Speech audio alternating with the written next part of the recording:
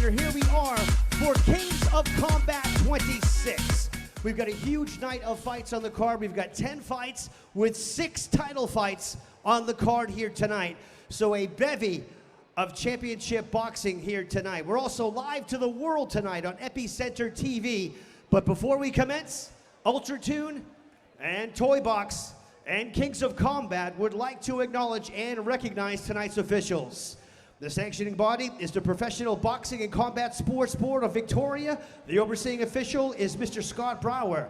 The ANBF official is Mr. Tom Davis. Your IBO official is Justin Kennedy. Tonight's referees, Ignatius Missalades and Bryce Birtwhistle. And your judges at ringside, Mark Cook, Jeffrey Eddy, and Matthew Tyne. Dr. Chris Barnes is also ringside, and your timekeeper is the illustrious Damien Membre.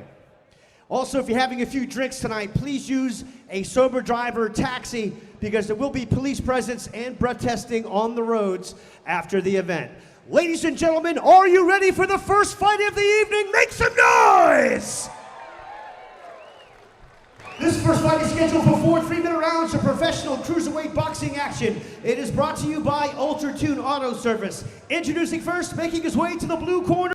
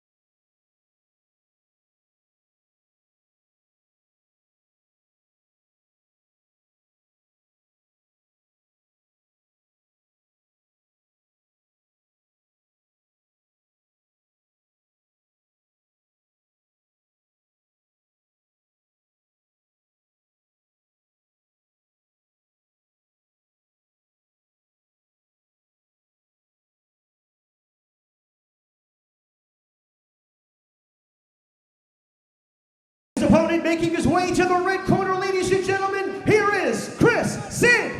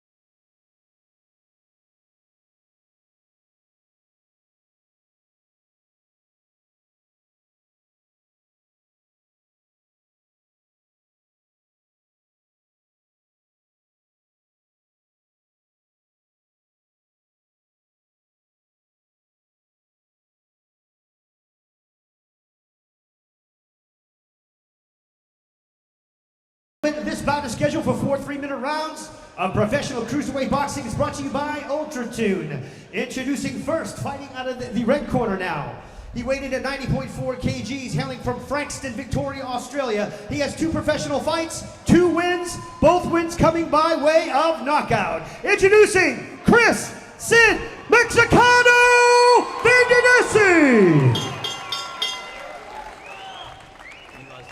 And his opponent fighting out of the blue corner now. Enters the ring wearing red trunks with white trim. He weighed in at 90 kgs even, hailing from New South Wales, Australia. He has 1 professional fight, 1 loss. Introducing Herve Silu Mata. Fighters to the center ring, please, for referee Bryce Burt Wilson's instructions. Okay, gentlemen, you've been spoken to in the back room. You have no questions. Listen to my commands at all times. Protect yourselves at all times. Both these belts will be online. All right, touch them up. Let's go. Welcome to Kings of Combat 26, Albert Park, MSAC Centre, picturesque event. We've got the first bout of the night. There's 10 professional bouts there tonight. The first bout of the night's going to be Christopher Sin Bandisi up against Harvey Salamu, and in commentary with me is none other than Jordan Ballerini. Jordan, cruiserweight first up match. Looking forward to this. Looking forward to Al Gallo, who's going to be in the white and pink trunks. He's Mexican heritage and he's undefeated with 2 wins, no losses, and he's coming up against Herve Silu Mata, who's got that sole loss to his name. This is brought to you by Ultra Tuners One. The third man in the ring is Brett by Whistle. So we got the big boys, the cruiserweights up first up, and we see Sid Vandenesse, the Mexican. He's 2-0, and he wants to not maybe, but definitely wants to keep that undefeated record. Yeah, definitely wants to keep the 100% record intact. He's usually the one on the front foot, but as we see here, his opponent in Herve on the front foot and trying to constrict his opponent in the Ultra Tune corner. Herve Silu Mata, he looks solid as well. He's with the red trunks, and Kris Vandenesse with the white trunks. So up against the ropes, probably tests him out, saying, let's see what you got. Nice peekaboo stance there from Kris Vandenesse, the Mexican. He's sort of willing to exchange in all his fights. He's got those 2 KOs in those 2 victories and 100% knockout ratio. Mexicana, gee, #1 sport in Mexico, massive population, and they've got none other than Canelo Alvarez. So such a host of top Mexican fighters have come through the history. Yeah, Canelo Alvarez is actually fighting Billy Joe Saunders May 2nd. That's official. Was announced a couple of days ago, Peter Maniatis. So Harvey Salamu, he started okay. I mean, he's been competitive so far in this fight. It's over 4 rounds. It's brought to you by Ultra Tune. As we say that, Vandenesse tries to apply a bit of pressure. Yeah, that was a wicked right hand, sort of over the back of the head there of Herve from New South Wales. That's where he currently resides, but he's coming up against the Melbourne boy in Vandenesse out of the Mornington Peninsula, Marcus Amato's gym, Peninsula Boxing. This is 4 by 3 minute rounds, so I guess the feeling out process will be going right out the window. Yeah, definitely gone out the window. You've really got to get off to a sort of flying start. You can't play catch up. If you lose the first couple of rounds, well, it makes it a long way back. Addis Tabibu, a former Olympian, also in the corner of Herve Salamu. So good cornerman. Yeah, Ethiopian descent, Adisu Tabebu. But at the moment, look at the Mexican come forward. Only knows one way. That punching power is of a different class so far from Vandenesse, the 28-year-old. Both boys will be willing to sort of exchange in the pocket. That's where majority of the fight will be, in the phone booth. Vandenesse walked into an uppercut there. You can't get too sloppy coming in. You've got to throw the jab coming in and pay your opponent respect. He's wailing away now, so it's a 4-round fight. They're obviously going to lands another right hand right on the bell, and that's special thanks goes out to Hall of Famer Peter Milliottis, and a shout out to Sean Buckley and AFL footballer Harvey Bell from Melbourne.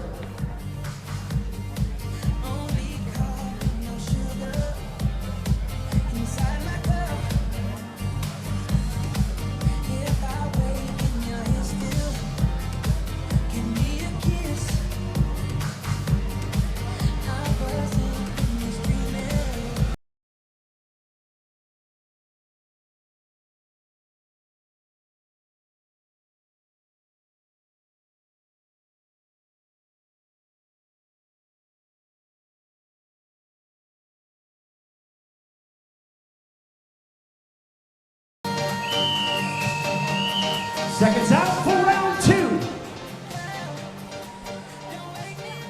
Round 2 scheduled for 4. Kings of Combat 26.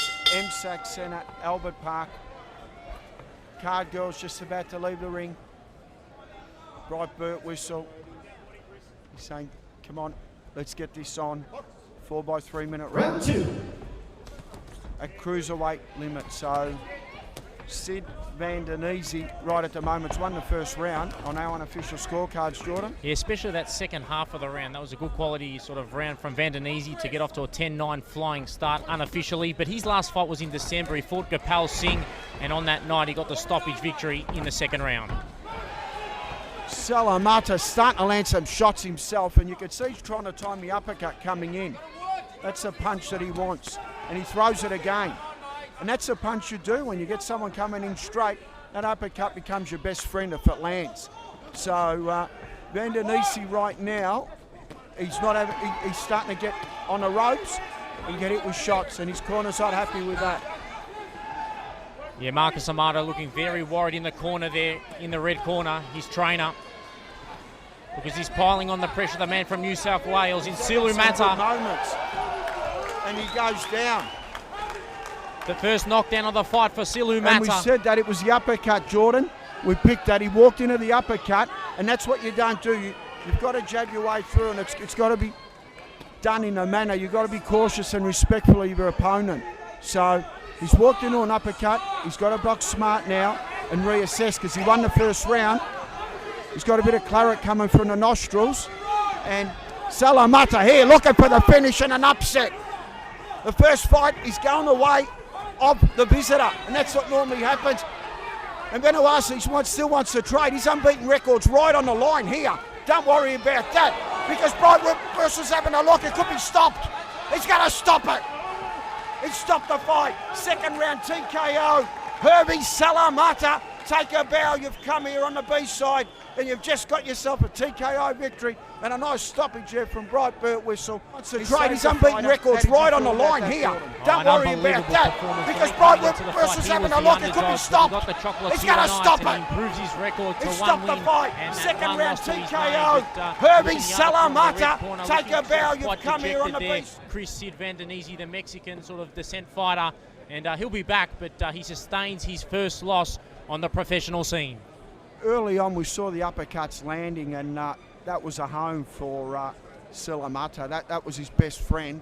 Eventually wore down Vandenesse. But look, I think if they had a rematch, my money would be Vandenesse, because if he just gave him a bit more respect, jabbed his way through, and moved his head a bit more, I think he wins, because he's definitely got better skills. But tonight, that's boxing, I guess. The bigger guy, because All right, fighters to the center ring, please. Lieutenant Dan's going to carry us with the official announcement.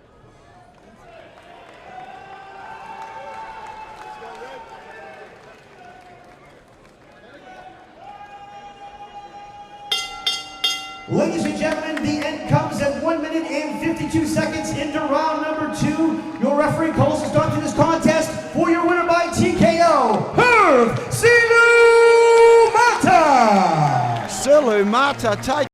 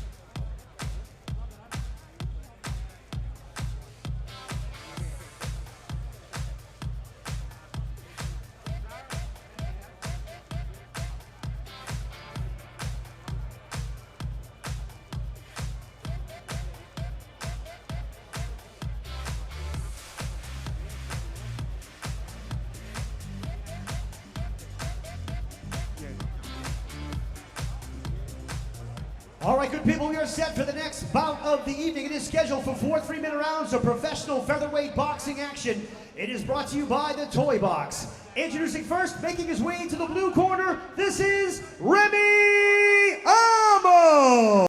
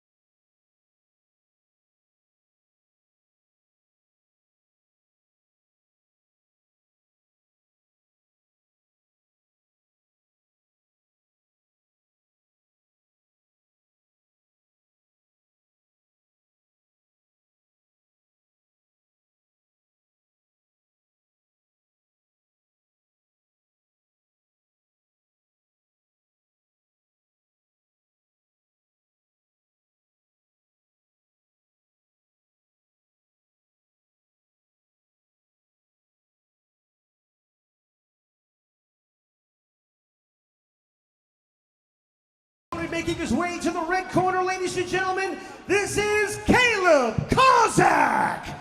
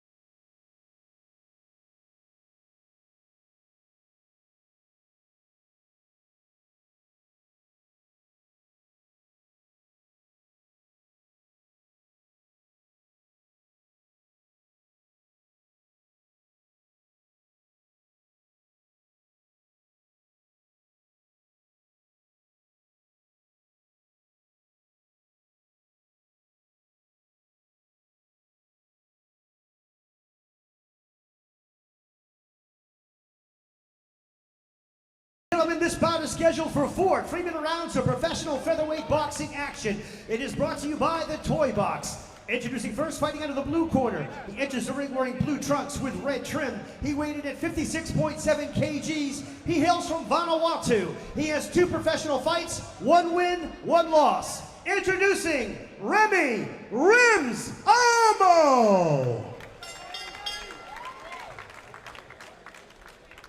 And his opponent fighting out of the red corner enters the ring wearing white trunks with red trim. He weighed in at 56.75 kgs. He hails from Victoria, Australia. He has 3 professional fights with 3 wins, 2 wins coming by way of knockout. Introducing Kaleb Kozak! Fighters to the center ring, please, for referee Bryce Burt Whistle's instructions.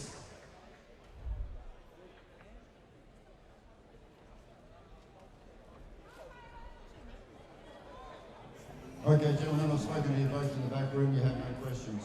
Listen to my commands at all times. Protect yourselves at all times. I'll consider both this line low. If you hit on the belt line, it'll be low. Understand? Touch them up. Good luck.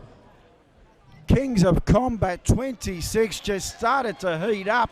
Second fight of the night. Kaleb Kozak, the dream, undefeated, up against Remy Amo from Vanuatu. In commentaries, Jordan Ballerini and myself, Peter Maniatis. This is 4 by 3-minute rounds at the featherweight limit. Kaleb, the dream, Kozak has a victory over Liam Wilson, the hot prospect in Australia. Kaleb defeated him as an amateur, and he's a black booker for me, Kaleb Kozak. Watch this space. Jordan. Yeah, definitely one to watch. A rising prospect, not only in Victorian boxing, but Australian boxing. And this is at the featherweight limit. He's had a few fights at super featherweight, but at featherweight against this fighter, he's definitely the heavy favourite coming into this fight. Kaleb Kozak with 50 amateur bouts. He's defeated Harry Garside and lost to Harry Garside, one of the most exciting prospects in Australian boxing right now. The viewers are going to see something special in this kid, Kaleb the Dream Kozak, up against Remy Ammo from Vanuatu, who's very tough. He's had 15 amateur bouts, and this is his third professional bout, and he's a very tough fighter, now in the southpaw stance. Remy Ammo with the blue and red up against Kaleb Kozak with the white trunks. He's had the 2 professional fights against Sachin Mordalia from Fiji, and he won the second fight against Mordalia but lost the first, so he got his revenge against the Fijian. Shaping up as a southpaw. Yeah, definitely going to be looking for that straight left hand down the middle against the orthodox fighter in Kaleb Kozak, but Kozak is coming forward. Oh, Kozak got caught then, coming in. What a wicked left hand there from Remy Amo from Vanuatu. You've got to give fighters respect. Amu is here to win. You can see that.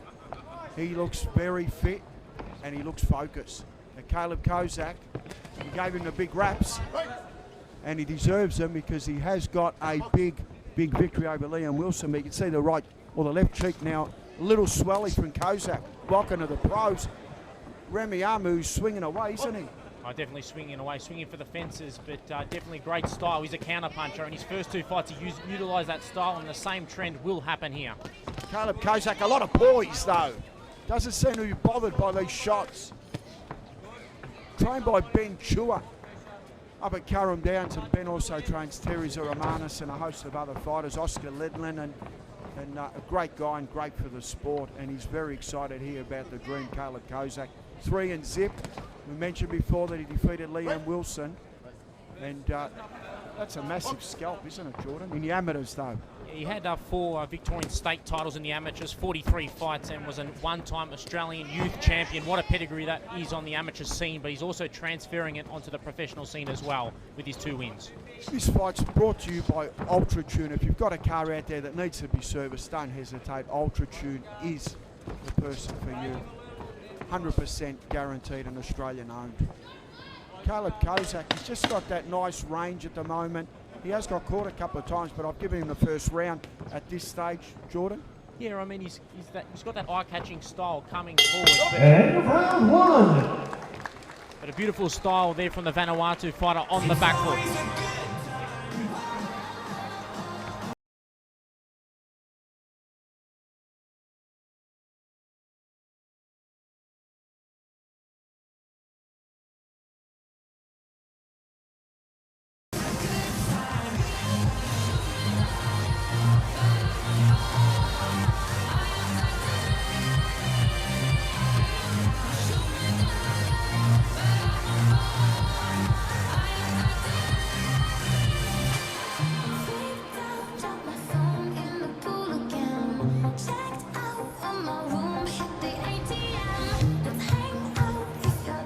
Terry Zuramanis in the corner as well. Terry's got a fight up against Sparks coming up at the Keep an eye on that, Terry Zuramanis and Stephen Sparks. Here we go here, round two, scheduled for 4 at the featherweight limit. Kaleb Kozak, the undefeated prospect here from Melbourne, up against Remy Ammo from Vanuatu, the nuggety type of fighter that really gave it his all in that first round, and he hasn't come here with the opponent mentality. He's come here to win, and we'll see how he goes. This is scheduled for 4 by 3-minute rounds, and it's definitely going to be a slugfest by the look of it, Jordan. Yeah, at the moment it's a slugfest, a real entertaining fight for the viewers. But Kaleb Kozak, his last fight was in November on the National Boxing Series, where he got the 2nd round stoppage there over Rahul Kumar from Fiji. So that was a big win for him. We mentioned nice uppercut there from Kaleb, but we mentioned this is his 4th professional fight, and he's defeated Liam Wilson in the amateurs. So he's got a pedigree. At 23 years of age, there's got to be something there because he's had 50 amateur fights. He's well trained, and he wants to be a career fighter. So it's going to be interesting to watch the development here of Kaleb Kozak as he comes through the ranks. And shows like tonight, brought to you by UltraTune and Kings of Kombat, is a massive platform, Jordan. Yeah, definitely a massive platform. What a great venue it is as well, the Melbourne Sports Aquatic Centre, and a great card. We've got 6 title fights, and the first will be the 4th fight of the evening. Kozak lands a right hand and caught the attention there of Amu. but walks into one as well. So you've got to give your opponent a bit more respect. I know Kozak definitely looks a lot bigger, but you've still got to give respect coming in to opponents because Amu's trying to time him. But Amu, saying that, hasn't got the same bounce that he had in the first round because he has won a few nice body shots that have seemed to have slowed him down. Yeah, there's another body shot. Kozak's walking through those punches. He seems to sort of find it a bit more easier now in the second round and really stalking his prey and closing the distance between the Vanuatu fighter. Kozak's left eye looks a bit marked, but it's not worrying him at the moment. Again, timing him beautifully is Kozak with those right hands coming in. Oh, he's got exceptional timing, Kaleb Kozak, and definitely comes from the amateur pedigree, that good technique. And well poised. He takes his time, just timing the game with the right hand. Amu's going to be out of there soon if he keeps this up. There he goes down. We said that, didn't we? He's going to be out of there soon. This could be the beginning of the end for Amu, a visitor from Vanuatu. The first of the knockdowns here in this fight. Will Amu survive? That's the big question, Peter Maniatis. He's down once, and they were big body shots. So let's wait and see what Amu's got to offer here, because Kozak, to me, is going to look for the finish. Really poised in centering. The ring generalship in favour of the man out of Big Ben's gym there in Seaford. In cruise control in this second round. Amu goes for a left hand but doesn't land, and that brings an end to round number 2. Round number 2 at 10.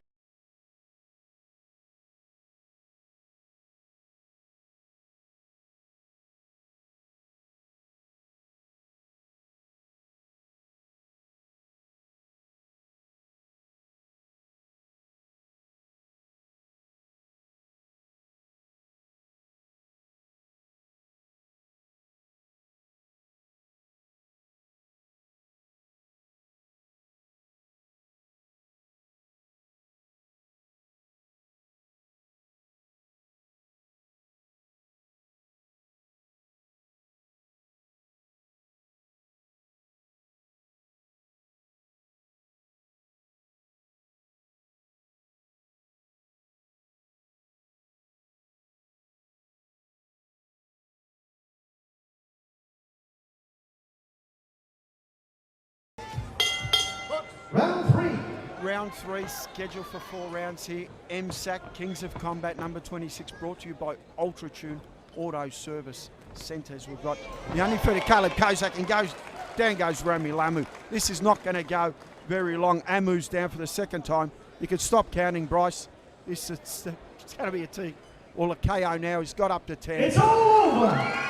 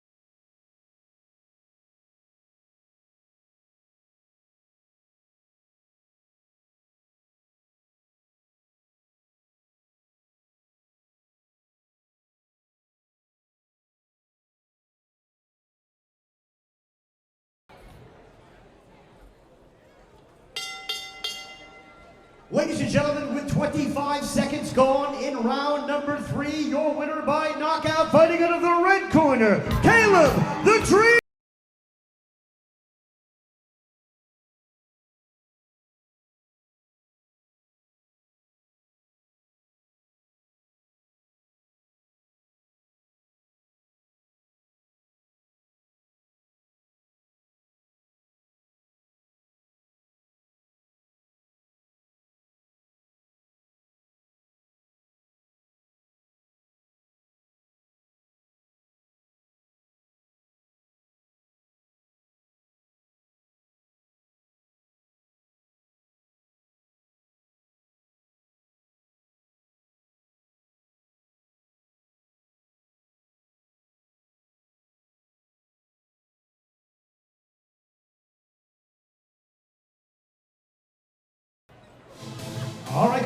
set for the next bout of the evening. It is scheduled for 4 3-minute rounds of professional middleweight boxing action. It is sponsored by Ultra Tune Auto Service. Introducing first, making his way to the blue corner, this is Joshua Hatherley.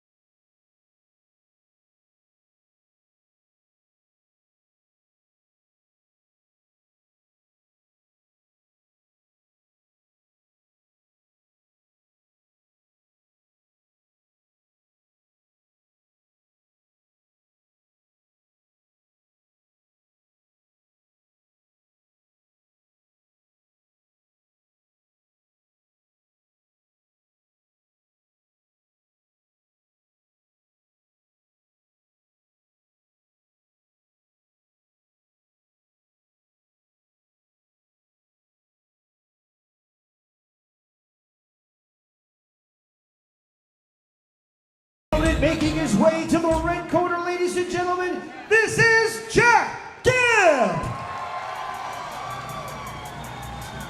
We do set trends in somewhat pretty trench, pretty ones. That old shit like set trends, man. We are, you know what I mean? After it's gonna be someone else that take over Aulu.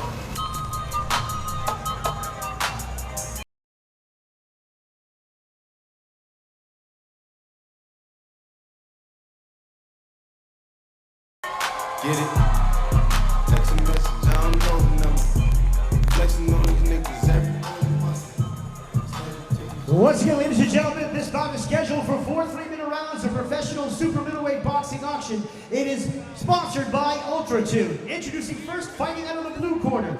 Enters the ring wearing black trunks with orange trim. He weighed in at 73.15 kilograms. Hailing from Christchurch, New Zealand, he has 11 professional fights with 4 wins, 7 losses. 2 big wins coming by way of KO. Introducing Joshua Hatherley. And his opponent, fighting out of the red corner, enters the ring wearing white trunks with gold trim. He weighed in at 75.95 kgs, hailing from Mornington, Victoria, Australia, making his professional debut right here tonight, introducing Jack Golden Gipp! Fighters to the center ring, please, for referee Ignatius Miscellany's instructions.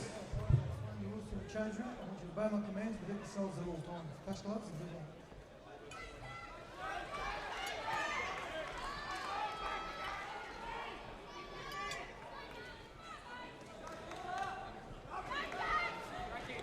This is the third bout of the night, Kings of Combat number 26, brought to you by Ultra Tune Auto Service Centres.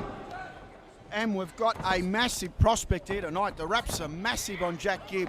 He's a footballer from Sorrento, turned professional boxer now, outstanding amateur. He went to the Youth World Titles. This kid's not 21 yet, and the raps are massive. Talking about Jack Gipp up against Joshua Hatherley here tonight from New Zealand. Yeah, Jack Golden Gipp, 58 fights, 5-time national champion and a 7-time Victorian amateur champion. So what a pedigree that is. And then now his pro debut on the professional scene against a real good, durable fighter in Josh Hatherley with those 11 fights to his name. He's 33 years of age. As we mentioned before, this fight's brought to you by Ultra Tune Auto Service Centres. If you've got a car that needs service, don't muck around, don't hesitate. Get it to Ultra Tune and they'll fix it up 100%. And as we say that, Jack Gipp's already starting to show his polish here in the pro ranks. Yeah, definitely showing his polish early in round number 1. But Josh Hatherley from the southpaw stance, you know, an experienced fighter. He's durable, he can go the distance, and he's the traveller from Christchurch, New Zealand. Nice body work there from Jack Gipp. It's the body shots that impress you straight away about when you see a fighter, because when they start working the body, you know that's money in the bank, and again, that left rip and again. Well, Hatherley can't keep taking those type of shots. Yeah, Gipp's trying to chop the tree down, and what a right hand there from Jack Gipp. He's going for the kill here in the first round, Pete Maniatis. We mentioned that the black book was out tonight, and you can just about get the pen and circle the name Jack Gipp in there, because he's going to make some noise, this kid, in the white and gold piping. Oh, the shots are big. You can hear him from the ring apron. Unbelievable, just natural power from this 21-year-old, only 21 years of age. A lot of upside there from Peninsula Boxing, training under Marcus Amato. Marcus Amato, one of the good trainers, one of the best trainers here in Victoria, leading stable. He's got Wheatley as well, but Jack Gibb right at the moment just making some noise here at the MSAC Centre. Yeah, Josh Hatherley can definitely feel the power early here in the first round. He nodded his head moments ago, and that's a lot of power coming from Jack Gibb's gloves. We all know when they nod their head, they're hurt. It's a bad poker move. Jack Gibb, as we mentioned before, a former footballer as well. So he's a talented sportsman. I like that, Jordan, when they can combine a lot of sports, because it means that they're athletic. And look at that. Just look at that. The reminiscence of Anthony Mundine. Yeah, really silky mover for a super middleweight, and he's had some great sparring, the likes of Lachlan, Bugber, Higgins, and Zach Dynamo Dunn. Reminds me of Chock Mundine. Saw Chock's first pro fight. A resemblance. He's just got that hand speed. He puts his punches together. And the bearded Hatherley waved and said, "You didn't hurt me, but we know you did because you stumbled against the ropes."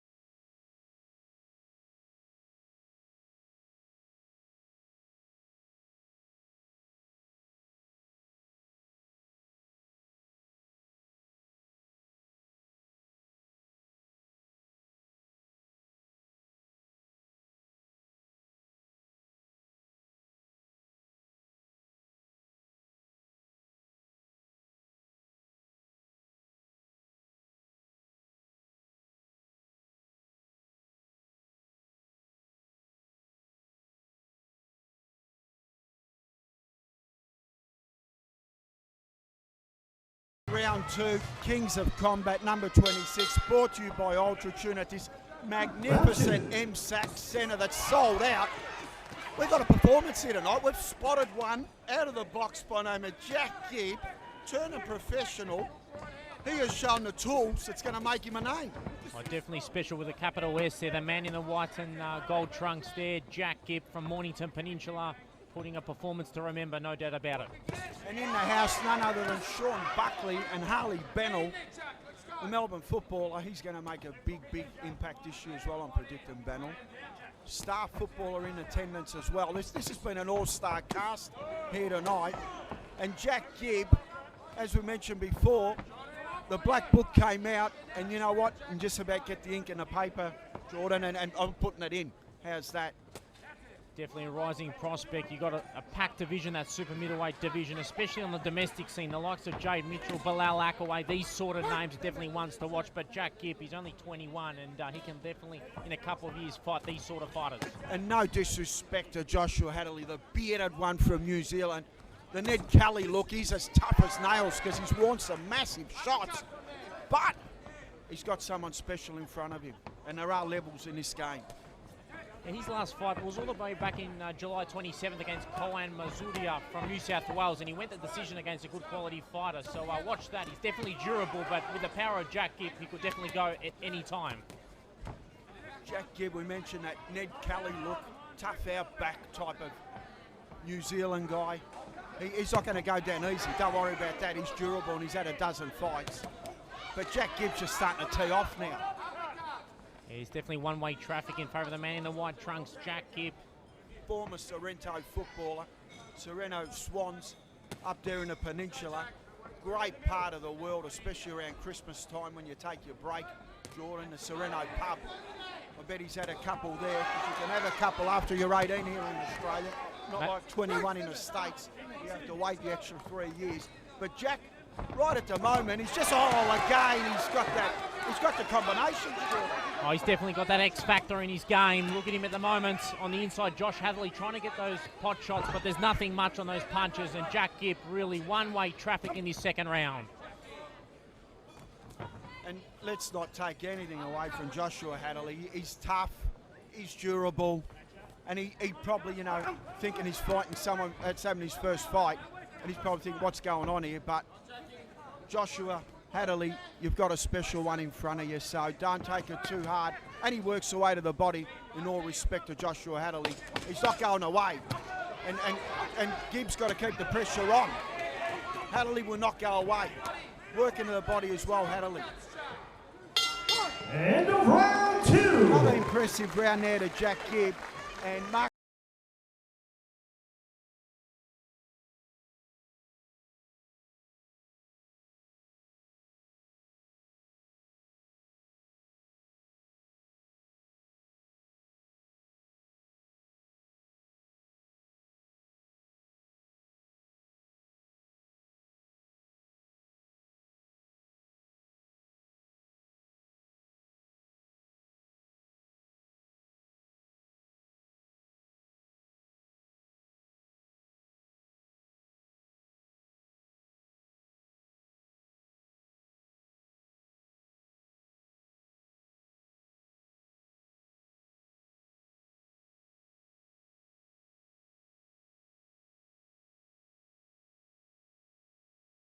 Dr. Kris Barnes is up on the ring apron. I don't know what he's doing there, but he's up there. And Ignatius acknowledges that. We're going to the corner. He's going to have a look at Joshua Hatherley. And for the viewers out there, Kris Barnes works at the Royal Melbourne Hospital. He's part of the surgical crew there with brain injuries and stuff. We've got a very competent doctor in the house tonight, and that was very responsible by Kris Barnes, because Joshua Hatherley's showing no signs of anything. It's just he wanted to have a look because Jack Gibb is hitting hard. Jordan, let's not take any credit away from what's happening here. Jack Gibb is whacking hard here. Oh, he's hitting like a freight train, but Josh Hatherley's had a great camp, an 8-week camp, and been sparring the likes of Reese Papuni, who's a New Zealand champion over there in the light heavyweight division. So he's definitely sort of put his best front foot forward for this fight. He has, and we mentioned how game Joshua Hatherley's. And towards the end of that round, he was landing some body shots and coming into the fight. So Jack Gibb has got to keep this up for 4 rounds. I mean, he's looked $1 million for the first 2 rounds, and he's got to keep that intensity up, because Hatherley's had 12, 13, 14 professional fights. He's going to keep coming. Yeah, Hatherley's been the distance before on a number of occasions, so it's sort of new waters here for Jack Gibb. Golden is his nickname, from the Mornington Peninsula, putting on a show here. He dropped his hands going back then, Gibb. I didn't like that, and he got caught with a left hook. Yeah, definitely good call there, Pete Maniatis. Needs to keep his hands up high, because Josh Hatherley's definitely got that power in his gloves. Can't get lazy or disrespectful here to Hatherley, because as we mentioned, he's had that 8-week training camp, and he's also had those 12, 14 professional bouts. He knows what it's all about, Jordan. Yeah, he's got Wayne Veiga in his corner, a very experienced campaigner who trains some of the best in New Zealand. So he's definitely not coming for a paycheck. He's coming to get the W here tonight. And Jack Gibb just landed that sneaky uppercut in there, and that's a nice punch with someone always coming in on your chest. Yeah, what a sharp right uppercut that was, and look at that left rip there from Jack Gibb. Mentioned before, Jack Gibb, an outstanding amateur, also a professional footballer with the Sereno Football Club. He's got multiple talents, this boy. He's an athlete and 21 years of age. You know, Marcos Amato just must be thinking, what have I done here? He's got a little nugget. He's found a little nugget in Jack Gibb. He's going to be making a lot of noise in the professional ranks. For me, you look at his 3rd round, it's probably one of the better rounds for Josh Hatherley. Having said that, that was a commentator's curse. Jack Gibb coming forward and landing clean shots to the midsection of Josh Hatherley. Hatherley's game, he's won me over tonight because he hasn't taken a backward step and he's won some big shots. I mean, early on we can hear the thuds from the ring apron, and he just keeps coming forward. So he's as tough as nails, Hatherley, and you know, you've got to give him credit for that. He's not winning the fight, but he's just so game, and he's making Jack Gibb earn it. What a debut fight this is for Jack Gibb against a real strong competitor in Josh Hatherley. He's going to learn a lot from this, but he wants the W. That's what he wants. He goes down to the midsection, but Josh Hatherley comes back with some flurries of his own. Pete Maniatis. End of round 3. Nice finish to Josh Hatherley there. But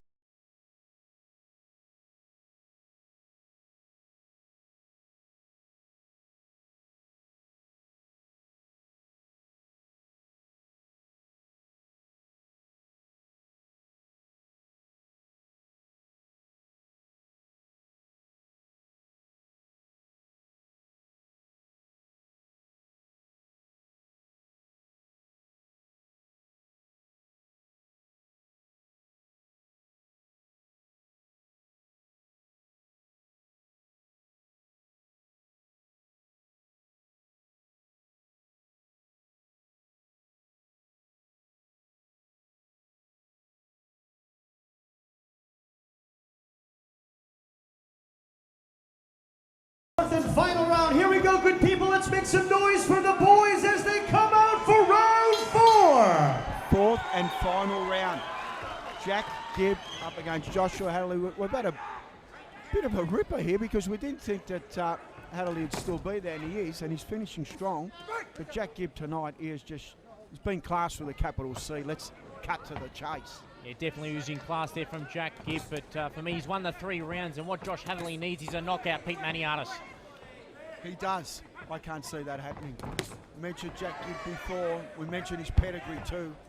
And we also mentioned he's a former Sorrento professional footballer as well. And that's a multiple talented athlete right in front of us now. At 21 years of age, he's got a massive platform in the professional ranks. This fight's brought to you by Ultratune and Kings of Combat, and none other than Sean Buckley, the CEO of Ultratune's in the house with Harley Bennell, star AFL footballer. Josh Hatherley's trying to give him different looks. He's trying to sort of switch it from the southpaw stance to the orthodox, give his opponent different looks, but it's not working here tonight. He's finding a glove on every occasion, Jack Gipp. The third man in the ring, Ignatius Missalades, and he's one of the best referees in Australia. Refereed world title fights abroad, so he knows the business inside out, Ignatius. Been refereeing for decades. Both fighters were tugging in the pocket, but now not long remaining in this fight. The 4th and final round, the second half of this round. It all comes down to this. He needs one punch, Josh Hatherley. That's all it takes in boxing. But I think Jack Gipp will have the class to survive in the 4th round. And it's good that Jack Gipp found an opponent like Joshua Hatherley first up, because he's got 4 quality professional rounds in the bank. And guess what? Can't put a price on that, Gordon. You can spar 100 rounds in the gym. These 4 rounds are a lot better. Yeah, could definitely fight a journeyman in his first fight, but he's fought a real tough competitor from New Zealand, Christchurch, who's unloading those bombs to the midsection, but they're not phasing Jack Gipp. It's one-way traffic here tonight at MSAC.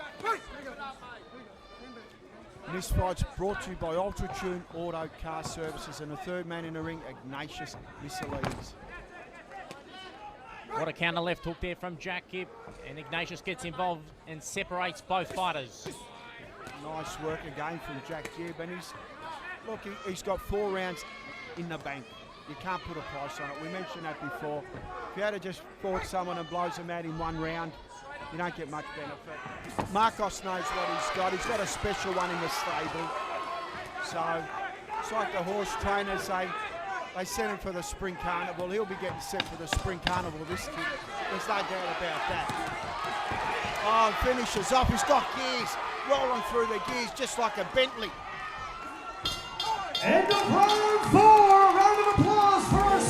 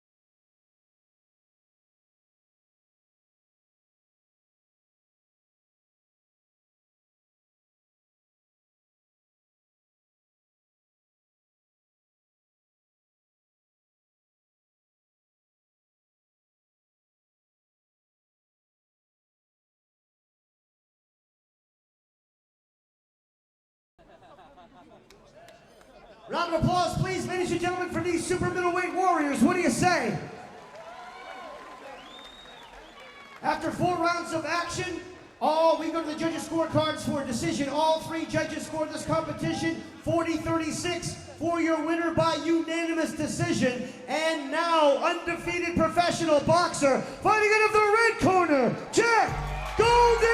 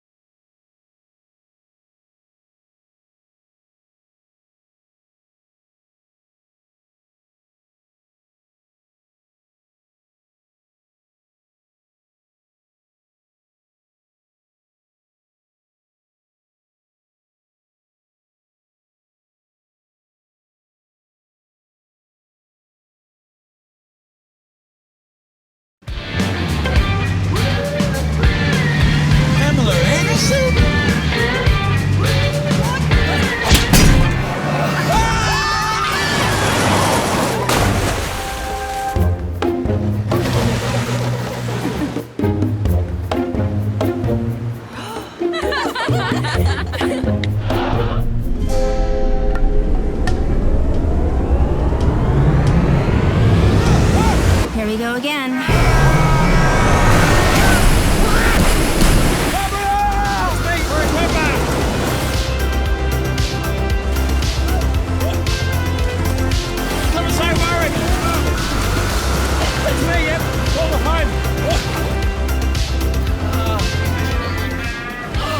Car trouble? It's camper trouble. Breathing trouble? I've got this. Avoid unexpected situations. You're not Pamela? Oh, well. Get your car serviced at Ultratune.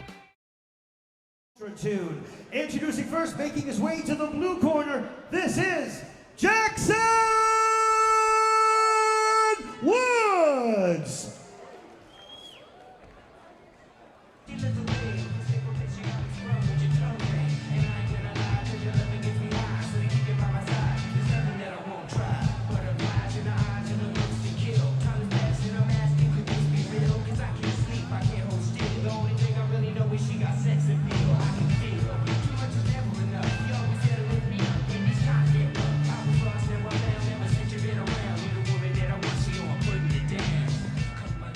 And his opponent making his way to the red corner, ladies and gentlemen, this is Hunter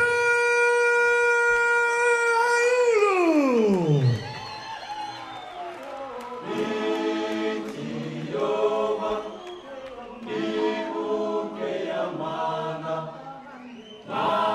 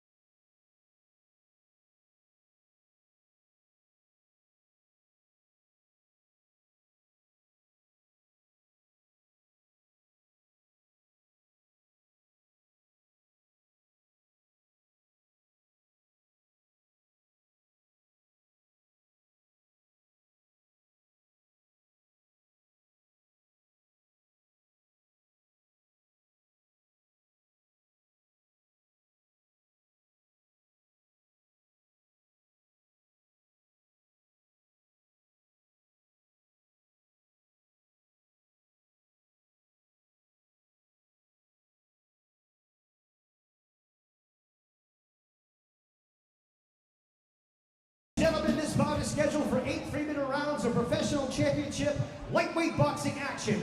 It is for the ANBF Australasian lightweight title, sponsored by Ultratune. Introducing first, fighting out of the blue corner. The edges are ring wearing black, white, and red with camouflage trunks. He weighed in at 60.85 kgs, hailing from Latrobe, Tasmania, Australia. He has 5 professional fights, 4 wins, 1 loss, with 4 big wins coming by way of KO. Introducing Jackson Lightning Jack Woods. And his opponent fighting out of the red corner, enters the ring wearing black trunks with white trim, weighing in at 61.25 kgs, hailing from Victoria, Australia. He is an undefeated professional fighter with 8 professional fights, 8 wins, 5 big wins coming by way of KO. Introducing Hunter Ioane. Fighters to the center ring, please, for Australia's own Ignatius Miscellaneous Instructions. I'll explain the rules from the trainer. I want you to obey my commands and protect yourselves at all times. Touch gloves and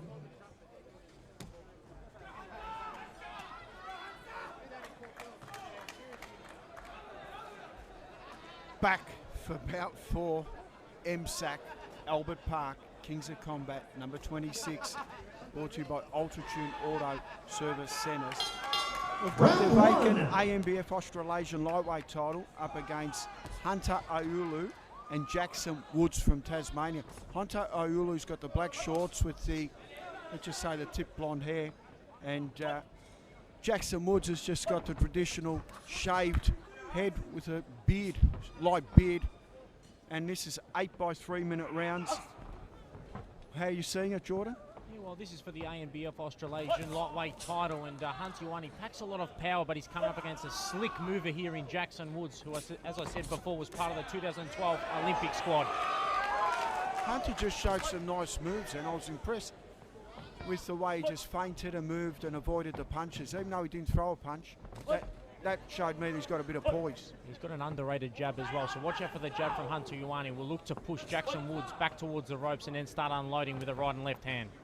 Jackson Woods comes from the Aulu, Tasmania, and we know they're tough in Tasmania. They are a tough breed, and he starts landing a few shots himself there, Jackson Woods. This is brought to you by Ultratune. It's 8 by 3-minute rounds. The third man in the ring again is Ignatius Miscellaneous, and this is for the prestigious ANBF Australasian lightweight title, and this carries a ranking and a title, so the boys here are playing on a big platform. Both fighters are unloading. What a right hand there from Hunter Ioane, and his opponent Jackson Woods backpedals towards the ropes, but he's looking to sort of switch it here tonight. Jackson Woods from Tasmania, the 27-year-old.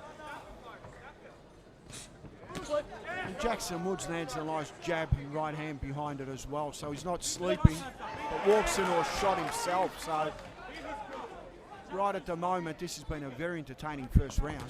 Yeah, 50-50 first round here so far, but Hunter Ioane looking to cut the ring off. He'll be the man that presses the fight, and Jackson Woods will be happy to sort of counterpunch on the back foot. Misses with the right and left hand there, Hunter Ioane. Biding his time here tonight. He's already looking more impressive than his last fight. He's improving all the time. He's got poise. He's not as wild as he used to. He's got that beautiful hand place with a jab, a bit like the, you know, the low left hand to cover the body shots and jab up. Shoulder rolls. Looking like a real good pro. Samoan heritage, a very proud family. The Samoan people love their boxing, don't they? It's the second Tasmanian he's fighting. He fought Sam Dowreen in March 2017. That was the first of the Tasmanians, and he stopped him in the second round. This is the second in Jackson Woods. Jackson Woods comes to us rated, though. This is a very good opponent, viewers. He's not coming here to make up the numbers. He's got a terrific record, and he wants that belt. Yeah, his last fight was actually for the Australian title in November against Justin Frost in a higher weight class, and he put up a great effort.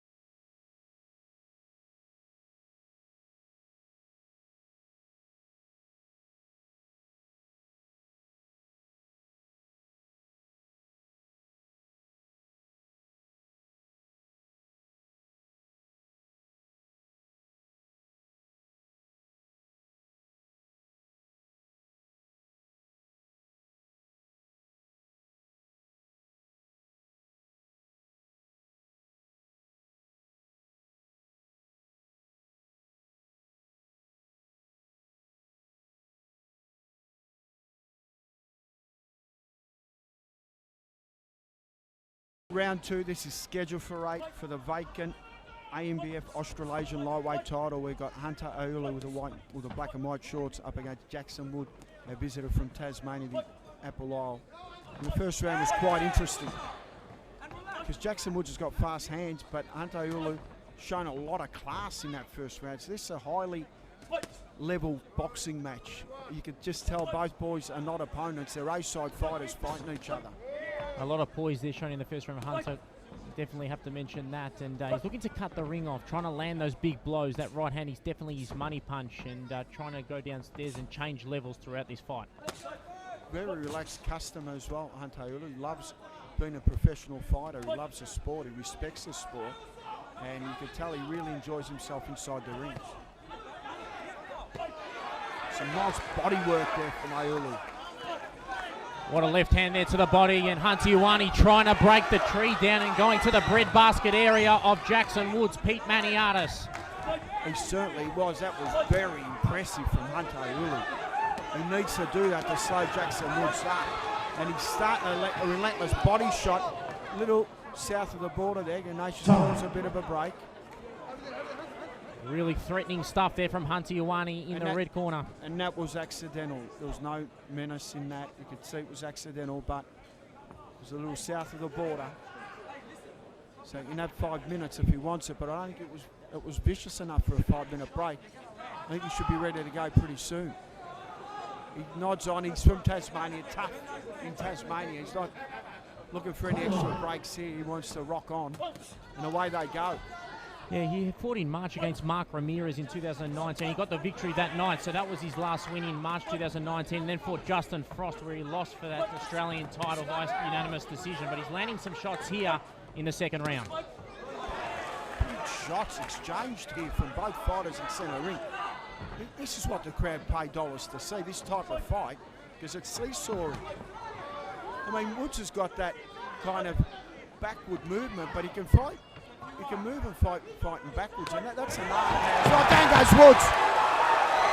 Down goes Woods. He got sloppy there, and he wore the heavy hands of Aulu, and you cannot do that. He admired his work as a bit square on, got sloppy, and he wore the heavy hands. Simple as that. What a right hand that was from Ioane. He's a shark in water now, and he senses blood. Peter Maniatis, he is going for the kill. Make some noise up in here. What do you say? Woods has got to cover up. He's got to cover up and tie him up. Well, this could be the beginning of the end. Ignatius normally stops him. He doesn't let him take too much punishment. He's a top referee. Woods has to show him that he's got the fight in him. Woods lands the left hook. He's in destruction mode here. Ioane going for the kill, going downstairs to the midsection, but Jackson Woods is fighting back. The doctor's still sitting down, he's not worried. What a fight this is. Woods is moving his head, but he's going to survive the round. He's going to survive the round, Jordan. He's just going to survive the round. Round 2! And that was a big round of Hunter Aulu. A real dominant round, as you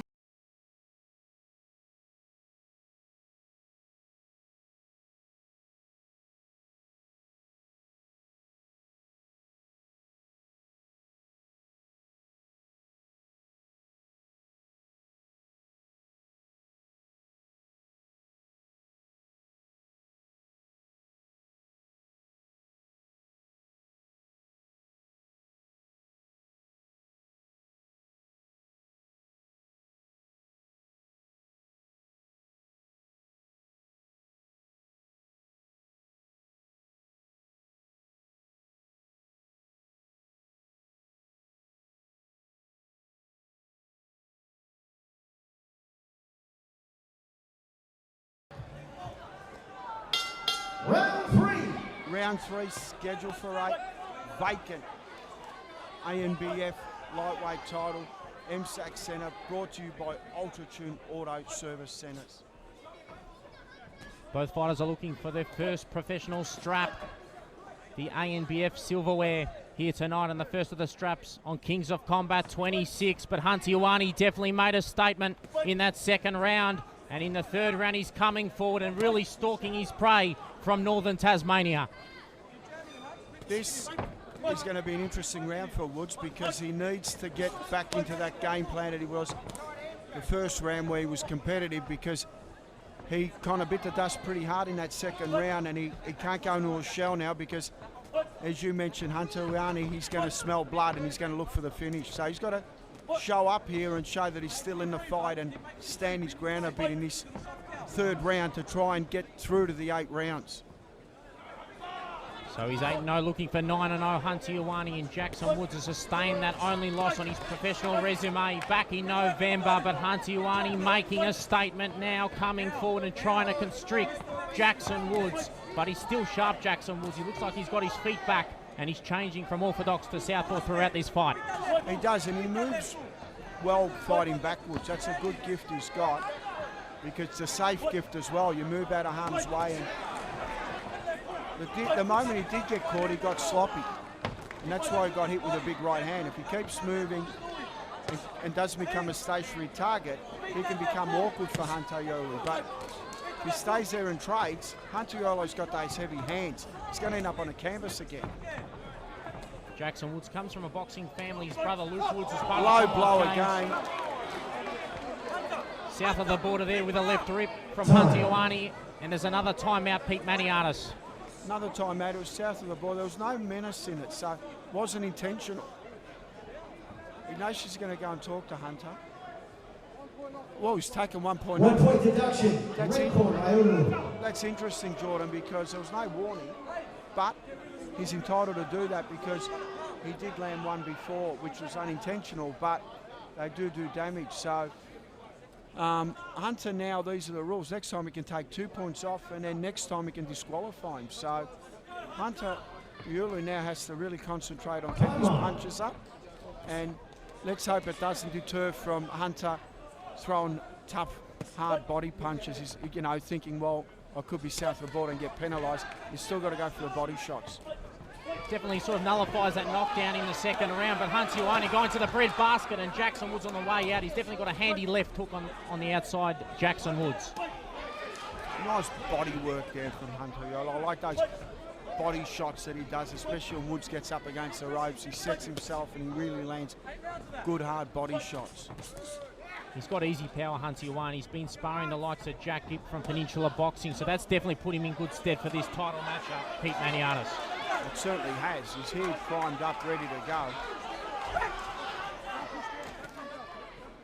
And Ignatius has already shown that, on the boss, he's already taken a point off. Jackson Woods is having a good moment here. He's showing fast hands. When you've got those fast hands moving backwards, you can get awkward. Now, Hunter landed a nice body shot there at the end of the round to try and slow him up. Round 3. That was an interesting round. Yeah, that was a great flurry there from Jackson Woods, and I reckon it might have sort of persuaded the judges to give him that round, especially with a point deduction. So Jackson Woods is sort of getting himself into the fight, and he's found his legs, which is very important. It was a crucial round for Woods after getting dropped to come back and show that he has recovered, and he did do that. So it's going to be it's not going to be a one-sided fight, put it that way. Woods is here to fight, he's here to be competitive.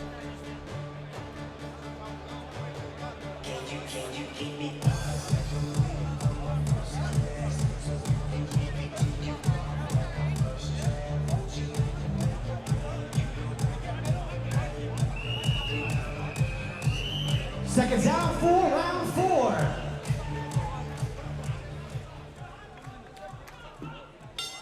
Round 4.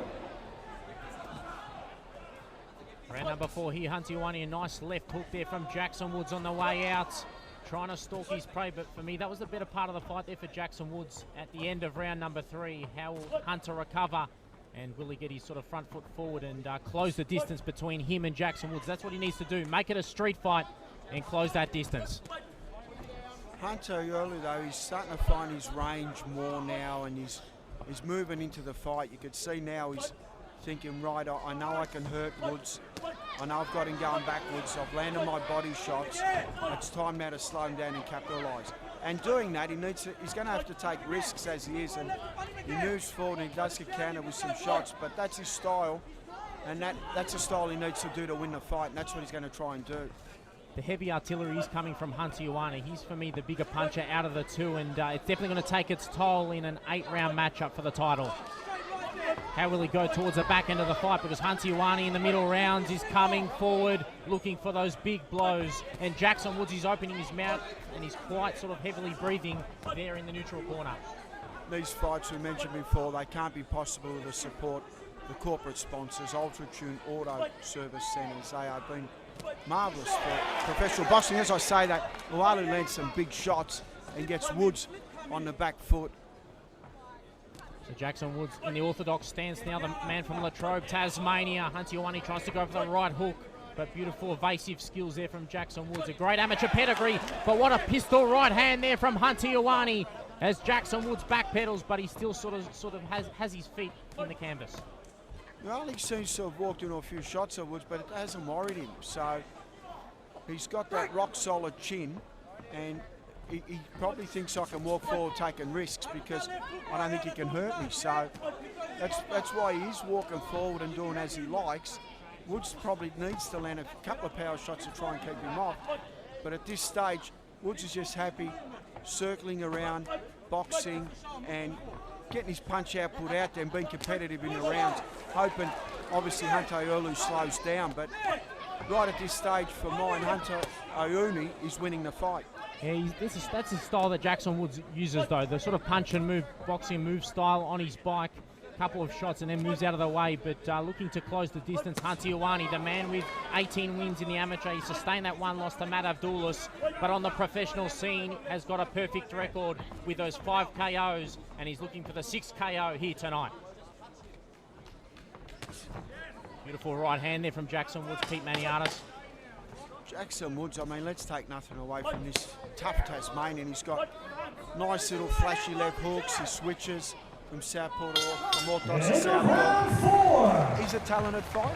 Definitely eye-catching stuff there from Jackson Woods. They'll sort of last 20 seconds in that round. He reminds me a little bit about Billy Joe Saunders, who will fight Canelo May 2nd. The punch and mover and changes those stances. But for me, I think Jackson Woods might have snuck that round, Pete Maniatis. He probably has, but Ioane for mine is winning the fight.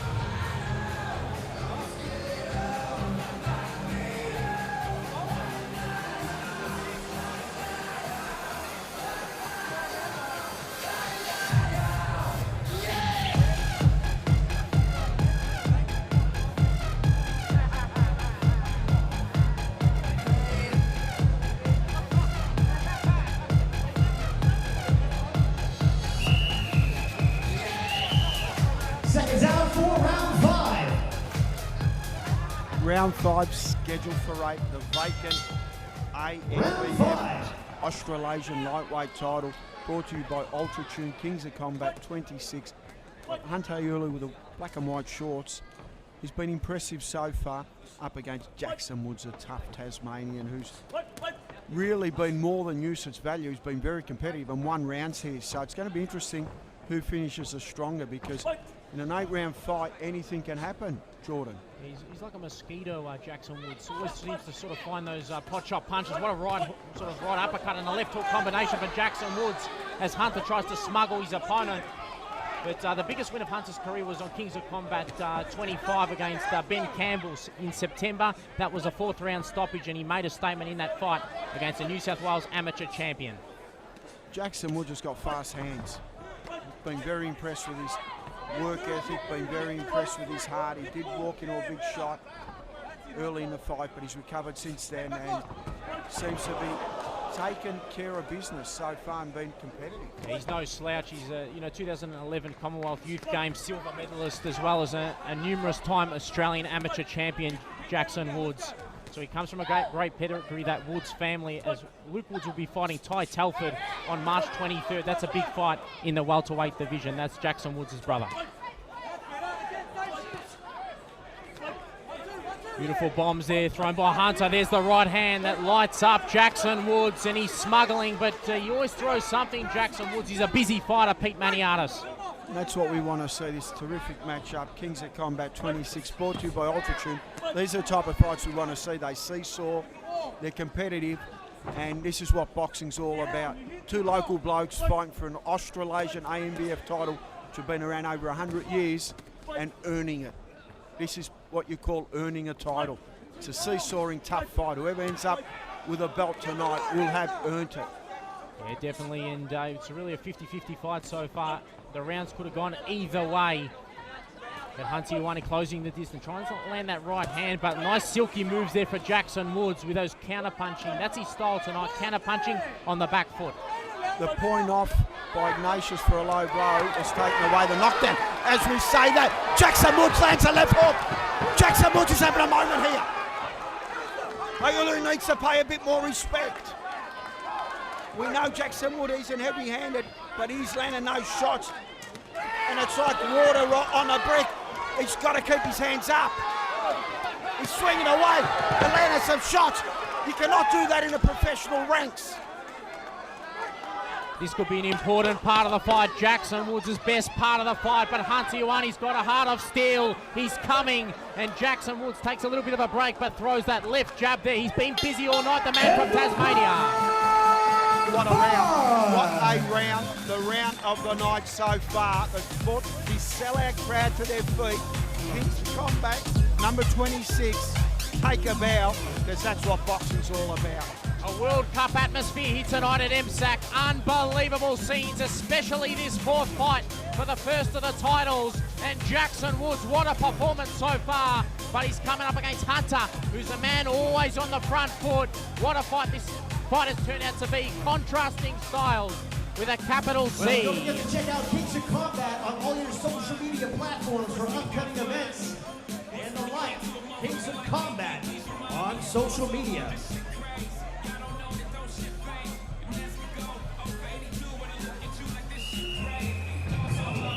Seconds out for round 6.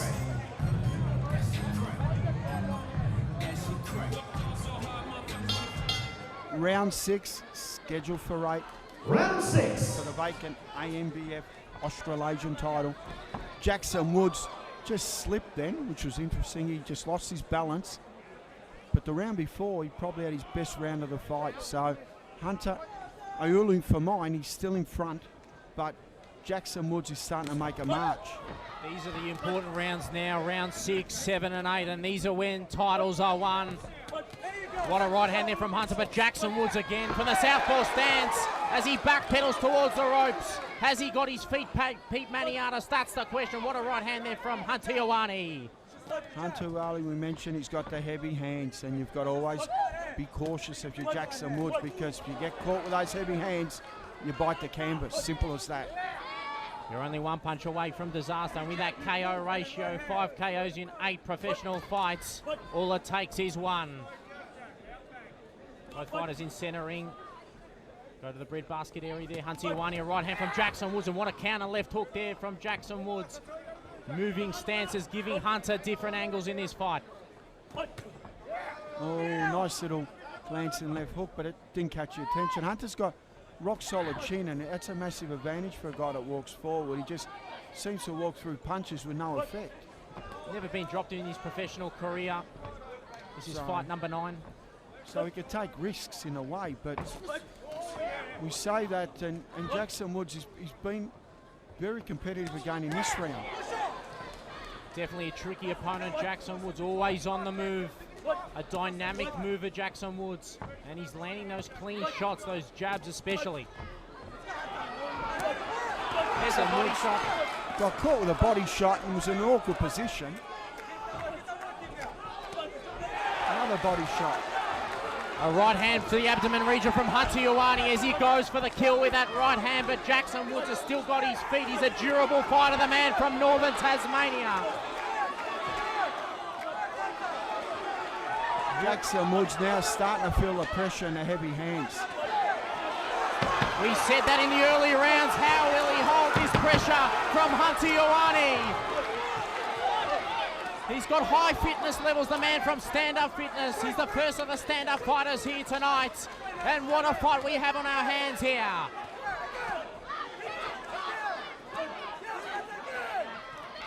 Right hand there from Hunter found its mark, and Jackson Woods is breathing quite heavily. tugging there on the inside in the phone booth. That right hand landed.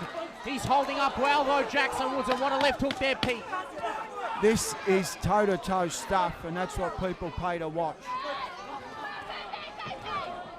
Big right hand there from Woods. But Hunter Ulu, for mine, won that round. End of round 6. I agree with you there, Pete Maniatis. It was a real seesawing round, but I'll give it in favour of the red corner there. The heavy artillery coming from the gloves, from the man from Samoa, the man with a perfect record. But Jackson Woods, what a fighter he is. He's come all the way from northern Tasmania, and he wants the ANBF Australasian strap here tonight.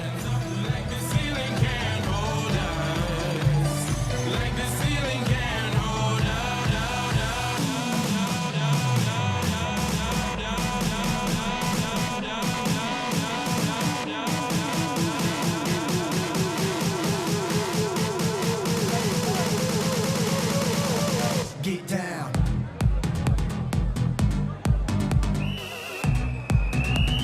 Seconds out for round 7.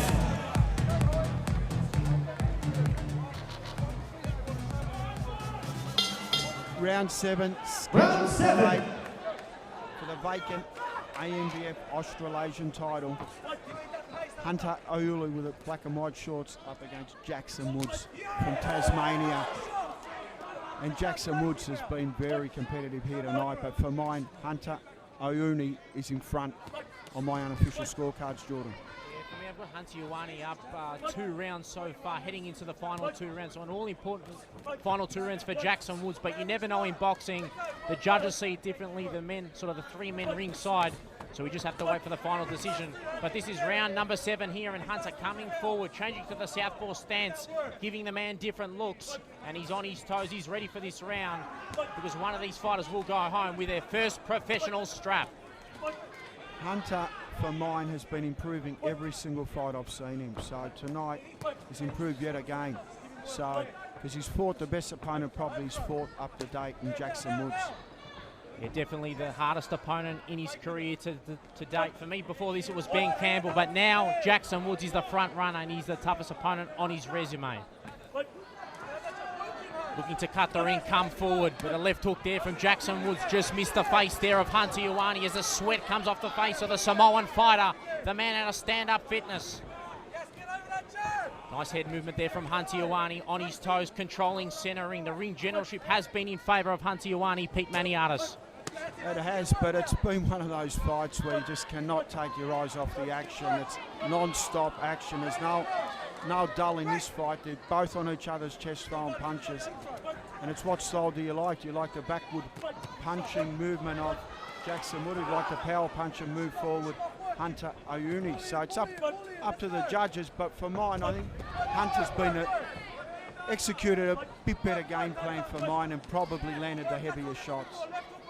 So Hunter's never been to the 7th round before, but Jackson Woods has been to the 10th round before, where he fought Justin Frost in November. Will that play a major factor in this fight? That's the question, but Hunter's smuggling him now on the inside, looking for those bombs. But you can see this fight has really been at a high intensity all fight, and you can see both fighters are breathing quite heavily.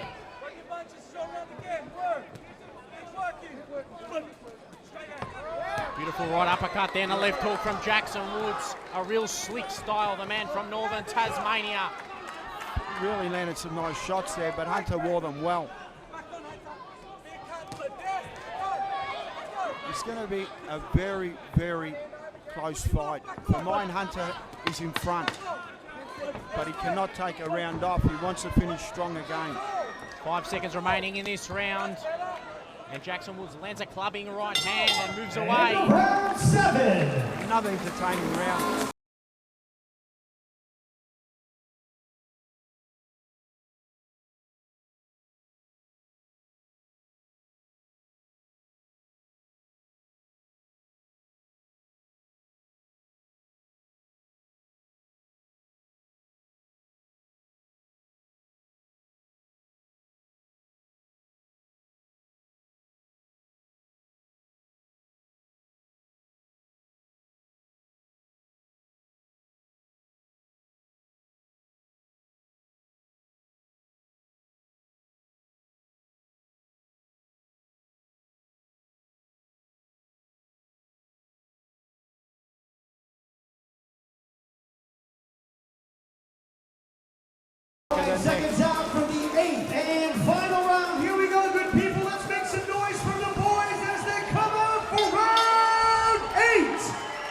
Both fighters embrace, show respect. Jackson Wood from Tasmania up against Hunter Ioane from Victoria. They're fighting for the vacant Australasian lightweight title.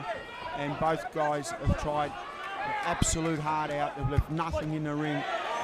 It's been a pleasure to commentate this fight, Jordan. It's unbelievable, this fight number 4, the first of the title fights, and what a card so far. Kings of Combat 26 has definitely lived up to the hype as both of these fighters go toe-to-toe in the final round. But Hunter Ioane is landing the clean shots and those power punches, Pete Maniatis. I've got Hunter 2 rounds up, so I think Jackson Wood needs a knockout to win. I've got Hunter 1 round up, but the man who's trained by his father, Craig Woods, out of Latrobe Boxing Club, has definitely put his sort of front foot forward in this fight. He's given 100%, and he wants his first professional strap. And what a man we have in centering, Ignatius Missalides. This fight will go down to the wire, there's no doubt about that. Both fighters have fought their heart out. Both fighters have had great moments, and it's just who the judges want to see. Punch output has definitely gone. Wood's thrown a lot of punches, but the heaviest shots have been landed by Hunter Ioane. Woods landing some clean shots. Both fighters in the centre of the ring now as Ignatius separates both fighters. Not long remaining, the second half of the final round here. And Hunter is looking for that killer blow, but he can't find it in the 8th and final round. For me, on the unofficial scorecards, he's 1 point up. He lands the left hook there, but Jackson Woods comes back. Both guys are leaving nothing in the tank. They're just winding up and just swinging for the fences now, and that's what you do with a minute to go and there's a title on the line. Both fighters have definitely left it in centre ring, and that was the money punch right there, the right hand over the top. He wants to find another one. But what a fighter Jackson Woods is, a real durable fighter. And Michelidi separates him again, the Golden Greek in centering. This in the old days would have got a corn shower. It would have been testament to a main event. They've left nothing in the ring. This is what the sport's all about. Two guys having a go, evenly matched fight. Steve Hancock in the corner there, screaming words of wisdom there to Hunter Ioane, trying to get his troop up here in the remaining seconds in this fight. He wants Hunter to use the jab, work off the jab. He needs it here in the final remaining seconds. Jackson Woods looks like he'll go another 4 rounds. Jackson Woods looking for the finish himself, but Hunter, they're both swinging away. This is a grandstand finish. Both fighters are just swinging for the fences. And round 8, round of applause. What a contest.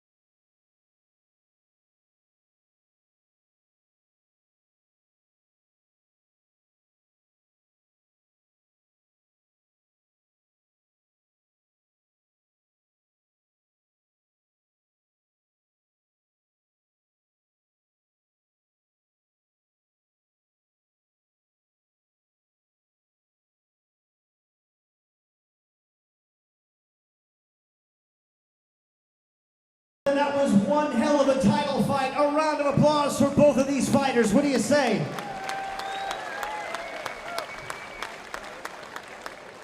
After 8 rounds of action, we go to the judges' scorecards for a decision where we find a majority draw. We're gonna have to run this one back. Wow, we've got a draw.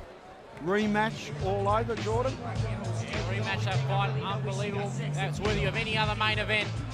But we might see that very shortly, maybe in June, between Jackson Woods and Hunter Ioane. But entertainment with a capital E here on Kings of Combat 26. And our next matchup will be for another title. Will be for the vacant ANBF Australasian Super Middleweight title. Ultra 2.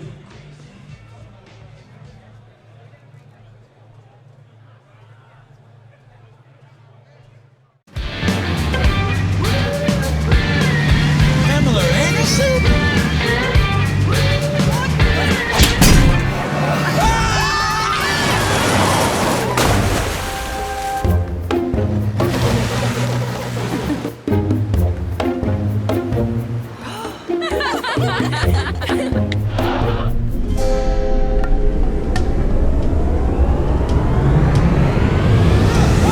Here we go again.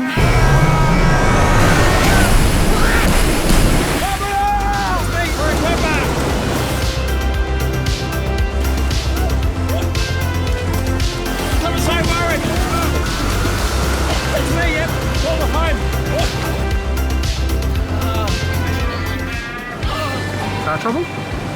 It's camper trouble. Breathing trouble? I've got this. Avoid unexpected situations.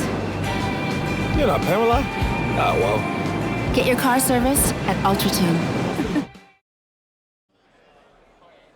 All right, good people, we are set and ready for the next bout of the evening. It is scheduled for 8 3-minute rounds of professional championship super middleweight boxing action. It is for the vacant ANBF Australasian super middleweight title. It is sponsored by the Toy Box. Introducing first, making his way to the blue corner, this is Tyson!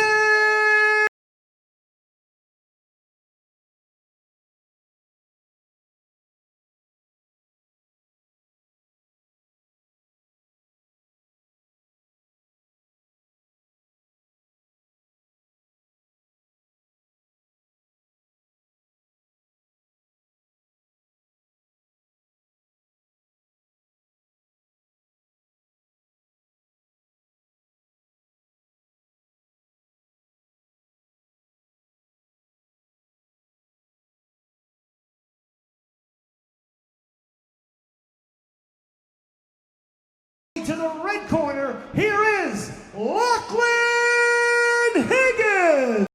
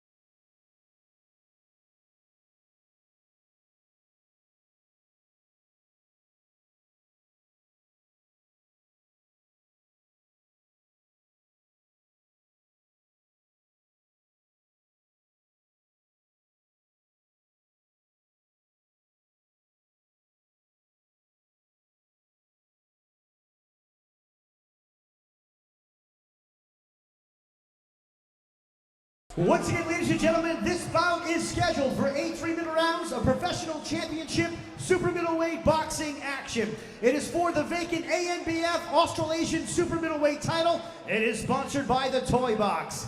Introducing first, fighting out of the blue corner. He enters the ring wearing white trunks with black and gold trim. Weighing in at 76.1 kgs, hailing from Auckland, New Zealand, residing in Liverpool, New South Wales, Australia. He has 6 professional fights, 5 wins, 1 loss. With 3 big wins coming by way of KO, introducing Tyson Turner. And his opponent fighting out of the red corner, enters the ring wearing black and white striped shorts. He weighed in at 76.1 kgs, hailing from Mornington, Victoria, Australia. He has 8 professional fights, 5 wins, 2 losses, 1 draw. With 2 big wins coming by way of KO, introducing Lachlan Baba Higgins. Fighters to the center ring, please, for Bryce Bird Whistle's instructions. Okay, gentlemen, you're both aware of the rules. You have no questions. Listen to my commands at all times. Protect yourselves at all times, all right? This belt will be considered low, so everything above that, this is on the line, all right? Touch them up. Good luck. Here we go again. Kings of Combat 26, brought to you by Ultratune. Packed MSAC Centre here in Albert Park. We've got the big boys, the super middleweights. This is for the vacant ANBF Australasian super middleweight title. We've got Baba Higgins up against Tyson Turner. And in commentary with me is Jordan Ballerini. Jordan, quality matchup here again. Oh, definitely, and Bubba Higgins has been away from the ring for about 12 months. His last win was against Jackson Donnelly on Kings of Combat 24. And back in action, he's only 21 years of age and the third of the Peninsula boxing fighters here tonight against Tyson Turner, who's from the final round gym in Auckland, New Zealand. And, you know, he's 23 years of age and a real strong competitor with 5 wins and 1 loss, and packs a lot of power, dropping down from light heavyweight. Bubba Higgins, trained by Marcos Amato, that powerful gym up at Mornington. They've got Jack Gibb, host of other fighters weekly as well. And it's a very talented amateur, Bubba Higgins was. You can see him, he's got the Collingwood shorts basically, the black and white, and he's got the dreaded beaded type of hair as well. Heavily tattooed, up against Tyson Turner, former New Zealand fighter, now based in Sydney, and he's here fighting for the Australasian vacant super middleweight title. So nice position here for Tyson Turner. Tyson Turner's also fought Matt Sheen as well on the Kings of Combat card a couple of years ago. Yeah, that was in 2018, and he went the distance against Matt Sheen, and it was a good fight for Tyson Turner, but he's back and turning his attention to a youngster on the rise in the super middleweight division. Bubba's jumping up from middleweight to super middleweight. This will be his 2nd fight at super middleweight. Bubba Higgins, we mentioned before, who's trained out at Mornington with Marcos Amato, and they do it correctly out there. Got all the stable stars. Jay Alexander's going to be in action later on in the night too. He's fighting Presco, Carcosia from the Philippines. So it's going to be an interesting one, viewers. Also got Elijah Salasui fighting as well, and Eamon Carlos, and of course Kayne Clarke in the main event. As we say, that Bubba's working away at Tyson Turner. They're really loading up from the right and left wing here, Lachlan Bubba Higgins. He loves to be on the inside, and he changes levels nicely. Watch out for that, the left rib to the midsection of Tyson Turner. But Turner is holding his own. He's a tough combatant, and he made his debut on Kings of Combat all the way in 2018 against Daryl Pay, the Irishman. Bubba Higgins, we mentioned before, one of the nice characters of the sport. He was an outstanding amateur. He's been great in the pros as well. He gets his title shot here tonight up against Tyson Turner, an Australasian ANBF title, and they mean a lot, those ANBF Australasian titles. And Bubba, for mine, is one of the characters in the sport, and it's great to see him here in action after having a 12-month hiatus. Yeah, he takes on the best sort of super middleweights and middleweights in Australia. He's fought the likes of Adrian Lobo Rodriguez and Ben Marnie. They're his only losses, so really takes on tough tests as a youngster. Tyson Turner's been on a bit of a winning streak as well, so it's not an easy fight. End of round 1. How'd you score that first round, Jordan? Yeah, a real sort of tough round there.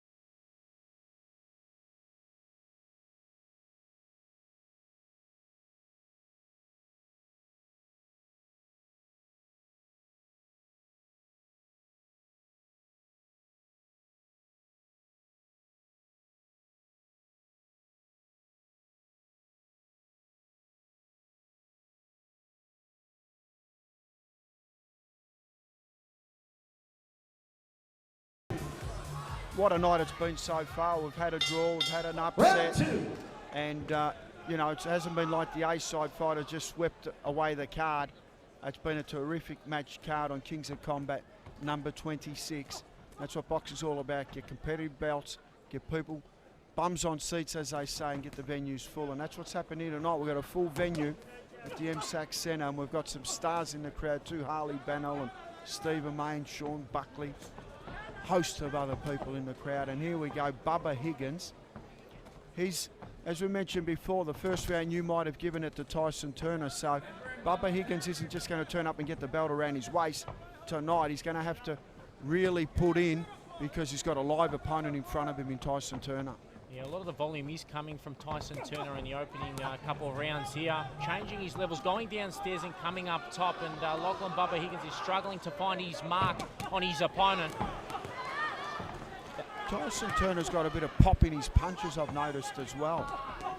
And he's starting to move forward. So, you know, we've got, we've just got to be honest here, we've got a live opponent here. He's here to win. He's loading up.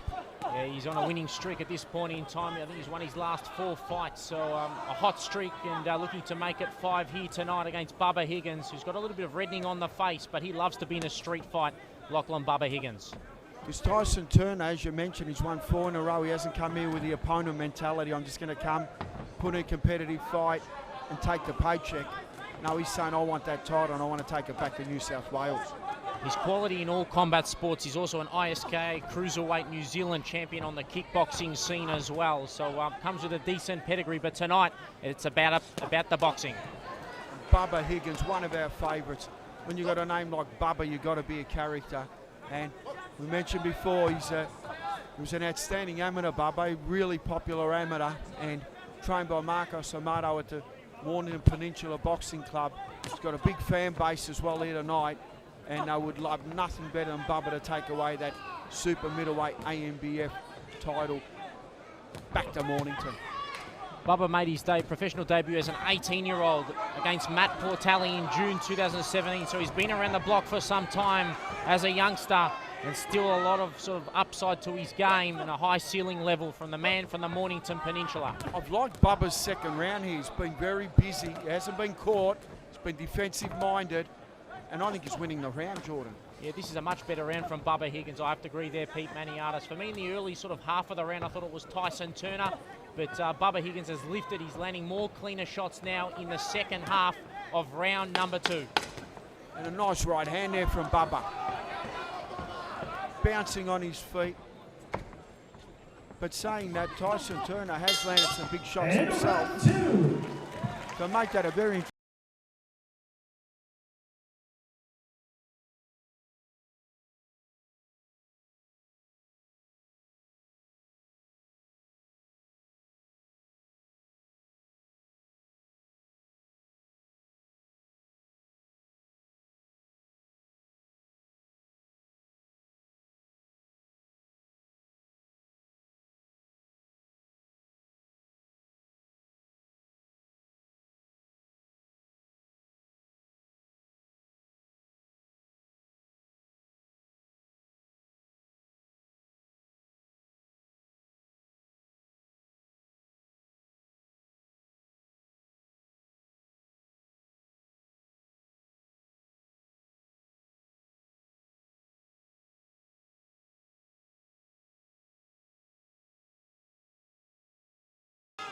round 3, scheduled for 8 for the vacant Australasian super middleweight title.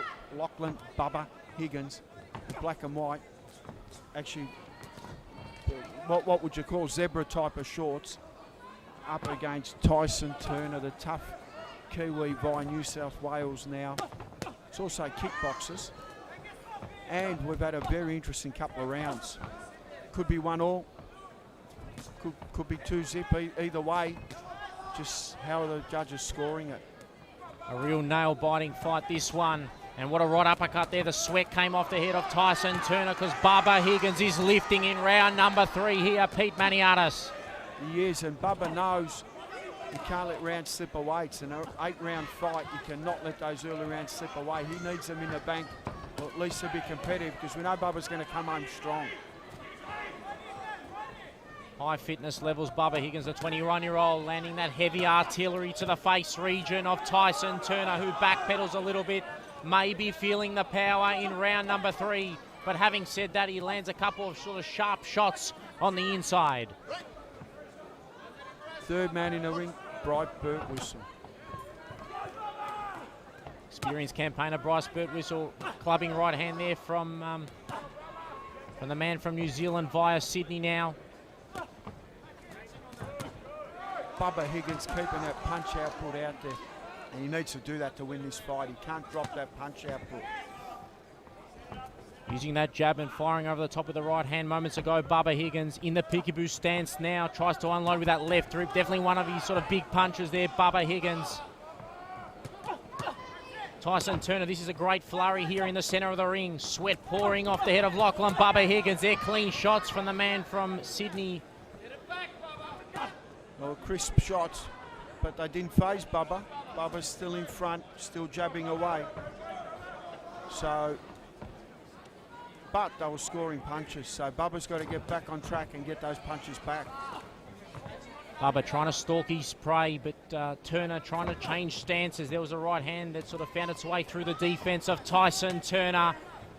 Going up top now, Lachlan Bubba Higgins in this round. A little bit of head hunting here in this round from Bubba Higgins. In the first 2 rounds, he went to the body, but is changing it up now in the 3rd round and going up top to Tyson Turner. Been an interesting fight, very competitive. Very competitive. It's going to be hard to score. He's at a great quality camp. Bubba Higgins sparred the likes of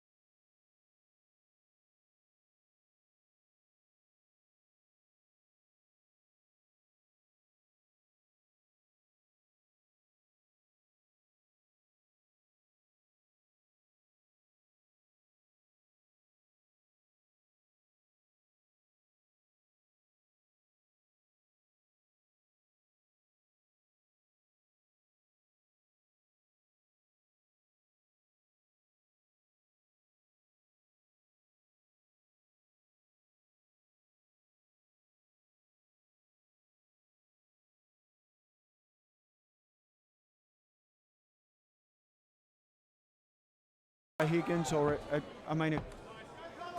possibly be a Tyson Turner. We don't know, but it's a very high-level competitive bout, and we're going to leave the scoring to the judges. We're the commentators. We are unofficial here on our scorecards, but at the moment we're witnessing a highly entertaining bout. Jordan Ballerini. Yeah, Tyson Turner, he's been quite active. His last fight was last year against Zach Cotton in November. He won by a 5th round stoppage, and that fight was at super middleweight. So he's looking to continue the trend of wins, but he's got a real tough test in front of him. Lachlan Bubba Higgins, for me, he's just sneaking the judges so far, 2 rounds to 1 up. Trying to dictate with a jab there, Bubba Higgins. Then goes for the right uppercut, but just missed Tyson Turner there. He's on the balls of his feet, and he's aware of every punch that Lachlan Bubba Higgins throws. Tyson Turner, let's be quite honest here, he's been sensational here tonight. He's been tough, he's body punched, he's been tight, and he's been very competitive coming from interstate as the B-side. He wore a left hook down and wore some combinations, but he's been highly competitive, Jordan. Yeah, really competitive, and now it's Bubba's tying off now. Bubba must have saw something. Really teeing off now, the man from Peninsula Boxing with those right uppercuts and those left hooks on the front foot here, and Tyson Turner backpedaling towards the ropes to the blue corner, and he's holding on for dear life in the 4th round. Super competitive fight. These fights have been professionally match-made. There's no doubt about that. This is what boxing's all about. We've had an upset in the first fight, then we've had Kaleb Kozak really shown his class. Jack Gipp in a very, very entertaining fight. Hunter Aulu and Jackson Woods in a draw. Now we're heading, I mean, this could possibly be a draw as well. Yeah, this is an all-important round here for me. Bubba Higgins could go 3-1 up in this round, but for me, Tyson Turner holding his own and unloading as well. The volume has been high from both fighters. Those shots are landing from Tyson Turner. They're in the phone booth now, and Bubba Higgins loves that left rip to the body. He does. He's got those flashy hands, Bubba, and he's very entertaining. Crowd favourite, Bubba Higgins, no doubt about that. Trained out at Mornington, a beautiful Mornington Peninsula with Marcos Amato and the team out there. They'll be wrapped with Bubba right at the moment because he's listening to the game plan and he's executing it as well. Bubba Higgins, a very experienced campaigner for 21 years of age. He's had, well, this is his 9th professional fight at 21, so definitely got a lot of experience at a raw age. Bubba's dad's a big fan of his as well. They're a supportive family and a great boxing family. And it's great to see Bubba Higgins back in action after round 4.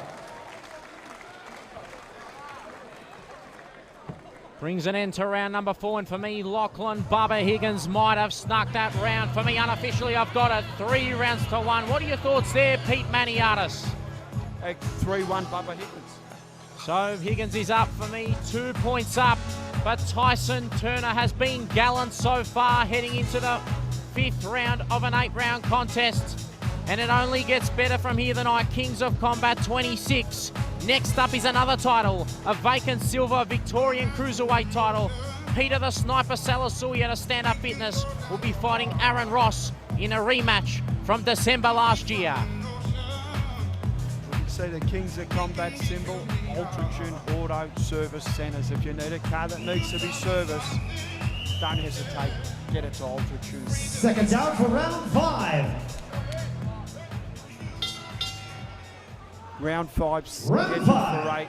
Super middleweight, vacant ANBF Australasian title. Lachlan Bubba Higgins against Tyson Turner. And it's been a highly competitive spirited bout. We've got possibly Tyson Turner losing by a round at this stage or 2. But, as we mentioned, anything can happen. Yeah, he's coming as the B-side sort of fighter, but it really could go either way so far. He's landing some heavy artillery of his own.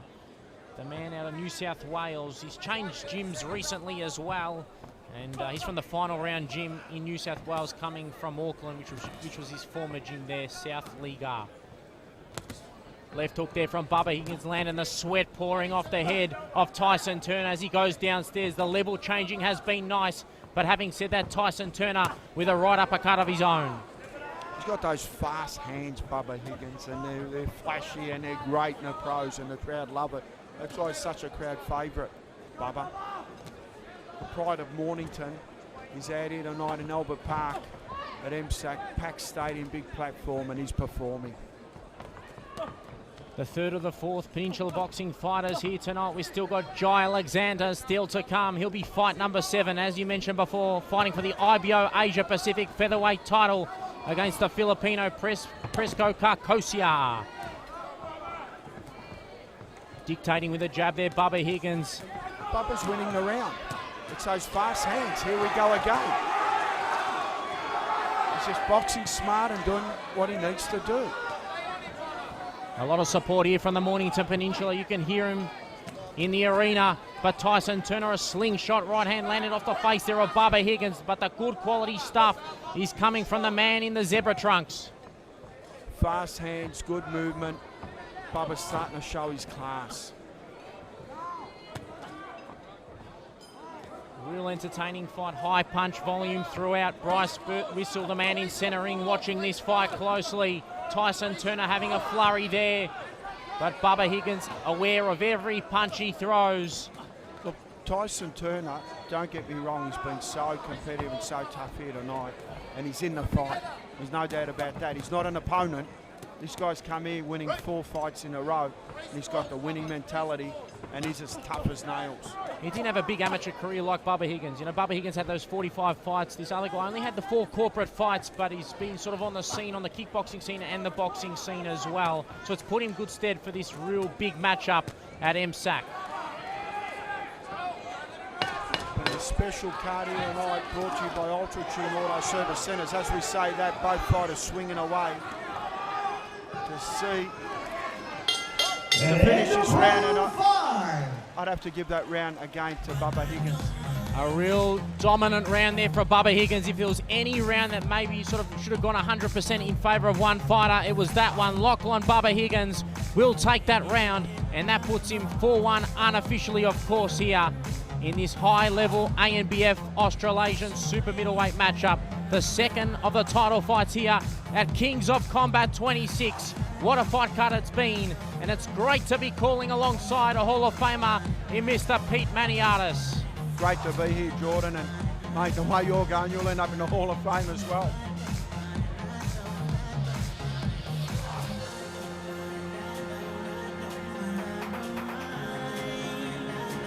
The corner there having a talk to Tyson Turner. Really struggled in that round. How will he recover? Round 6. That's the question, as Lieutenant Dan Hennessy brings both fighters to centre of the ring. Round 6. Round 6, scheduled for 8 for the vacant ANBF Australasian title. Bubba Higgins on our unofficial scorecards. We've got him in front, but as we say, we're only the commentators. We are not the official scorecard keepers. So Tyson Turner's been brave, he's been tough. Residing in New South Wales via Auckland now, and he's got a different team, and he's on a 4-match winning streak. So he hasn't got that opponent mentality.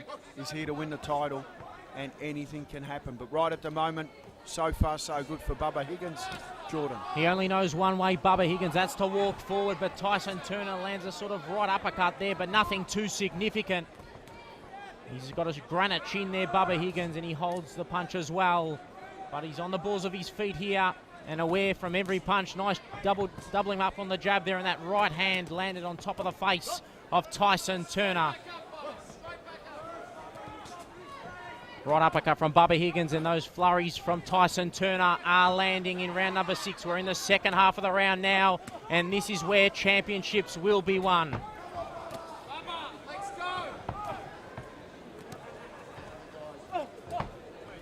Left hook there from Tyson Turner. Sweat coming off the head again. But Bubba Higgins holding up to these punches. The left rip to the body, changing levels. That's what he does nicely, Bubba Higgins. And he goes upstairs there on Tyson Turner.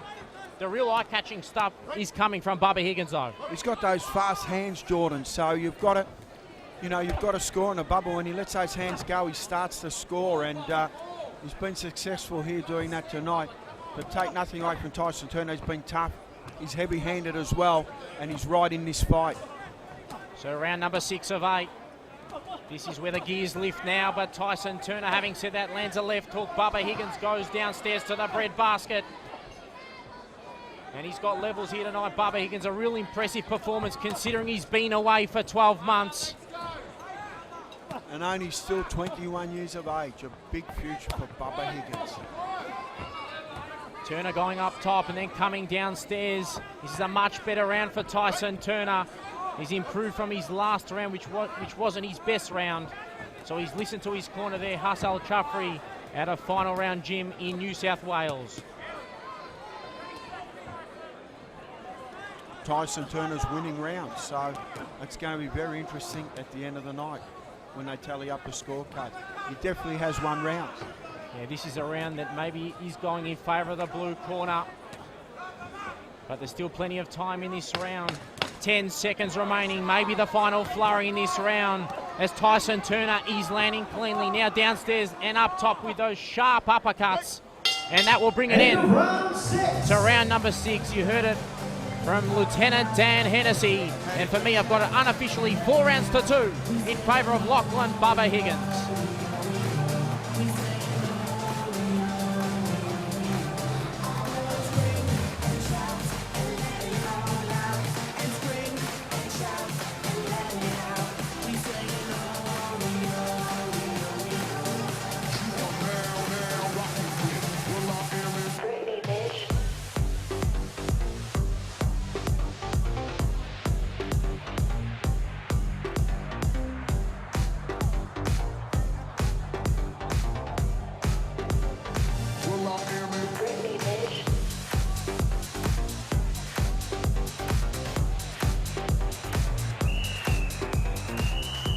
Seconds out for round 7. Round 7. Round 7, scheduled for 8 for the vacant ANBF Australasian Super Middleweight title. This fight's brought to you by Kings of Combat and Ultra Tune, and so far it's been a highly competitive bout. Tyson Turner and Bubba Higgins put on a crowd favourite fight, so as we say that, they're trading in centre ring. This is a real risky fight for both fighters. They agreed to terms, and what a fight it's been so far heading into round number 7. Well, this is round number 7, and Bubba Higgins with those jabs, doubling up on the jab, has been in full flight tonight, considering he's been sort of away for some time.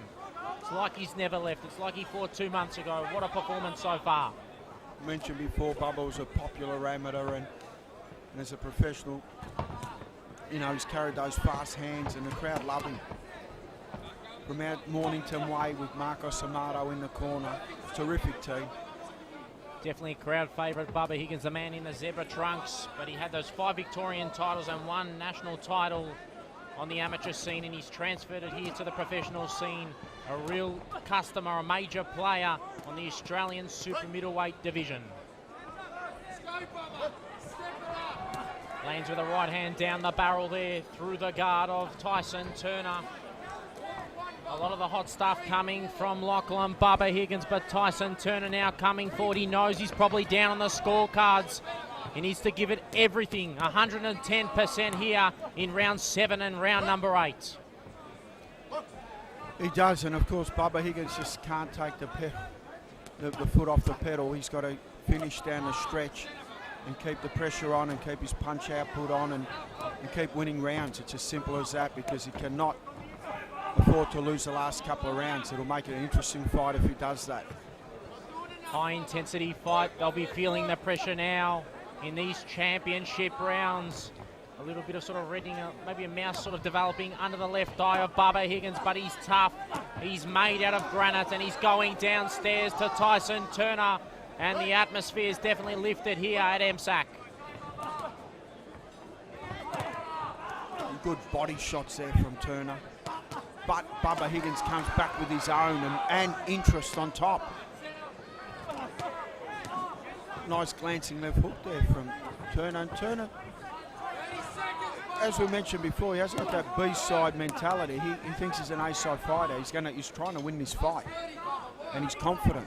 Well, but Bubba at the moment just had the faster hands and the more class, for mine. A win here could definitely put them on the map on the Australian domestic scene. 10 seconds remaining. They're going to the final bell here, round number 7, before the final round number 8 for the ANBF Australasian Super Middleweight title. 7. What a round there from the tattered boy.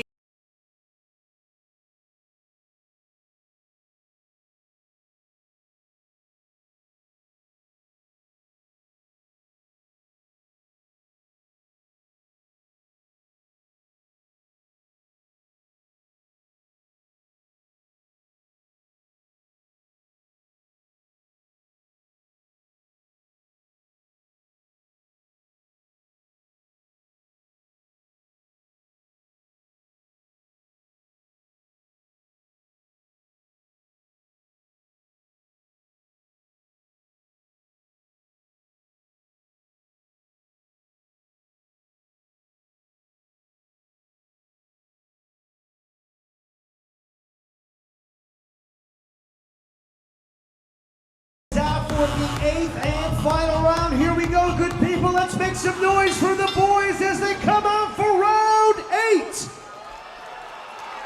Round 8, the last round, Jordan. They're going to leave nothing in the tank, are they? For me, those early rounds could have gone either way. They were 50-50 rounds, but for me, eye-catching stuff from Bubba Higgins might have persuaded the judges, but the chants are coming now. It's a World Cup atmosphere, there's no doubt about it.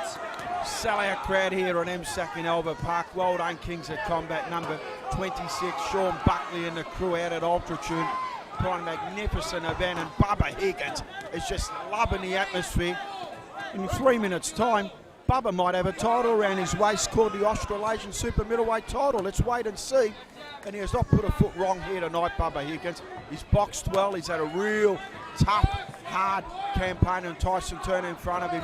But Bubba's kept the punch output out there, and he's shown his fast hands. For mine, marginally in front in this fight. Yeah, Marginally in front, Bubba Higgins. He was meant to fight for his first title in 2019, but he got injured and now he's back in 2020 with a vengeance, looking for his first strap, that ANBF Australasian silverware, as both fighters are tugging in centering and Bryce Burtmissel gets involved again. The big Bubba looking to put that belt around his waist. He's going to be a happy 21-year-old tonight if he can get that Australasian ANBF title around his waist. And he's only 2 minutes away. Let's see if Bubba can close the show. He doesn't shy away from tough tests. He's fought the likes of Ben Marnie and Adrian El Lobo Rodriguez, and here tonight Tyson Turner is another one of them. But he lands a right and left hand as Tyson Turner comes back with a single punch of his own. Highly crowd favourite here tonight, Bubba Higgins. Come on, good people, let's make some noise up in here. What do you say? They're making some noise, Lieutenant Dan. Don't worry about that, because Bubba Higgins right at the moment looks like he could be on his way to win the vacant ANBF Australasian Super Middleweight title, Jordan. Yeah, he's looking to improve his record to 6 wins. He sustained those 2 losses and got the 1 draw, but tonight I think he will get the W. The man in the zebra trunks. You're only 1 punch away from disaster, and there will be a couple of seconds left for Tyson Turner to land that killer blow. Tyson Turner, what a warrior. What a team behind him. What an effort tonight. He hasn't come here to B-side mentality. He's come here to win the fight, and he has put in an excellent performance. There's no doubt about that, but tonight he's ran into the Bubba. 12 months from a break. It hasn't stopped the Bubba. The fast hands are there, the movement's there, and it's been quality here tonight, Bubba Higgins. Take a bow, because right at the moment, you could be heading for an Australasian title as they go down the stretch. Both fighters to the final bell here, the 21-year-old in Bubba and the 23-year-old in Tyson Turner. What a fight that is between 2 combatants, but for me, unofficial.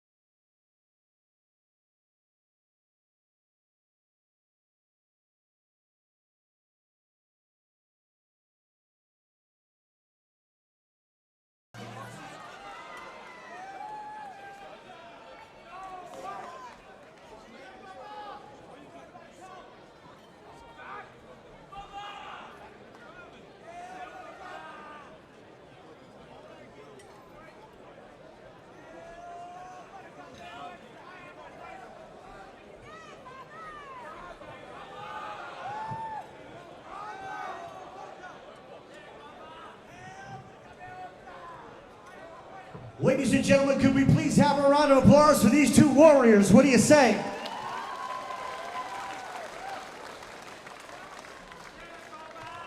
After 8 rounds of action, we go to the judges' scorecards for decision, where we find a split decision winner. Mark Cook scores the competition 79-73, blue corner. Matthew Times scores about 77-75, red corner. And Jeffrey Eddy scores the competition 72 for 80 for your winner by split decision. And new ANBF Australasian Super Middleweight Champion, fighting out of the blue corner, Tyson Turner.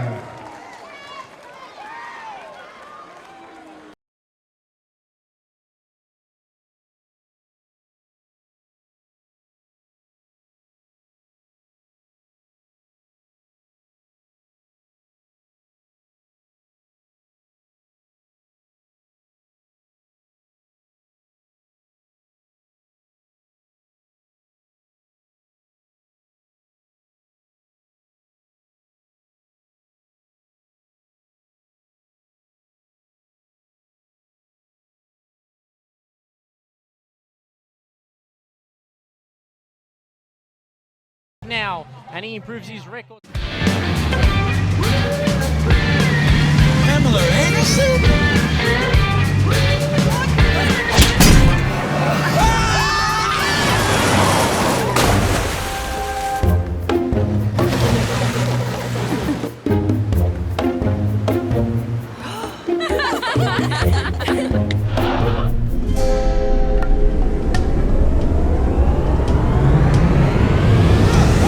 Here we go again.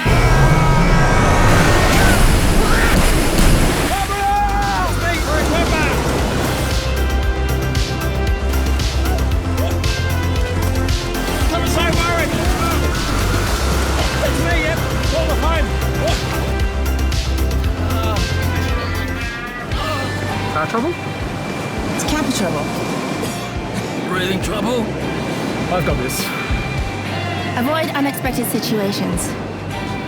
You're not Pamela? Oh, well. Get your car serviced at Ultratune.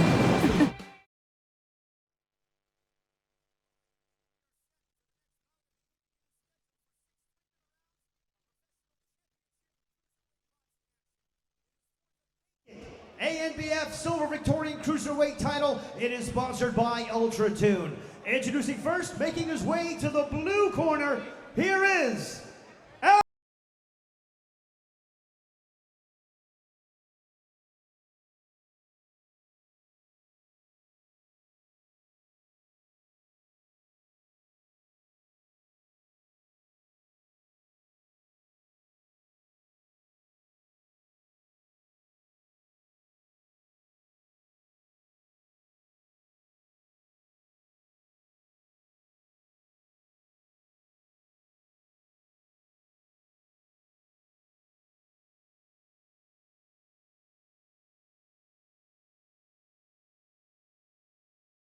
his opponent making his way to the red corner, ladies and gentlemen.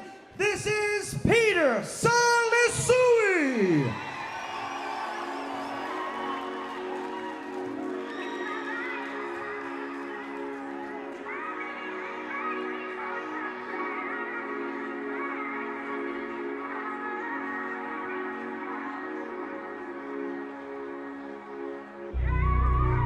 Man, I wish somebody would have told me the truth a long time ago. Nobody sat me down and say, look, this ain't that and that ain't this. I was deceived for so long. It's only right that I expose all this deception in the mighty name of Jesus. Carry on, young soldier. Listen. Who told you gangsters go to heaven? Huh? Who told you money make you real? Tell me, who told you pistols make you tough? And you don't see all the dead bodies on the field? Man, who said that mercy's for the weak? Who said forgiveness is for chumps? They say a coward dies 1,000 deaths, a soldier dies but once. Hey, they mourn you for a week and they forget you in a month. Who told you God doesn't exist? Who told you God was just a myth? Who planted seeds of disbelief inside your mind so you could trip? Hey, who told you Jesus doesn't love you? Once again, ladies and gentlemen, this bout is scheduled for 6 3-minute rounds of professional championship cruiserweight boxing action. It is for the vacant ANBF Silver Victorian Cruiserweight title. It is sponsored by Ultratune. Introducing first, fighting out of the blue corner. He enters the ring wearing black trunks with white and green trim. He weighed in 86.95 kg, hailing from Sydney, New South Wales, Australia, residing in Mildura, Victoria, Australia. He has 11 professional fights with 4 4 wins, 6 losses, 1 draw. With 2 of his big wins coming by way of KO, introducing Aaron Ross. And his opponent fighting under the red corner enters the ring wearing white trunks with gold trim. He weighed in at 90.35 kgs, hailing from South Auckland, New Zealand, residing in Melbourne, Victoria, Australia. He has 5 professional fights, 5 wins, 4 big wins coming by way of KO. Introducing Peter the Sniper Salasui. Fighters to the center ring, please, for Bryce Bird Whistle's instructions. Okay, gentlemen, we're here for the Victorian title. Obey my commands at all times, protect yourselves at all times. I consider both these belts at the minimum, all right, above that. All right, touch them up, guys.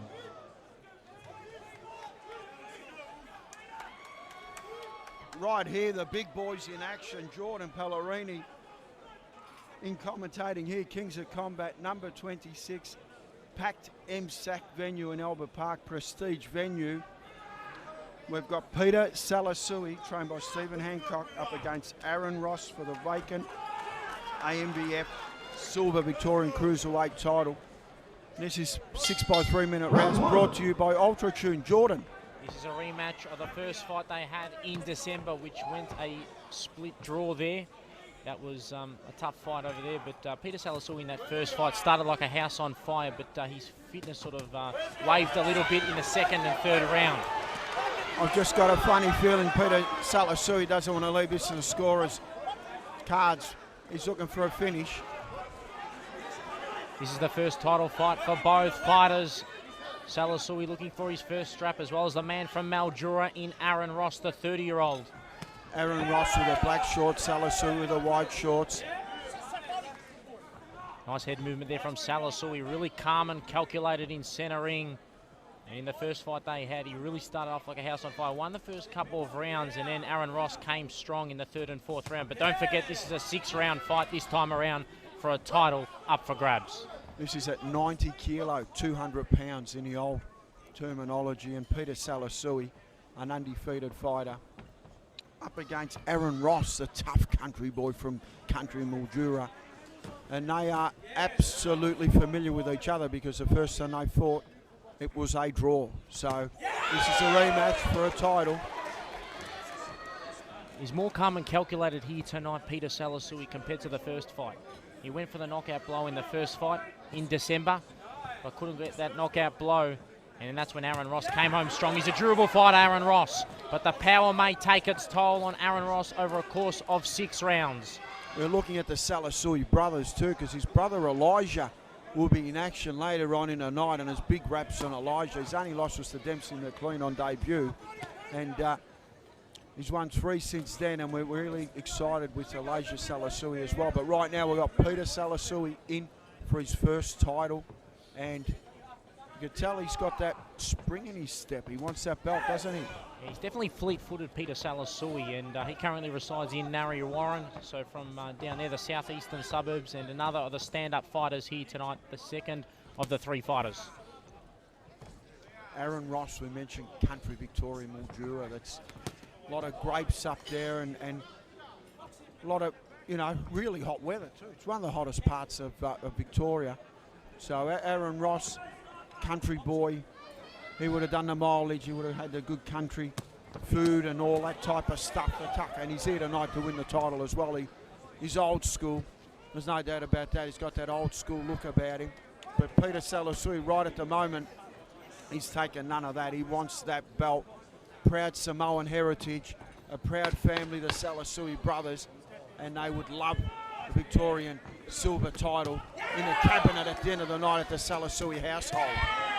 That's dynamite, that left hook from Peter Salasui to end the round. For me, he will sneak it.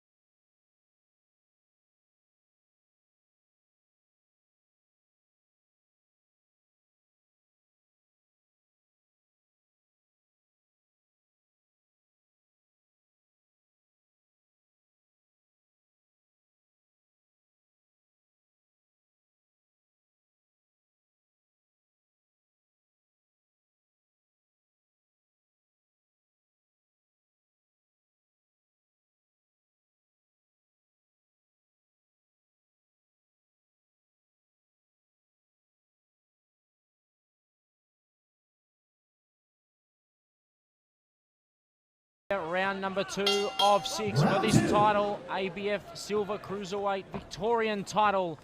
As the fleet-footed Salasui always on the move. For me, he's the more superior boxer against Aaron Ross, and he's got the power.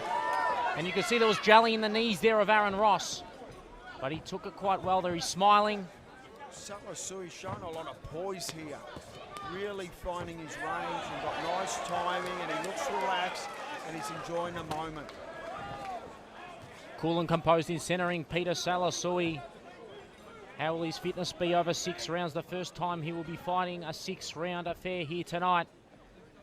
But Aaron Ross, he had those 88 amateur fights, and he was a 4-time South Australian light heavyweight champion, as well as a 4-time Australian heavyweight champion on the amateur scene. But look at Salasui changing levels superbly here tonight. Some nice body work there from Salasui, and what that does is that's going to slow Aaron Ross coming in, because if Aaron Ross starts wearing some body shots, takes the condition out, you don't come in with as much venom, and then when he does not come in with that much venom, that's when Salasui's going to get the knife and fork out and go and eat dinner. So Aaron Ross has got to stay tough and keep the punch output and keep working hard, because it's going to be a tough 6 rounds. He's got to keep working Salasui, and that's what he did the first fight, and he's got to try and do that this fight. But this time Salasui seems a lot more poised, and he looks like he's going to pace himself a lot better. You look at Aaron Ross, he's got the 13-centimetre height advantage over Peter Salasui, but for me, the better outside boxer between the two is Peter Salasui, and that's what he's doing here tonight. He's not getting stuck in the phone booth like their first fight. He's staying on the outside and biding his time, and looking much more better here tonight. A much better preparation heading into this fight compared to the first. Salasui, though, he's just got that good movement. He's poised. Looks like like he really enjoys himself in the ring as well, and he picks his moments when to explode his power shots. So at times he's a little wild and he needs to combat that, but in general he's like a sort of panther. He's ready to strike at any moment, and he picks his moments so well. Slipping those punches there, Peter Salasui, and clubbing right hand there to the midsection of Aaron Ross. Thundering shots from Pete Salasui. Yeah, money shots. He's living up to his nickname, the Sniper. That's what he's doing here tonight. At MSAC, on a different level tonight, Peter Salasui. Really cool and composed in centering. And Aaron Ross, it's like he's fighting a ghost. Salasui right at the moment having fun out there and found his range. Starting to land his power shots. But to Aaron Ross's credit, he's still there, and he hasn't wobbled yet. And round 2! Very impressive, Peter Salasui, Jordan. A real dominant round there for Pete Salasui. A much more dominant round compared to the first from the Sniper. And for me on the unofficial scorecards, he'll be comfortably up 2-0 in this 6-round matchup for the vacant ABF Silver Victorian Cruiserweight title. Kings of Combat 26. What a night it's been, and we're only up to fight number 6 of 10. Thanks to the sponsors, thanks to Ultratune for making this event possible.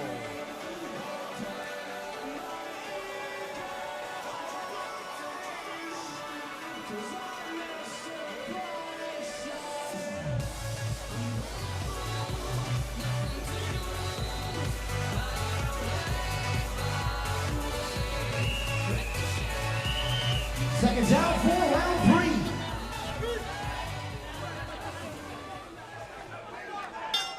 3. Round 3. Round 3, scheduled for 6, the vacant Victorian Cruiserweight Silver title. And Aaron Ross, all the way from Mildura, up against the slick, power-punching Peter Salasui tonight. Salasui is a showman too. He loves it out there. He smiles. He's really composed in centre ring. He fights like a veteran, lands a left hook, right hand, and says, "Did you like that?" And he said, "Yes, I'm walking forward still." So both boys are fighting in good spirit, aren't they, Jordan? Yeah, it's a real entertaining fight, the first 2 rounds, and in this sort of early part of round number 3. But the Sniper, different class here tonight, changing the stances, switch hitting. And Aaron Ross does not know where the punches are coming from. And a nice jab there, snapped the head back of Aaron Ross, the man from Mildura. And the sniper Salasui, only 26 years of age, and he had those 19 amateur fights. He was a Victorian amateur champion and runners-up on the Australian Championships on the amateur scene. Salasui, as we mentioned, a showman. He's shaking, baking and rolling here tonight. He just loves it. Really nice moves. Good defensively. Even though he's got his hands down, he's got good head movement and he knows where to position himself. A real smart fighter. Ring craftsmanship he's got. Moves ahead well. The sniper only made his debut, in April last year against Kato Falafei on Kings of Combat 24. So he's been on the professional scene for just under a year. Fighting like a seasoned pro. Really impressed with Peter Salasui. And the Salasui brothers, I mean, they train hard, they spar, they do everything. They just love the sport. Proud Samoan heritage. And it's good to see him in the sport of professional boxing. Big shots there from Peter Salasui. The heavy artillery coming from the man in the white trunks. He's had a great camp sparring Jason Waitley and Elijah Salasui, and you can see it tonight. A different class with a capital C, and Aaron Ross can't find a glove on Peter Salasui. The corner in the red corner all happy, and he's dancing around like the Bee Gees in centre ring. Salasui's a showman. Crowd love that. What a showman. Value for money. That's what the sport's all about. And he's enjoying himself out there.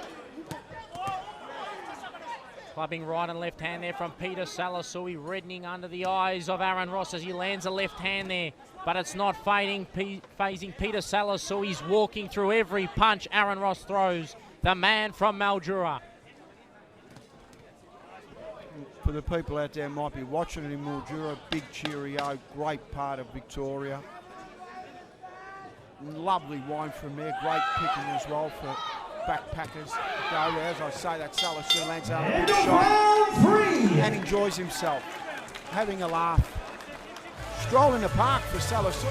One-way traffic in favour of the man from Stand Up Fitness in the red corner, Peter Salasui, in cruise control, heading into the fourth round.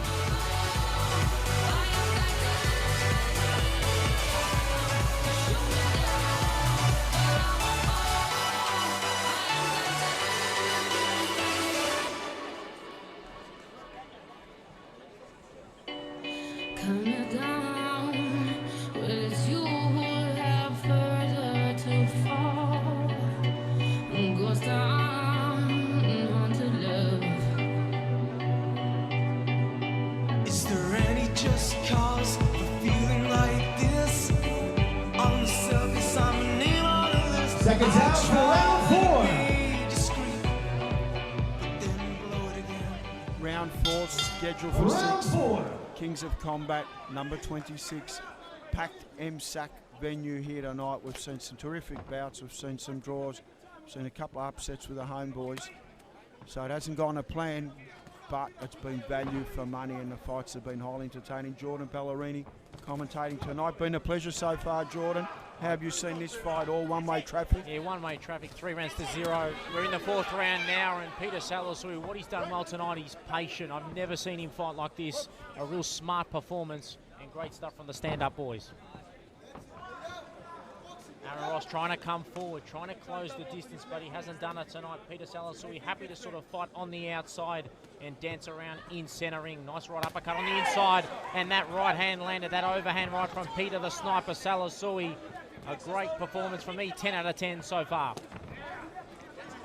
Credit to Aaron Ross, so he's been there and he just keeps coming forward and he's been tough tonight. Really, really tough because he's won some big shots. Yeah, let's not forgetting that Aaron Ross has been out of the ring since April last year. That was his last fight there. He lost that fight by stoppage in the 6th round. But he's come back tonight and trying to make a statement, but can't really find a glove on Peter Salasui. He's just too slippery at this point in time. And you can hear the chants from Peter the Sniper Salasui, the crowd favourite out of southeast Melbourne. The crowd, it's like a football atmosphere here tonight. It's fantastic. Let's go, Peter, let's go. And he's loving every moment of it, Peter Salasui. Up against a tough Aaron Ross from Mildura, though. Aaron Ross has not taken a backward step, and we mentioned in their first fight over 4 rounds. It was a draw, but Salasui got some shots in there. It caught the attention of Aaron Ross, and Ross goes down. Salasui pumps his chest, and he says, I know I got him with a good one. Bright Boot Whistle saying, get the neutral corner, boy, while I put the count on. Up against it, 7, 8. So he's going to get up. Now we're going to see the finish here from Salasui. Does he want to put? It was a draw, but Salasui got some shots in there. It caught the attention of Aaron Ross, and Ross goes shots again. Jordan. The sniper wants the knockout blow. He's throwing all sorts of punches, but it's heavy artillery taking its toll on Aaron Ross. They're on the inside now, and one more shot, and it could be good night, Charlie, from the man in the white trunks, Peter Salasui. What a level he's been tonight at MSAC. Another clubbing right hand there from Salasui.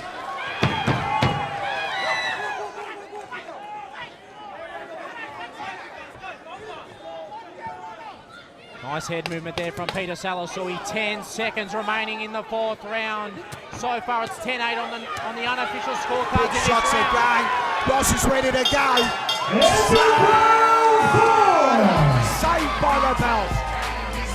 Aaron Ross is saved by the belt. My word, what a monster he is tonight. Peter Salasui heading into the championship round. But that was an X-Factor round from the man from the southeast. Here we so go in far the it's 10-8 replay. on the unofficial scorecard. Big shots again. Ross is ready to go. Saved by the belt. Great action here tonight, Beautiful action there from the sniper, and Aaron Ross takes the canvas for the first time this evening. And he's put up a gallant effort. He's been durable throughout his career. But if Peter the Sniper Salasui finds another level in rounds 5 and 6, well, we could see the end of this fight.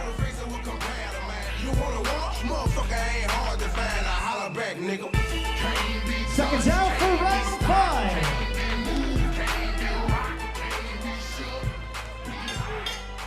Round 5.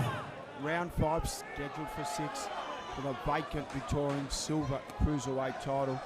One of these boys is going to have a belt at the end of the night, and at this stage looks like Peter Salasui. He's got an unassailable lead. And the first fight was a draw. This fight won't be a draw, Jordan Ballerini. There's a cut there on the right eye of Aaron Ross, just on the eyelid, I think, at this point in time. But he's coming forward. He knows he needs the knockout blow in these final 2 rounds. But for me, Pete Salasui just too strong. All it takes is one punch, and that's why they call him the sniper. Bright Boot Whistle just stopped the fight. Kris Bays, the referee's going to have a look at it. Time here. It's a deep cut. Chris Barnes has got the glasses on. He's having a look.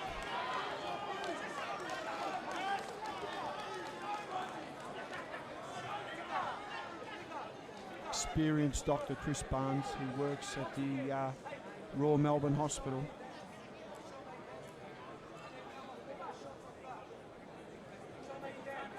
He's going to let him go on. Time on, round 5. Round 5, we box on.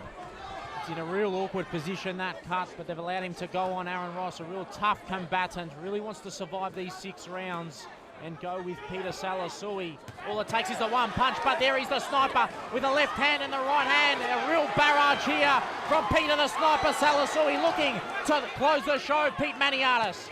Oh, big right hand, it's all over. Bright Whistle stopped. He's won the fight.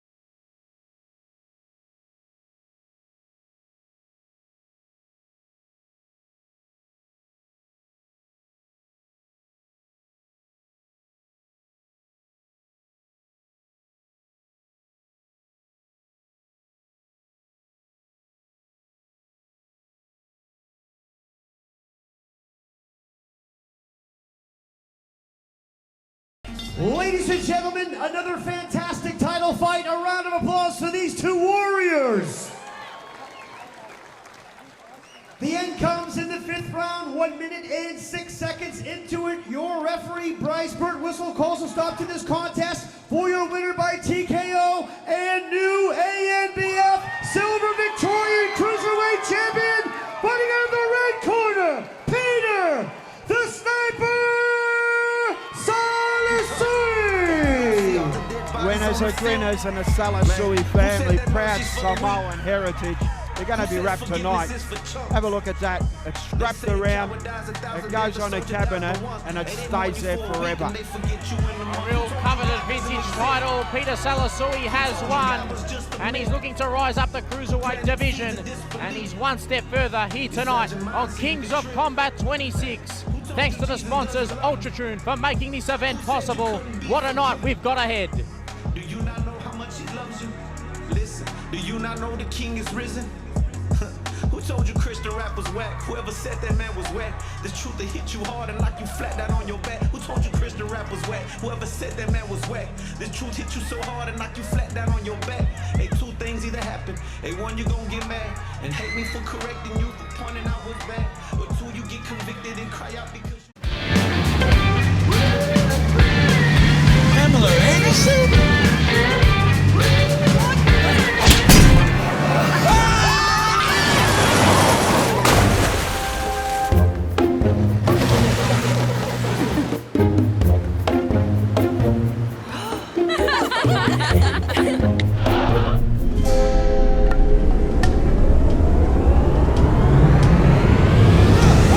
Here we go again.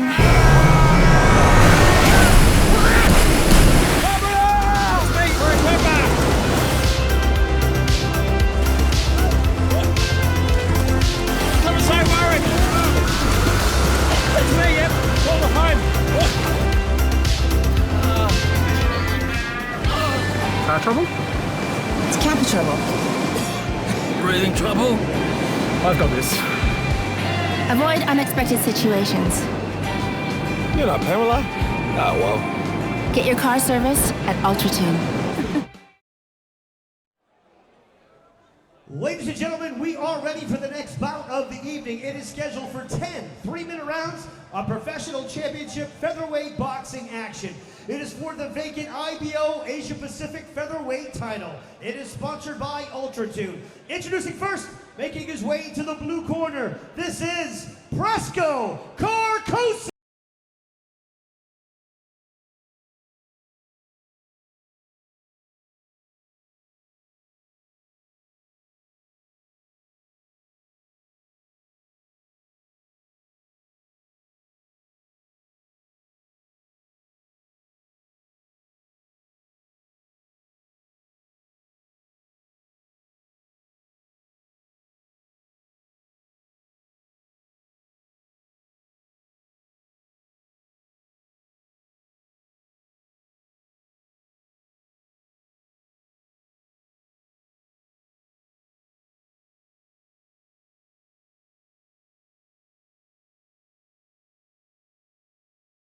His way to the red corner, ladies and gentlemen, this is Jai Alexander!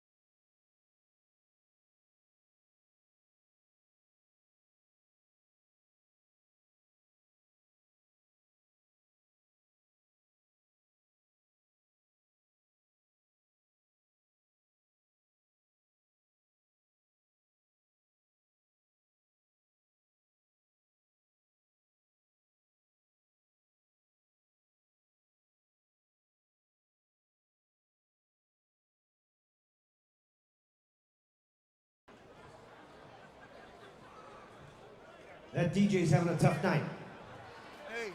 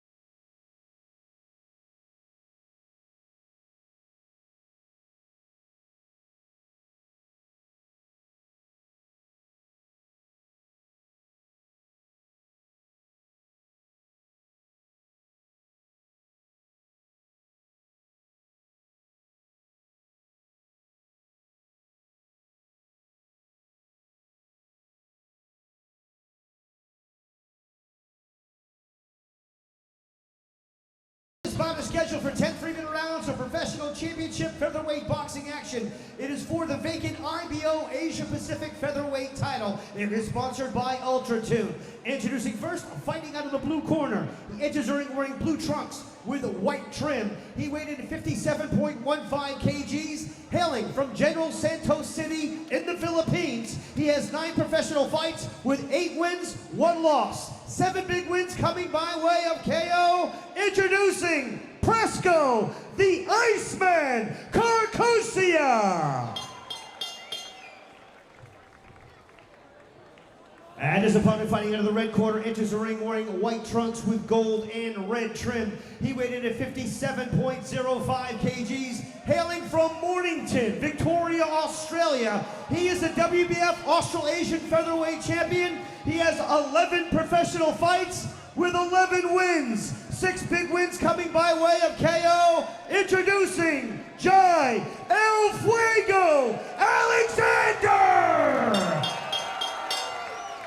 Fighters to the center ring, please, for this is basically these instructions. All right, guys, I'll explain the rules from the change room. I want you to obey my commands, protect yourselves at all times. Touch gloves now and good luck. We're coming to the pointy end of the round of the night, actually, here at Kings of Combat number 26, sponsored by Ultratune, packed MSAC Stadium. It's the first of the IBO titles, and we've got Jay Alexander, the house fight, up against Presco, Carcosia from the Philippines, Jordan Pellerini. Jai Alexander looking to keep his perfect record intact, trying to make it 12-0 tonight, but he's coming up against a handy character in Presco Carcosia from the Philippines, who's never sustained a loss, so someone's O has to go tonight, Pete Maniatis. It certainly does. 2 undefeated fighters in there. Presco Carcosia is a stablemate of Randy Petal-Corin and also Roberto Duno and Raymond Gabello, and they're all been former world champions or fighting for world titles. So he comes from a strong stable. That's a Sandman stable in the Philippines. But tonight he's got Jay Alexander in front of him, undefeated fighter from Mornington. He's a homeboy and he wants that IBO belt over 10 rounds here at the featherweight limit. Presco Carcosia looking to follow in the footsteps of Manny Pacquiao and also Juan and Kahas and get that world title, but he needs to win tonight that IBO Asia Pacific strap against Jai Alexander. But Jai Alexander is the one pressing the fight early. Jay Alexander, we mentioned before, is an impressive amateur as well. So he's here tonight and he's here to really mean business. Good combinations there from Jay Alexander. His nickname is Fuego, but I would not mind calling him his nickname sort of the body snatcher, because that's what he's doing here tonight, going downstairs early and trying to break down his Filipino opponent over 10 rounds. And this fight's brought to you by Ultratune, and it's really a massive crowd here tonight, hasn't it been, Jordan? As we say that, bang, bang, bang goes Jay Alexander with his body punching. Yeah, the body count is lifting as the round has gone on from Jai Alexander. Caught the gloves there, Carcosia, but Jai Alexander really throwing the heavy artillery and landing the clean shots as round number 1 sort of heads towards the pointy end of the round. Carcosia from General Santos City in the Philippines, so he arrived here on Tuesday. He's had 4 or 5 days to acclimatise. He's really adapted well to Melbourne, but as we say that, walking in some big shots against the ropes, isn't he, Jordan? Yeah, the Iceman, he's struggling towards the ropes, the 23-year-old, but he's a smiling assassin. He's coming forward and wants to exchange with Jai Alexander, but the punch volume is coming from the man in the white and gold trunks, Fuego Alexander. It's been a terrific fight night tonight. We've had upsets, we've had knockouts, we've had good victories, we've had good prospects. Just a terrific card, and it just keeps getting better. Here, the 7th fight of the night for the vacant IBO featherweight title. It just gets better and better, Jordan. Yeah, it's all leading to the pointy end of the main event there, and to Kayne Clarke. He's fighting another Filipino. Looking forward to that in Rodynie Rafol, who sort of packs a lot of power. But 10 seconds remaining in this round, and it has been one-way traffic in favour of Jai Alexander, who lands a jab on the face of his Filipino opponent, Presco, the Iceman Carcosia.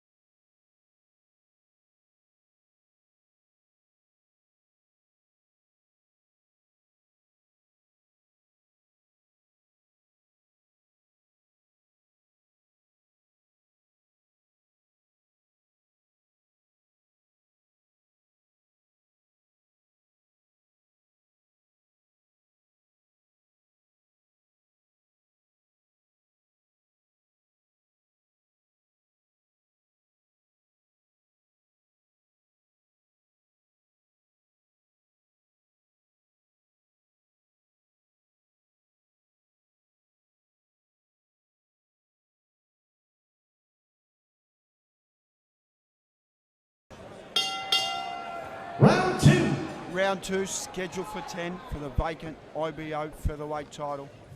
Got Jay Alexander, the homeboy, with the white and gold trunks, up against Presco Carcosia from the Philippines with the blue trunks. So far it's been a highly competitive first round, Jordan. It was neck and neck stuff there in the first round, but you look back at Jai Alexander's last couple of fights, he's got some split decision victories over Macing Morarara from Vanuatu, and then he also had that win over Krishna Mudalia on Kings of Combat 24. So he's had some tight wins, but tonight he's looking for the knockout. But having said that, the commentators curse the Filipino, lands a real killer blow there from the left hand. Carcosia's got Jai up against the ropes now. He caught his attention with that shot. Jai's just... Nice comeback there from Jai Alexander. He looked wobbled there when he sort of caught the punch of Carcosia, but has recovered quite well. A nice snappy jab there from the Filipino, the 23-year-old The Iceman. And this fight's brought to you by Ultratune and Kings of Combat number 26. It's just been a terrific night of boxing. And the IBO supervisor tonight is Justin Kennedy from New South Wales. So he's now the Vice President of the IBO Asia Pacific area. He took over from the great Steve Scott. You look at Presco's last fight, he fought in December against Angelito Marin and another Filipino fighter, and on that night he got the technical decision victory, and that fight was at super featherweight, so he's dropped down a division to the featherweight division against Jai Alexander here tonight. Carcosia's like coming here with a mentality of being a B-grade opponent because he's undefeated and it's his opportunity to win the title, get a payday and go back to the Philippines as the IBO Asia Pacific champion, which will lead to bigger paydays. Yeah, you look at Jai Alexander, he's looking for his third title on the professional scene. He's the current WBF Australasian, ANBF Australasian featherweight champion, but he's looking for that real IBO regional strap here tonight, which will put him onto bigger and better things and on the world stage. As you say, Jai Alexander this round, his punch output's been good and he's been solid, but it's going to be a hard round to score. How are you scoring it so far? I think Presco's probably landing the cleaner shots and doing some of the hot stuff there in the centre ring, landing with that left and right hand. But having said that, Jai Alexander lands a flurry there on Presco Carcosia, and towards the sort of second half of this fight, Jai Alexander has done much better. Jai Alexander trained by Marcos Amato at the Mornington Peninsula Gym and has had a terrific turnout here tonight. Oh, nice combinations there for Jai Alexander. Hopefully, as this fight goes, we're going to see the true Jai Alexander because he's got every punch in the kick. For me in that round, I was leaning towards Presco Carcosia, but that last 10-15 seconds might have caught the judge's attention in terms of Jai Alexander's work. What are your thoughts there, Pete Maniatis? I've got it maybe one round apiece. So it could have gone either way. I've gone 2 rounds to 0. Pete Maniatis has got it 1 round apiece. All set up here in the third round on Kings of Combat 26. This is the 7th fight this evening, all leading to the main event for the vacant IBO Asia Pacific lightweight title between Kayne Clarke and another Filipino, Rodynie Rafol. But one fight I'm looking forward to is Iman Carlos fighting for that IBO international strap against Ali Elrich from Sydney, New South Wales. Picture a stadium here. We can see Ultratune, Kings of Combat. Terrific night of boxing down so for far. round 3. The third man in the ring, Ignatius Missalidis, is calling him in. Jai Alexander Round 3. up against Presco Carcosia from the Philippines. It's been a spirited first 2 rounds. Could be 2-zip, could be 1-all. We don't know. We're not official scorecards keepers, but it is a very highly competitive bout. He's got that soul draw to his name, Presco Carcosia, which actually happened in February 2019 against Renario Arizala. And that happened in the Philippines, but that's his only sort of blemish on his record. Other than that, he's had the perfect sort of record with those 7 KOs in the 8 fights. So both fighters exchanging in centre ring. The man with the black gloves there, Presco Carcosia, lifted his sort of output in the second round and he's doing much better in the third round, lifting as the fight has gone on. Don't forget, this is a 10-round affair, so plenty of time for both fighters. Pete Maniatis. Plenty of time in 10 rounds. It's a long stretch, so both fighters will have to establish themselves and there'll be different trends and different waves in this fight, and every round is a different round, and it's like putting marbles in a bag. The fighter with the most marbles at the end of 10 rounds wins the bout. So I'm sure Jay Alexander knows what to do. He needs to keep his punch output out there. He needs to keep throwing strong, solid body punches and backing up Carcosia. He can't let Carcosia back him up and tee off on him, because if he does that, he's not going to win the fight.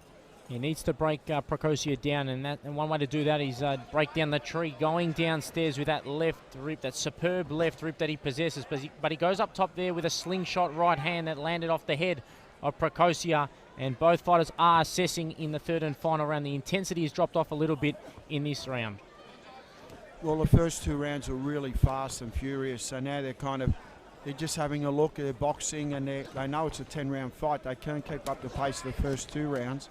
But as we say, that Jay Alexander really extending with his body punching. Right hand there from Precocia. Not too much sort of pop coming from the Precocia gloves. A lot of power coming from Jay Alexander. In those 11 victories, he's had those 6 KOs. But having said that, his opponent, the Filipino's got natural power of his own with those 7 KOs in his 8 victories. Jay Alexander, we mentioned before, undefeated. So he wants to keep that intact, and he wants to get that IBO title. That will look good around his waist. You've got some big names in the featherweight division. You've got the likes of Luke Boyd, who's undefeated, 9 wins, no losses, 9 KOs. And you've also got the likes of, Kayne Brunton and also Jackson John England, who can sort of fluctuate between super featherweight and featherweight. These are the matchups that Australia wants to see. Going to be very interesting as we keep going with these type of matchups, because that's what Australian boxing needs, good quality local matchups. Left hook there from Jay Alexander on the way out. He lands another one. End of round 3. Brings an end to round number 3 there. And for me, Jay Alexander has won that round. I've got him 3 rounds to 0 up. What are your thoughts, Pete Matiatis, in that round? I got that round of Jay Alexander. I've got Jay Alexander 2 rounds to 1 up. So Jay Alexander in the box seat, but don't forget, this is only round number 4. We're heading into round number 4 of a 10-round contest for an IBO Asia Pacific title. Then next up on the bill, we've got Mr. Elijah Salasui against Shant Nercessian, who's from Sydney, New South Wales. He's had the 1 win, the 1 draw, and the 1 loss to his name, and that fight will be at heavyweight.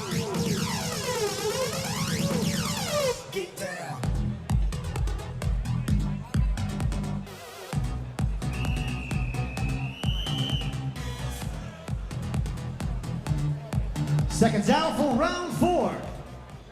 Round 4, scheduled for 10. Round for 4. The vacant IBO featherweight title. We've got Presco Carcosia from the Philippines up against Jay Alexander, the local boy from Mornington, trained by Marcos Amato. And right now, we've got Jay Alexander in front on our unofficial scorecards. Jordan Pellerini commentating with me, Peter Matiatis. What a great night it's been, calling alongside it. You, Pete Matiatis, as Jay Alexander lands that left hand. A little swelling developing maybe on the eyes of Presco Carcosia due to the heavy punching of Jay Alexander as he throws wildly there. And some good defensive skills shown there by the Filipino, the youngster, the 23-year-old.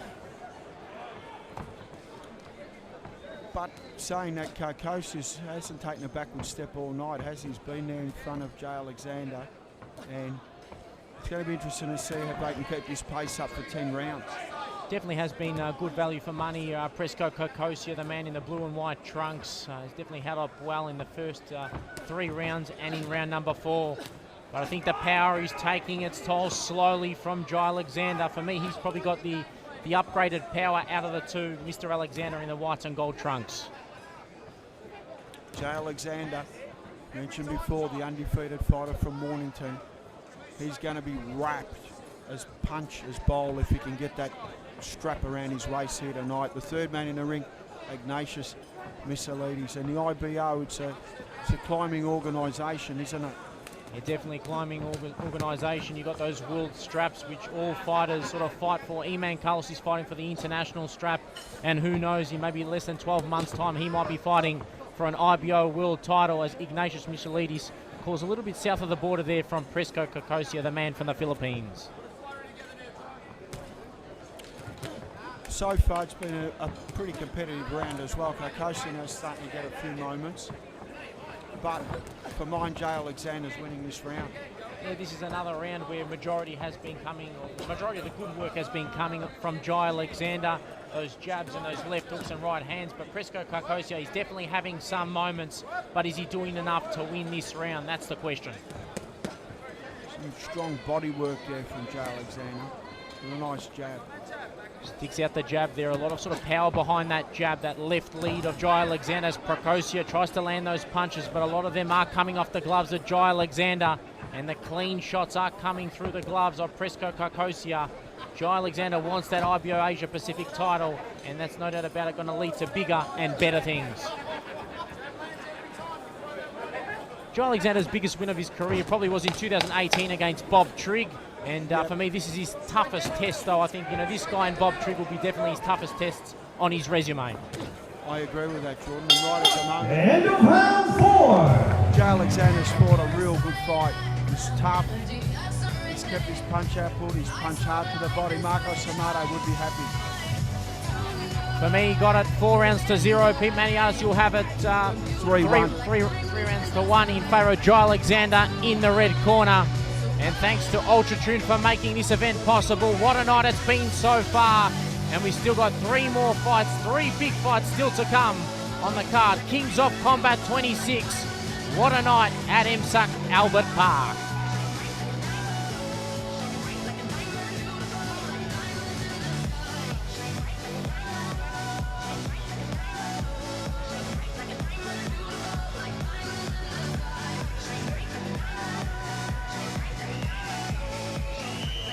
Seconds out for round 5.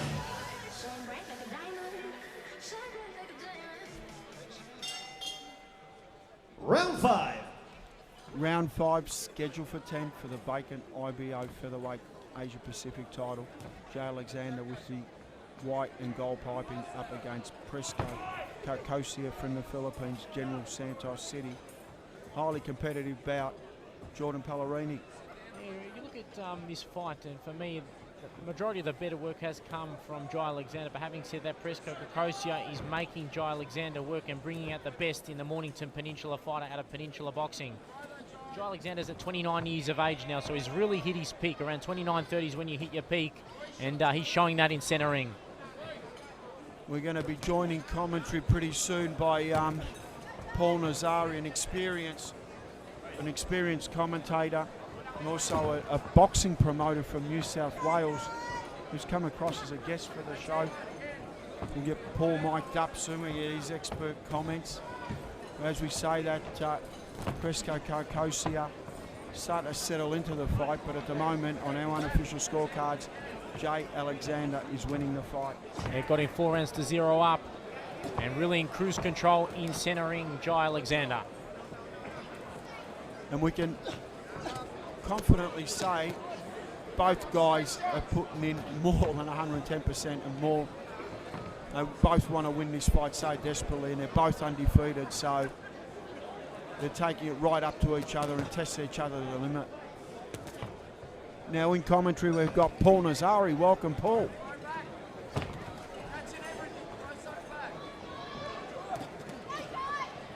So Jai Alexander in centre ring now, trying to control the ring, but Presco Carcosia coming forward and trying to unload those body shots, but Carcosia unloading to the right head there of Jai Alexander, and he's watching every punch here, Jai Alexander. He's been aware here tonight, reading the play well and changing levels superbly. A different class and looking to improve his record to 12-0 and fight some of the big fish on the Australian domestic scene and the world stage.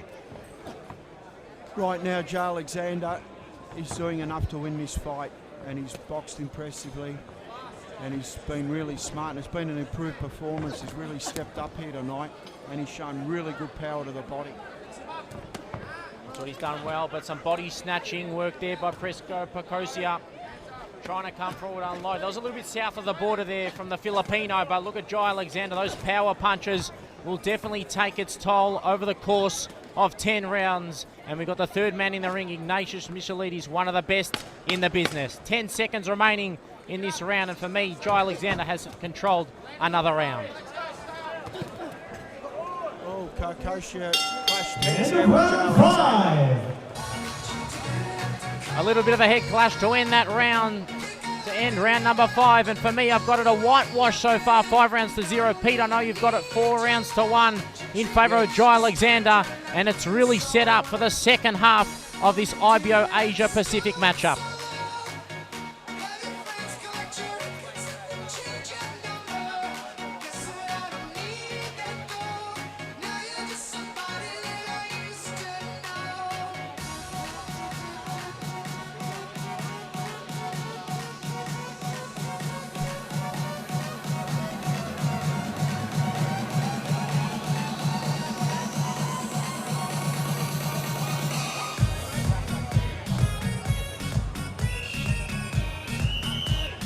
Second down for round 6.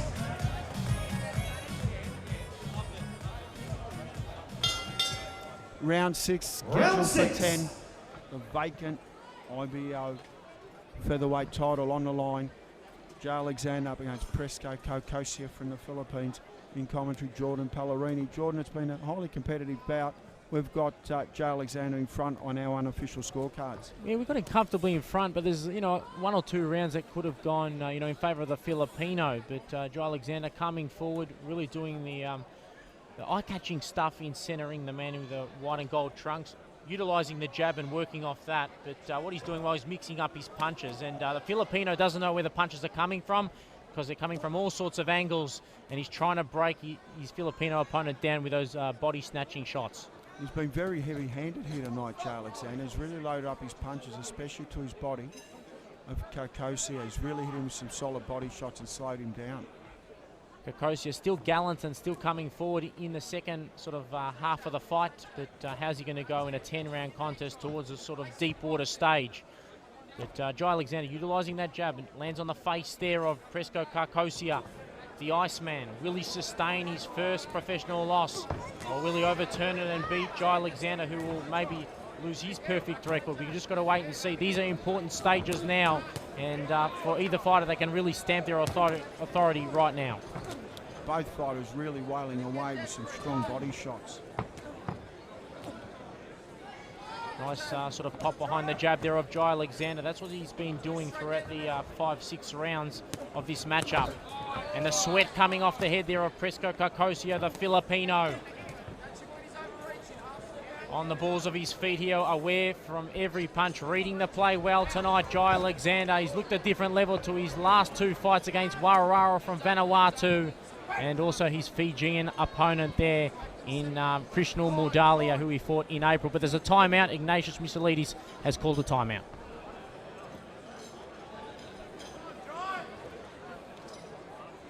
What a great night of fights it's been here in Melbourne, the Kings of Combat. Unbelievable. I'll be back again, Peter.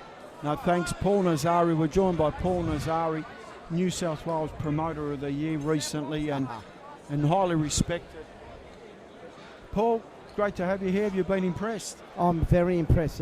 The judging's been fantastic. Mate, 50-50 fights all through tonight. Oh, mate, unbelievable. This is what boxing's all about. Kings of Combat, number 26. Take a bow, Sean Buckley and Ultra Tune and all the boys. It's really come together. Jordan Ballerini's been fantastic in commentary as well. But, Paul, it gets better because we've got Elijah Salasui coming up. We've got Eamon Carlos. We've still got Kayne Clarke to go. So, strap the seatbelt in. Oh, mate, where's the seatbelt? The main course is still to come, but Presco Carcosia is good to go. They checked him, the doctor checked him, and he's all good to go here. But for me, Jai Alexander's really stamped his authority in this matchup, and he's shown his X factor here tonight with those real body blows downstairs on the Filipino fighter. Someone's has to go, and at the moment it might look like Presco Carcosia, but having said that, he lands a couple of lethal shots, and the Filipino Flash, the Iceman, he's on the front foot. Carcosia caught the attention there, Jai Alexander, at the end of a punch. So he's gotten his moments right now. Jai Alexander's fighting back though, he seems to have recovered. These are his best moments, the Filipino so far, but Jai Alexander, you said that he recovered, he's recovered quite well, throwing those punches. 5 seconds remaining in this round, and the second half of this round has gone in favour of the Filipino, Presco Carcosia.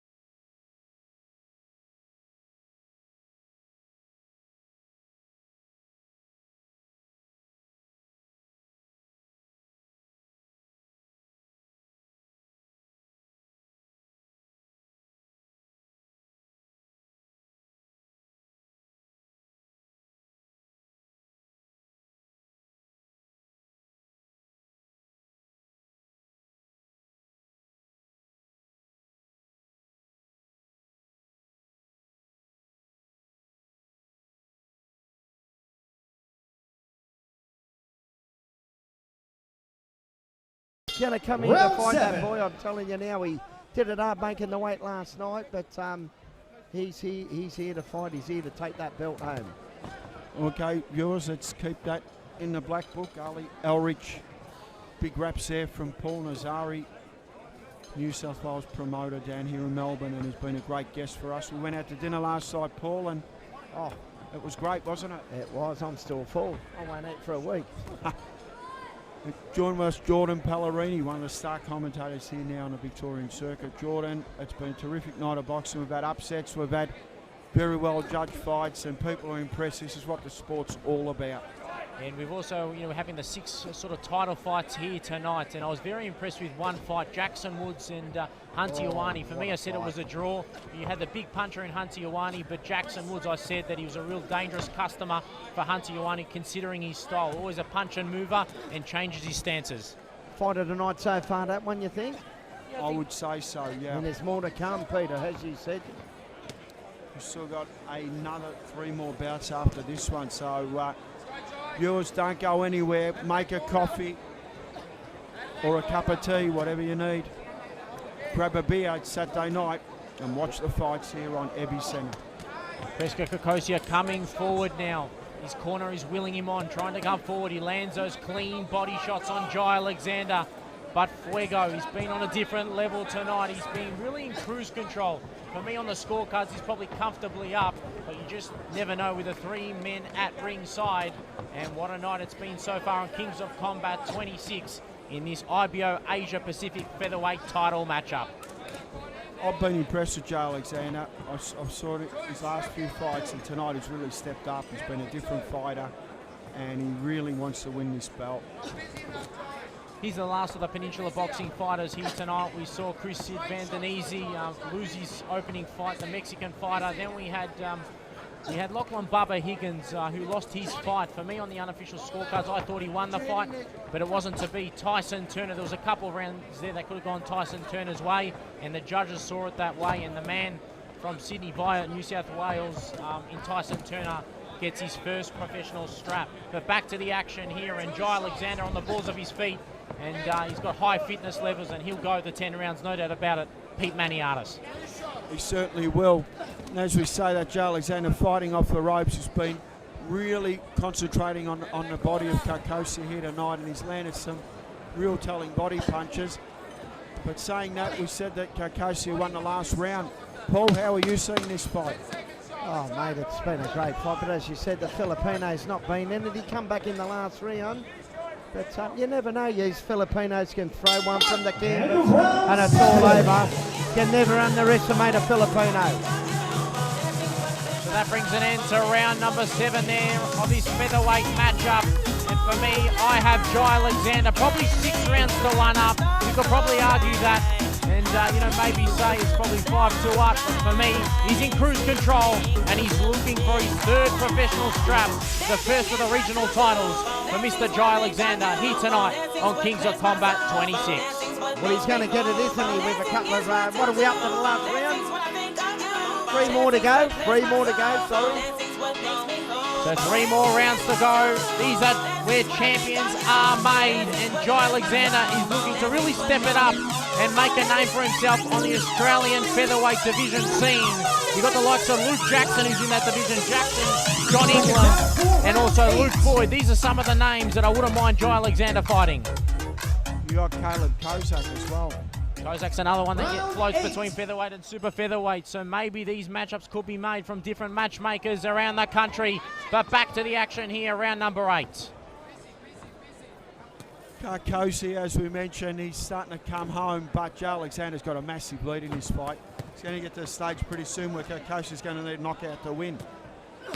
As I said, don't underestimate these Filipinos. He just got wobbled then, the Filipino. No, he slipped. He slipped, bit of a slip on the yeah. They put too much water on him. You're closer to the action than me, Pete. I'm on the end here. They just put too much water on him and he just slipped on one of the just lost his footing. A little bit of liquid on the canvas there, and Jai Alexander's going for the kill now. His boots. They put it. You don't spray water. I think he just lost a bit of footing. He didn't. That's all it was. You can see the water on his back as well. But big, heavy artillery from Jai Alexander. Having said that, the Filipinos unloading with a left and right hand. That clubbing right hand has been utilised throughout the 8 rounds. Nice defensive work there from Jai Alexander. There's another slip. Alexander, yeah. It just gets it. Because when a fighter gets wet like that, it trips onto the canvas and you can sort of lose your footing sometimes on the emblems. That's why it's not good to put too much water. Is a ball in between rounds. You don't want the fighter going for a swim. Great stuff there from Jai Alexander on his bike, moving, working the left jab. And another fight that was announced today was George Kambosos Jr. and Lee Selby. Looking forward to that one, an IBF eliminator. What are your thoughts there, Pete Maniatis and Paul Nazari? Love George Kambosos, sparred Manny Pacquiao and his father Jim. Great family, great for Australian boxing. George Kambosos is going places, mate. I'll put my house on it. He wins a world title. There you go. Thank you, Paul Nazari, for your expert comment. I used to promote that young lad and so proud to do so. He won his state title, Australian title, and a regional title on Neutral Corner Fight Promotions. He's going all the way, that kid, and beyond. As we say, Carcosia's now starting to have a few moments in this fight. You can see the water dripping down off his shorts and stuff. It's been at a high intensity, this fight, Pete Maniatis. Presco Carosia, though, this round is one of his better rounds. For me, if there's maybe a second round that Carosia or Carosia should win, it's maybe this one. Jay's swinging for the fences, but he's got an unassailable lead. Jay Alexander could probably take a round off and just get his breath and cruise to a victory here, because I think he's got enough rounds in the bag, but he can't take more than 2 or 3 rounds off. But if he was to lose this round, he wouldn't go into panic stations, I don't think. What a left hand moments ago there from Jai Alexander. Both fighters are swinging for the fences. 5 seconds remaining in this 8th round, heading into the championship rounds for this IBO Asia Pacific fights. And for me, that's a round that the Filipino may have snuck, Paul Nazari. I thought he just got it. He's coming back. He's coming back, the fellow. So heading into the 9th round now, Pete Maniatis, what are your thoughts? Really in cruise control, Jai Alexander. Look, I think that Jai Alexander's got enough rounds in the bag so far to win the fight, but he cannot drop rounds. I mean, there's two more rounds to go. And, you know, Preston Carcosia could have won 2 or 3 rounds already. He wins the next couple of rounds, we could have a draw. You just never know in boxing, but the Filipino has been gallant all night. And as Pete mentioned, there was 2 or 3 rounds there that maybe could have gone either way. But having said that, it's all set up for a great finale this 9th and 10th round. And Ignatius Michelidis is ready to go. Marcos Amato really been firm here with Jai Alexander. He knows he needs to come out and win this round, because he might have dropped a couple of rounds. Just to come out and get the ascendancy back and win this round, because Presco Carosia is starting to get a bit of wind up his sail. Yeah, he's found a different gear now, the Filipino, but a left hand there, a left hook I should say, from Jai Alexander off the head region of Presco Carosia, and both fighters are exchanging in the pocket. What a left hand there, and a little bit of a slip there from the Filipino, really drenched. His sort of shorts are sweating quite a bit, and a lot of water is coming from those shorts. Yeah, they've drenched him, haven't they? Jeez. Yeah. It's dripping off him. You've got to get a towel in there and wipe the surface. At the moment, it's like an ice skating ring in centre ring, but Jai Alexander trying to look for those bombs. Should bide his time a little bit, like he did in the first half of the fight. Ignatius Michelidis, that's what you call an experienced referee. We mentioned get a towel in there, and he just screamed out, get a towel. Take a bow, Ignatius. He's always on the ball, Ignatius Michelidis, but for the Filipino, he's coming forward now and landing some clean shots, but a snappy jab there from Jai Alexander. He wants that title, and Paul Nazari, what are your thoughts? Oh, that jab, he's got to keep snapping that jab out. He just tripled it up then and caught the Philo 3 times. He's got to keep that up. The Philo's stalking him with a right hand. Presco Carosia all the way from General Santos City, Sandman Gym. We mentioned before he's got some nice touted sparring partners. He's got Randy Peddlecorn, he's got Raymond Gabello, and he's also got Roberto Dunno, who fought Ryan Garcia. So talented gym, and he's undefeated, Presco Carosia, so he's not coming here as an opponent, he's coming here to win the fight. So he's probably snuck a couple of the middle rounds in, and he's going to look to finish. but Jay Alexander on our unofficial scorecards is still in front. But as Jay Alexander gassed, did he lose too much effort trying to blow Carcosia out early in the fight, because he seems to be tiring for mine. Yeah, the tempo has slowed from Jay Alexander. He's got a little bit of a nick under his right eye there, Pete Maniatis. Can you see anything? I don't think it's bothering him. I just think the fact that he has spent a lot of petrol early, especially the body punching, and he wasted, not wasted, but he just put in a lot of effort into his body punching early in the fight. But it hasn't slowed down Presco Carcosia. Carcosia's still in his face and still working. So Alexander's got to keep that punch foot out and keep working, because he can't lose these rounds. Simple as that. It's turned into a fight now in the last 2 rounds here, but Presco Carcosia is ending the fight strongly. Jay Alexander had a great camp sparring the likes of Ioane, who fought before, but the Filipino's got a lot of fitness in his legs, and he's ready to sort of take it to Jay Alexander for the IBO Asia Pacific featherweight title. End of round 9. How did you score that, boys? Oh, geez, even. My writing saying that. Sack, even rounds. We don't want even rounds, Paul. I thought it was even, that one. So an even round there. I won't sit on the fence there, and I'll go in favour of Presco Carcosia from the Philippines. A great quality round there from the Filipino. What are your thoughts, Pete Maniatis? Who do you give that round to? I went Carcosia as well. So I've got, and we've got the towels in the ring. Look at the nations with the ladies. That's They what heard you call us, a Peter. referee. They heard us. That's what you call a referee. He's in there, and the doctor's in there as well. I mean, you've got a medical practitioner, and he's down on his knees doing the towel stuff. Kris Baines, please take a bow. That's what it's all about. You've got a world-class referee and a medical practitioner. Here we go, good people. Let's make some Doing noise the for these two towel stuff. fighters as they come out for round 10. And here it is, all set up for the 10th and final round for a title. One fighter will go home with a strap around their waist. And Presco Carcosia is ending this fight strongly. For me, Jay Alexander was the front runner, but Presco is coming home like a house on fire. For mine, as we mentioned before, we've still got Jay Alexander in front. Yeah, I don't question that, Pete Maniatis. I agree with you there. Jay Alexander, the man in the white and gold trunks, sort of up comfortably, maybe 5 to 6 rounds. Oh, some beautiful jabbing there by Alexander. Alexander's looking to close the show. He knows there's 1 round to go, and he's not going to leave in the bank. He's playing for petrol station, for street stations here, because he's got the IBO featherweight title in front of him. He's got his undefeated record in front of him, and he's got the pride of Mornington behind him. He wants to go home with a W. Definitely wants to go home with a W, and that strap around his waist, and he's ending this fight real strong here, Jay Alexander, on the balls of his feet, aware of every punch, uses the jab and gets away, slips the punch there of Carcosia, the man from the Philippines. But you've got to give the man from the Philippines credit when it's due. He's really been a good quality fighter here tonight. He's never lost a fight, but he may sustain his first loss here tonight on Kings of Combat 26. Geez, I'll tell you what, Carcosia sitting on him with a right hand here. He's got to be careful, Alexander. He's sitting on him with a right hand. Carcosia, all the way from General Santos, sitting in the Philippines, and Sandman Jim. He's been gallant here tonight. He's been value for money, and he's put everything out there. But Jay Alexander, the homeboy, he got those early rounds in the bag. Are they enough? We think they are. But let's see how this round goes. For me, this has been his toughest fight since Krishna Mudali and also Bob Trigg. Jay Alexander, this Carcosia has really brought out the best in the man from the Mornington Peninsula. And both fighters will go to the final bell.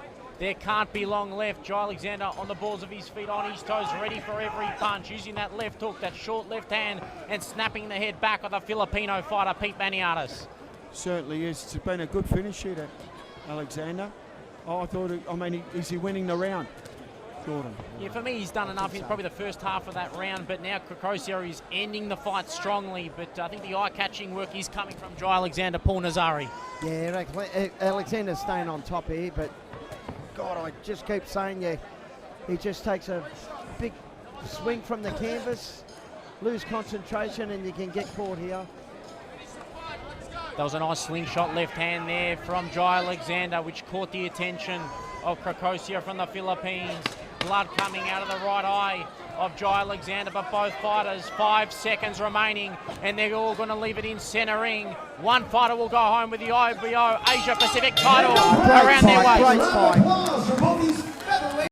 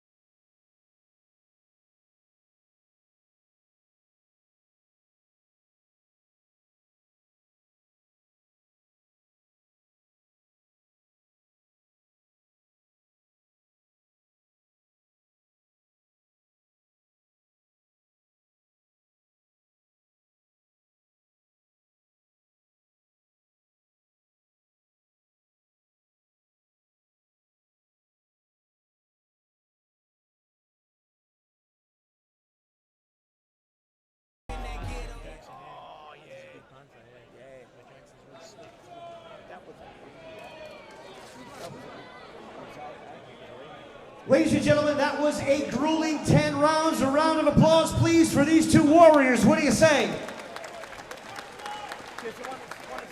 After 10 rounds, we go to the judges' scorecards for a decision. Judge Cook scores the competition 92-98, blue corner. Judge Eddie scores the competition 98-92, red corner.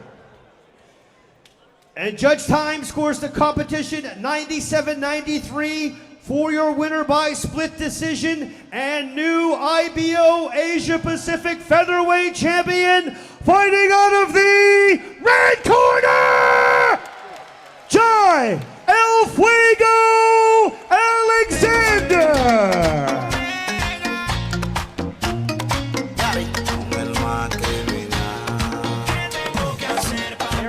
Your new IBO Asia Pacific Featherweight Champion, Mr. Jai Alexander, out of Peninsula Boxing. He keeps his perfect record intact, 12-0, and he's looking for some of the big fish in the featherweight division, Paul Nazari. What a great decision and what a great fight. It was a split decision win for Jai Alexander, closer than expected, but the Filipino, he'll be back. Carcosia sustains his first loss, but he was a real quality opponent for the featherweight in Jai Alexander. He left his run a bit late, didn't he? But still, he was still in there. It was unanimous fight margins. He did leave his run a bit late and come back in the latter round, but all too late. What a card so far. Kings of Combat 26 has been. Thanks to the sponsors, Altitude, for making this event possible. And we're all set up for the next matchup. Elijah Salasui against a New South Wales fighter in Shant Nercessian. Once again, give it up for your new IBO Featherweight Champion, ladies and gentlemen. There he is, Jai El Fuego Alexander.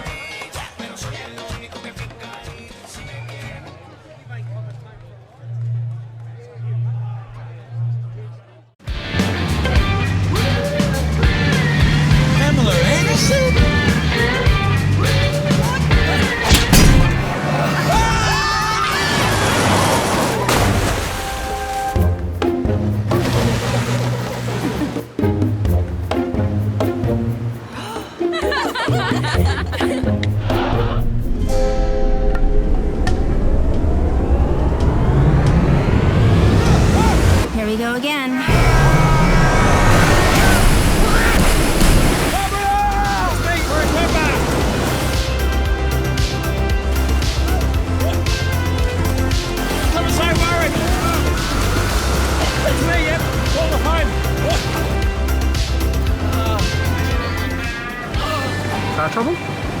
It's camper trouble. Breathing trouble? I've got this. Avoid unexpected situations. You're not Pamela? Oh, well. Get your car serviced at Ultratune. All right, ladies and gentlemen, we are set for the next bout of the evening. It is scheduled for 4 3-minute rounds of an open heavyweight boxing action. It is sponsored by the Toy Box. Introducing first, making his way to the blue corner, this is Shant Nercessian. Right now, Pharrell in the house. Yes. Live from United States, Brooklyn, New York, it's your boy, Young. The nephews is in the house. As soon as the beat drop, we got the streets locked overseas. A Punjabi MC in the rock. I came to see the mommies in the spot. On the count of 3, drop your body like it's hot. 1, Young, 2, you. 1, 2, 3, Young Hoser. Snake charmer, move your body like a snake, mama. Make me wanna put the snake on ya. I'm on my 8th summer, still hot. Young's the 8th wonder. All I do is get bread, yeah. I take wonder. I take one of your chicks straight from under your armpit. The black Brad Pitt. I'm act till 6 in the AM. All day I'm P-I-M-P. I am simply attached to the track like simply. It's simply good. Young Ho. And his opponent making his way to the red corner, ladies and gentlemen, this is Elijah Salasui.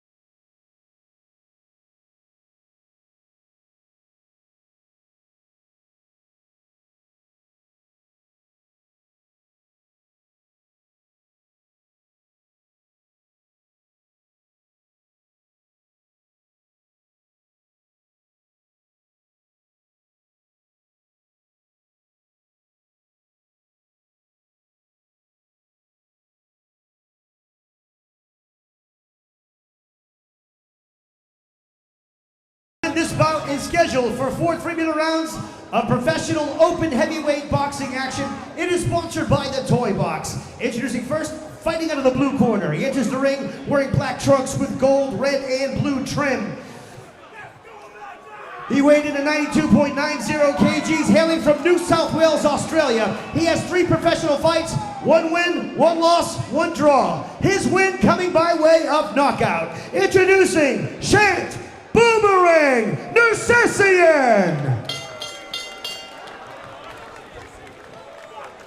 And his opponent fighting out of the red corner enters the ring wearing black trunks with white trim. He weighed in at 120.50 kgs, hailing from Victoria, Australia. He has 4 professional fights, 3 wins, 1 loss, with 2 big wins coming by way of knockout. Introducing Elijah Salasui.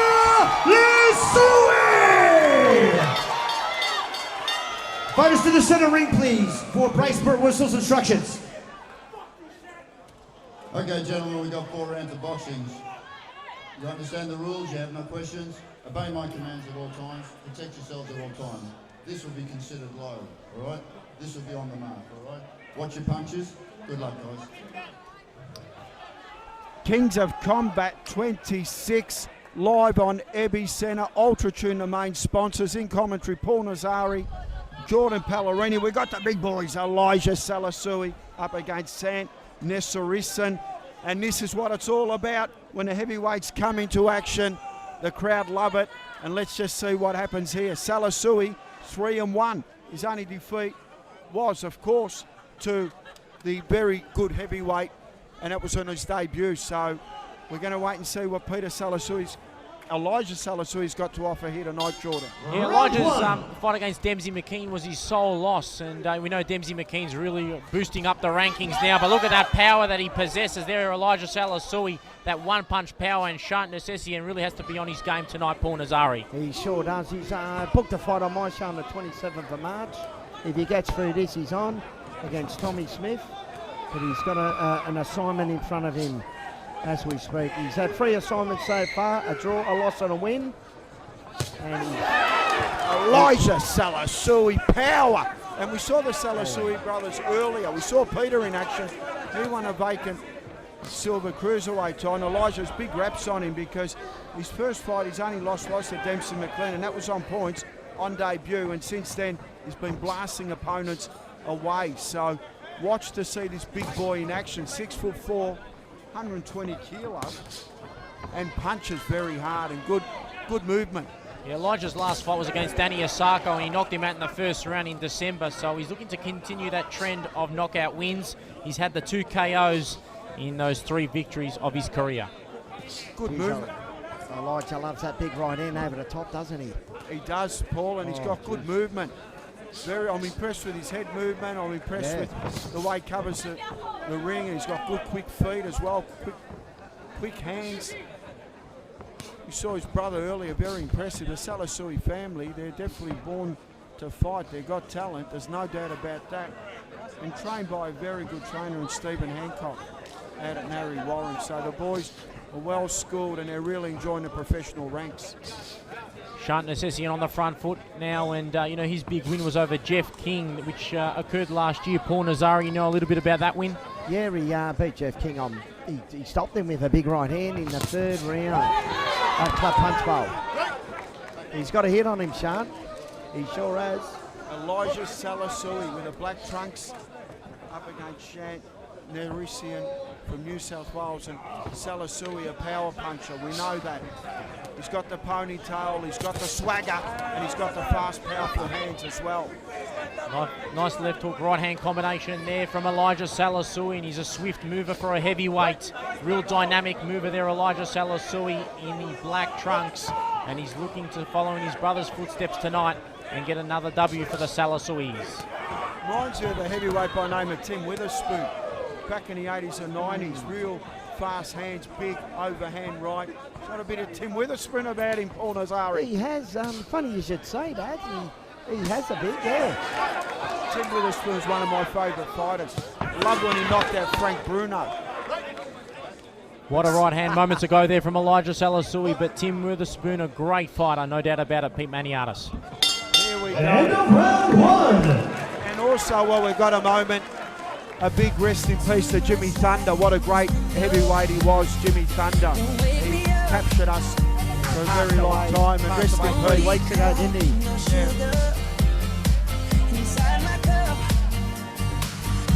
So Steve, Who would you give that first round to, guys? Salasui for mine. Yeah, comfortable first round there for Pete Salasui. Now Steve Hancock in the corner there, one of the up-and-coming trainers, talking to Elijah Salasui, gearing him up for the 2nd round against the traveller from New South Wales, Lebanese descent in Shant Nercessian. Okay, guys, I'm not going to be biased here. I'm going to give Shant the New South Walesman the 1st round. Okay, is that being biased? Second down for round 2. Yeah, okay. That's why we got you in commentary. All we want. Round 2. Round 2 scheduled for 4 rounds here at the heavyweight limit. Elijah Salasui up against Shant Nercessian from New South Wales. And Salasui, we mentioned his first fight, Sir Dempsey McLean. It was a gallant performance, but since then he's improved and he wants to make some noise. Oh, he caught the attention there in Nercessian. Salasui's going to ice him. He goes down. He mentioned he's got to go to neutral corner. He's getting excited. He's got a bit of Tim Witherspoon about him. We mentioned that. Watch the finish now. He's going to get a thunderstorm in front of him. I'm predicting that. Oh, he caught the attention. Haymakers thrown there by Elijah Salasui. First knockdown, and now he wants the knockout blow to improve his record to 4 wins. Here we go. Another knockdown has been ruled, and both fighters will go to the neutral corner. But Elijah Salasui packs a lot of power, and he's only 21 years of age. A lot of upside, and he made his debut as a 17-year-old. There was no knockdown. 1 point deduction. Red corner, Salasui. He's taking a point off for a hit. Well done, ref. He was rabbit punching there. He's on to it, the ref. Okay. Good refereeing down here in Melbourne. Here we go. Well, that takes away the knockdown. That wasn't a rubber punch. So Salasui, he's got those fast hands, and he's looking for the finish. Shant's got to hang on here, mate. Hang on.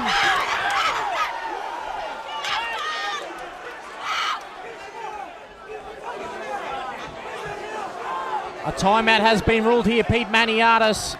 I don't know what's happening here. Salasui has got all the momentum.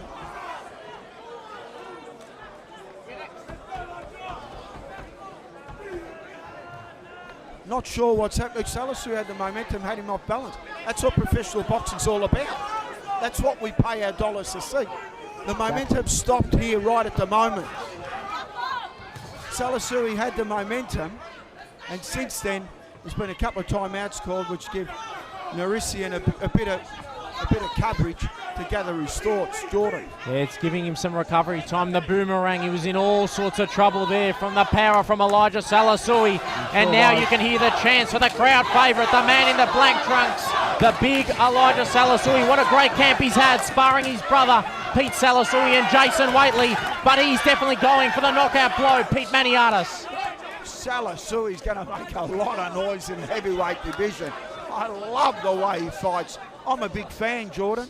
Yeah, explosive with a capital E. He's Salasui Elijah trying to make it 2 wins for the Salasuis. He's on his toes and he's ready for every punch, but it looks like Nercessian has recovered. Paul Nazari. He has recovered. He's right back in this fight. He's got to hang on there when he's just got to grab him and hang on and bide some time. Nercessian is a survivor. He was under heavy weather there early in that second round, and he survived. So far, so good. I thought Elijah got that second knockdown, but it wasn't to be. It was ruled a point deduction for behind the head, but he's on the balls of his feet now, Elijah Salasui, ready for every punch that Shant throws. And he's dodging these punches. Nice head movement for Elijah. 10 seconds remaining in this round. And a right hand followed by a left hook. He's been using that throughout the contest. Pete Maniatis. He's certainly... End of round 2.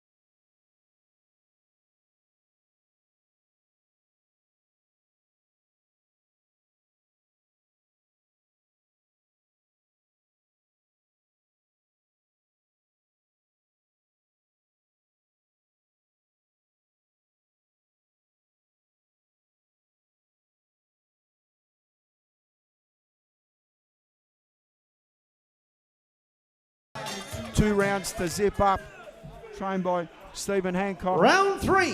One of the most impressive trainers in Victorian boxing right at the moment. His stars are rising. But Salasui, for mine, had all the momentum in that round.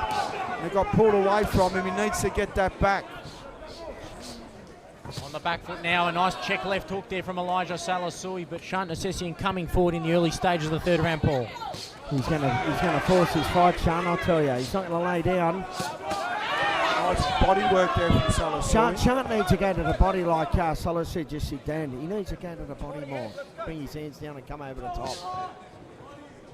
Scheduled for 4 rounds, Elijah Salasui, one of the most exciting Victorian heavyweights we've had here for a while. He really gets the crowd on their feet. He's got a massive support base, trained by Stephen Hancock. And so far, so good for Salasui. I've got him winning the fight.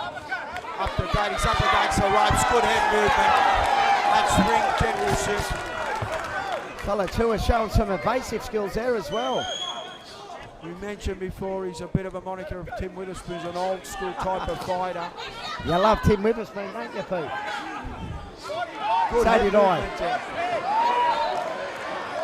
Quite happy on the back foot. Elijah Salasui against the ropes. He's quite comfortable there.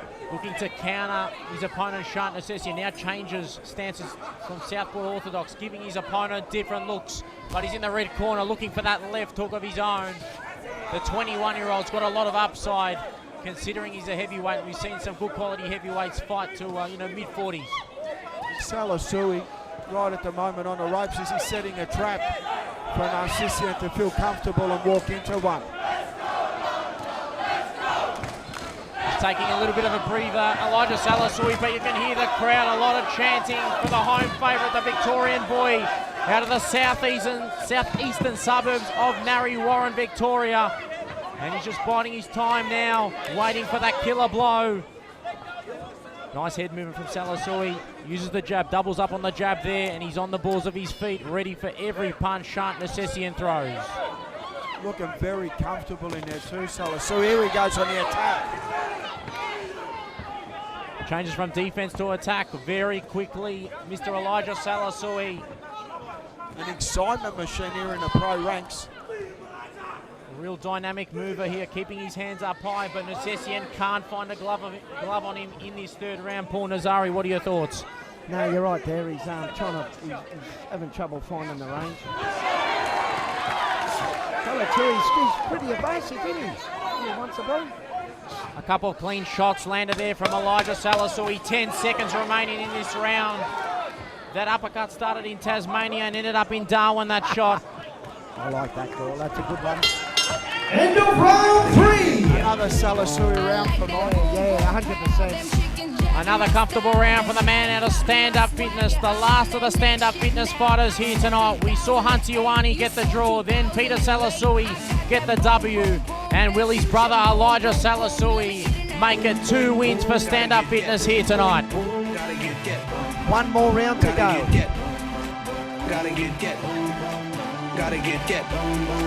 All set up for the 4th and final round. This isn't for a strap, but Salasui's trying to make it 4 wins against a real gallant opponent in Shant Nercessian from Lebanese descent. Kings of Combat 26. It's been of a different class here tonight. Wonderful matchmaking, and Ultratune has been the main sponsor for tonight. Pete Maniatis. I have Sean Buckley. All right, seconds out for the 4th and final round. Here we go, good people. Let's make some noise for these heavyweight warriors as they come out for round 4. Round 4, the last round. Kings of Combat, number 26. The heavyweights, the big boys. It's been an entertaining fight. Nercessian went down early in the fight, but since then he's come back. He's been durable. We've seen the good evasive skills from Salasui. We've seen good head movement. We've seen fast hands. And I'm sure he'd love to get a finish here. He's had 10 kickboxing fights as well, Elijah Salasui, and also the 10 fights on the MMA scene. So he's fought a bit on the combat sports scene, but he's focusing on boxing at this point in time, because this boy could be a major player in the heavyweight division on the Australian scene. He sure could be. Got Herman Purcell up there in Toowoomba, a likely opponent in the future. There's a couple around, Pete. There certainly is, and that's what boxing's all about, getting the locals in there. But Salasui right at the moment is working through the grades nicely, and he looks a real good prospect here for Australian boxing. He's got all the tools, he's tough, good power, good head evasion, entertainment, and also got a big crowd behind him. Definitely a lot of support for Elijah Salasui as he's towards the ropes. Quite comfortable there, using some good quality head movement. And Shant Nercessian not throwing too much volume. He's throwing some volume, but nothing is landing on Elijah Salasui, who's keeping his distance and really comfortable in centering. He knows he's only a matter of seconds away from a W here tonight in the 3rd last fight on Kings of Combat 26. Salasui's got a nice jab as well when he lets it go. Tapering down a little bit, Elijah Salasui. Shant Nercessian, what a right hand there. Peter Maniatis from Elijah Salasui. He's dangerous, Salasui, because he's got the power and he can offload it at any moment. Seems to have got another burst of energy here, on his toes and bouncing. Fighting in spurts and picking his moments. The crowd is up for this fight. A lot of support for Salasui behind us. You can hear in the commentating booth, and that's what you want in boxing. Real crowd pleasers, and that's what we got with a man in the black trunks on his toes and working behind the jab. A nice left hook there. Really a surgeon at work here in the 4th and final round. And Shant got through with a good right hand then, but it wasn't enough on it. It's enough to score some points, but it's not going to be enough, is it, guys? He's way behind, and Salasui looks like taking his shout. Salasui has been very impressive here tonight. The Salasui brothers are going to make some noise.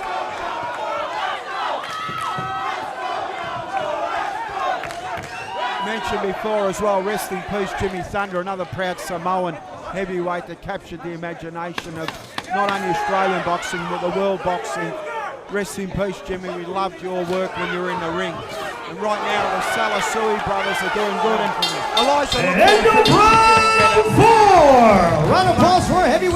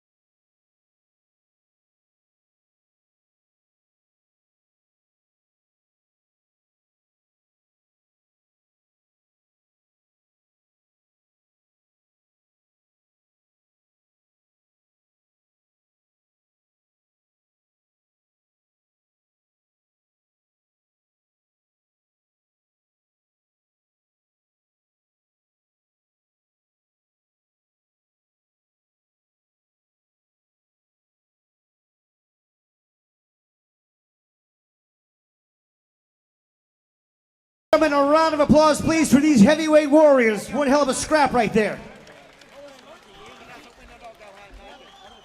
After 4 rounds of action, we go to the judges' scorecards for a decision. Mark Cook scores the competition 38-36. Jeffrey Eddy scores the competition 39-35. And Matthew Thyme 39-35 for your winner by unanimous decision. Fighting out of the red corner, Elijah Salasui.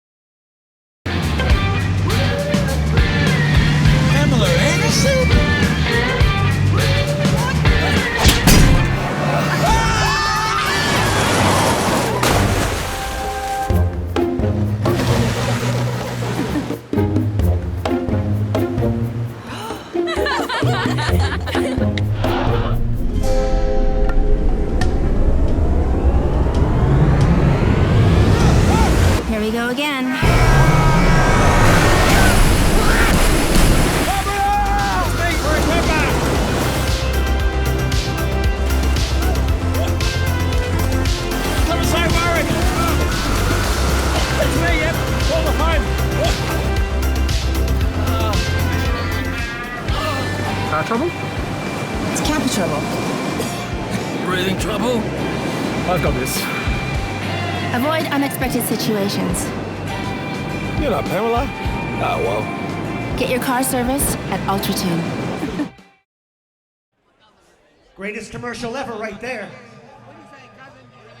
Ladies and gentlemen, we are ready for the co-main event of the evening. This fight is scheduled for 10 3-minute rounds of professional championship middleweight boxing action.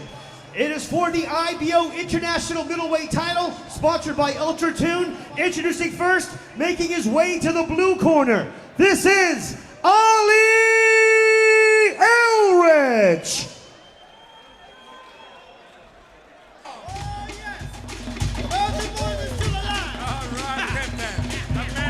Okay, and again, over here, please. 1, 2.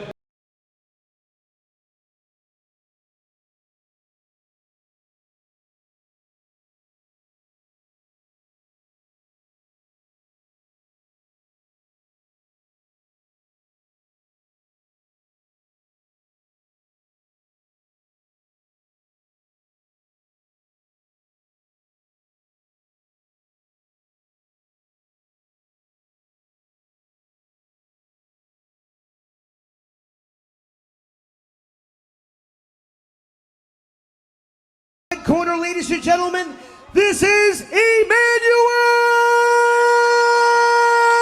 Carlos.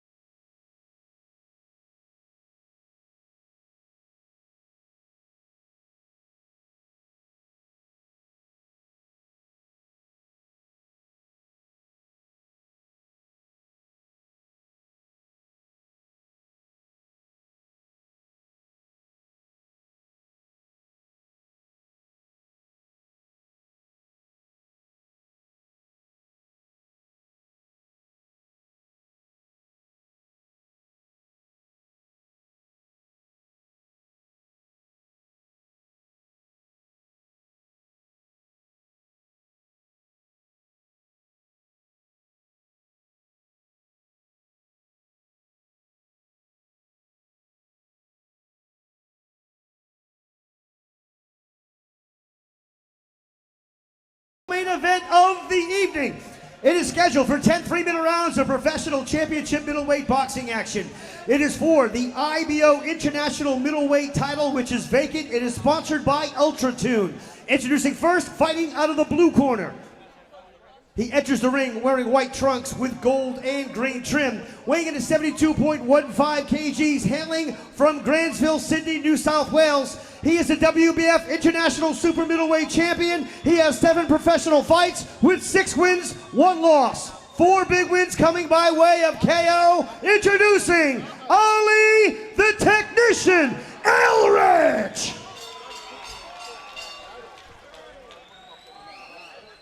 And his opponent fighting out of the red corner, enters the ring wearing green trunks with gold trim. He weighed in at 72.25 kgs, hailing from Chelsea Heights, Victoria, Australia. He is an IBF Pan-Pacific middleweight champion with 12 professional fights, 11 wins, 1 loss, 7 big wins coming by way of KO. Introducing Emmanual Carlos. Fighters to the center ring, please, for Ignatius miscellaneous instructions.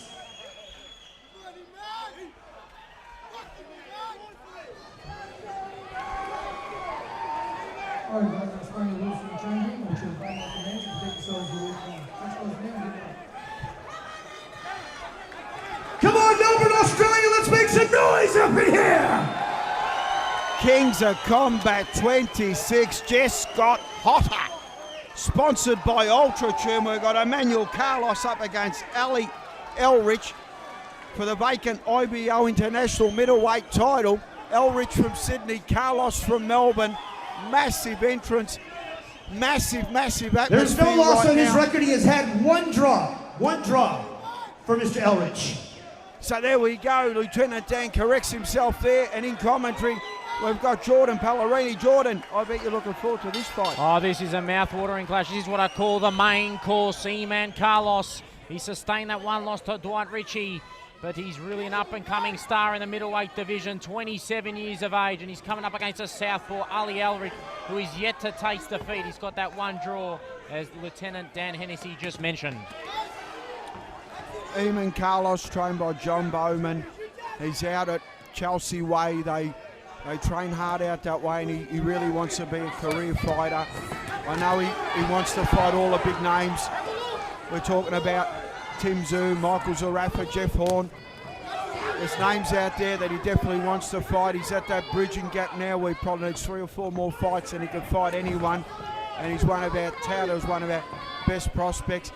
His only loss was a credible loss to the late great Dwight Ritchie.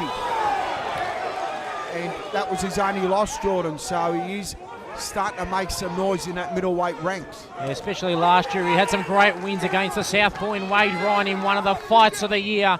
And then he backed that up with a win over Wes Kappa via split decision on Kings of Combat 25. But look at Eman Carlos go to work. A real silky movie, but it was a little bit south of the border there, and Ignatius Michelides lets him know. Ali Elrich is losing. He's eating too many left hooks right at the moment. He's a southpaw. He's tough. He's undefeated. He's a WBF Asian Pacific champion. He's come all the way here from Sydney, and he's got a great team behind him. But Carlos at the moment is very sharp.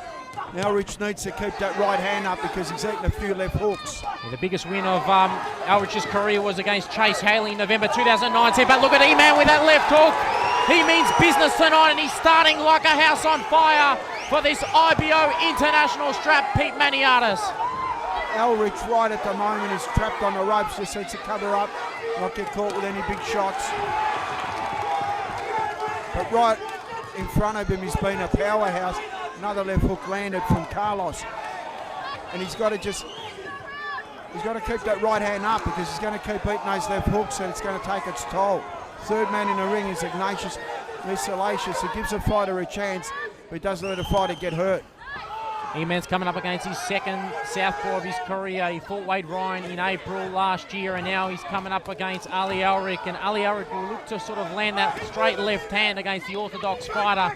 But Eman Carlos, a real productive round, and really in cruise control in this first round, Pete Maniatis. He's looked sharp, and Elrich from Sydney, he's well trained, he's got a great team behind him. Struggled to make the weight at the weigh-in as well last night, which is going to take a toll on him. Had to go and really struggle and lose a lot of weight close to the weigh-in, and that, I don't know if that's going to affect his performance. He just walked into a left hook. He can't keep walking into those left hooks. He just cannot. They're going to take End of round one! End of round one. Massive round of Eman Carlos first up. Yeah, real massive round there for Eman Carlos, looking to win his fourth professional strap here tonight on Kings of Combat 26 in the semi-main event. But Ali Elrich was eating a lot of punches there. How will he go over the course of a real long matchup, a 10 by 3 minute round matchup? That's the question. We'll wait and see how he recovers in the second round. The man from Lebanese descent via New South Wales.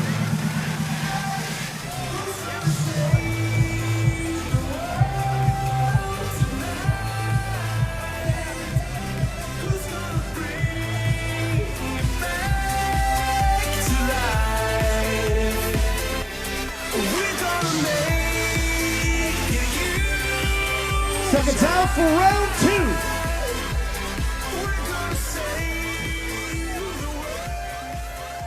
This is for the vacant round two IBO International title. Emmanual Carlos, trained by John Bowman, up against Ali Elrich, trained by Adam Orme, New South Wales. And both fighters really want to win this fight. Elrich is undefeated. He's a WBF champion.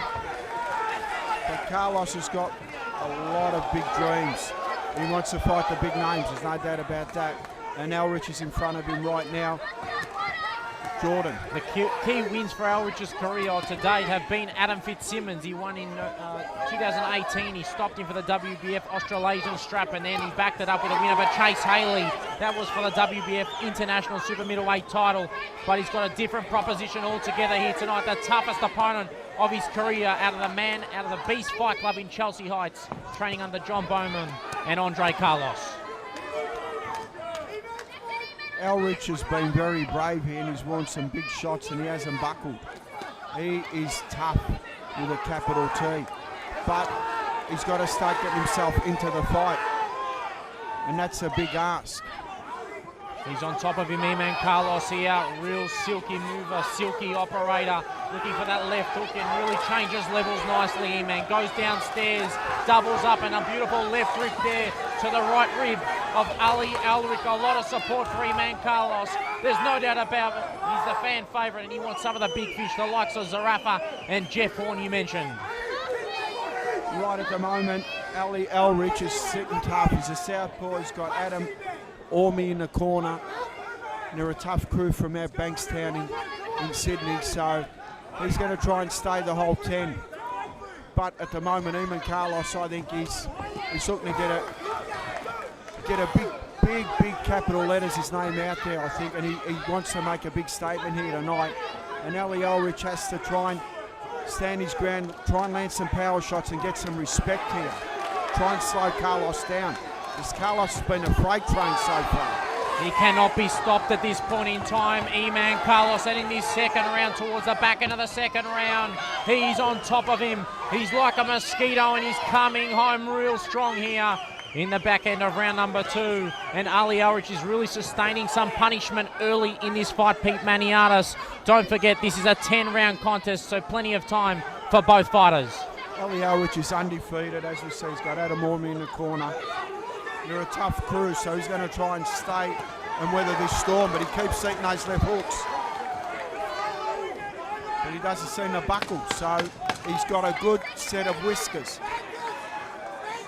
This is Elrich's first time fighting at middleweight. He's usually fighting at super middleweight or light heavyweight, so he's dropped down a couple of divisions. But Eman Carlos in cruise control. 2 rounds to 0 up. Pete Maniatis.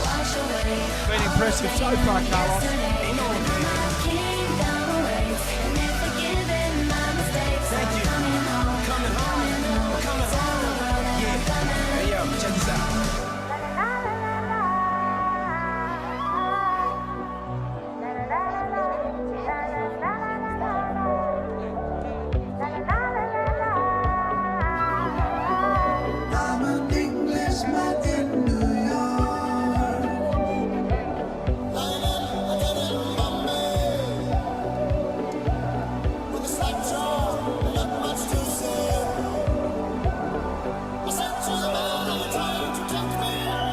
Seconds out for round 3.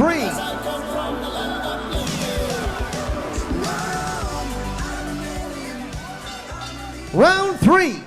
Round 3 scheduled for 10 for the vacant IBO International title. Emmanual Carlos up against Ali Elrich from New South Wales. Carlos with the green trunks, Elrich with the white trunks.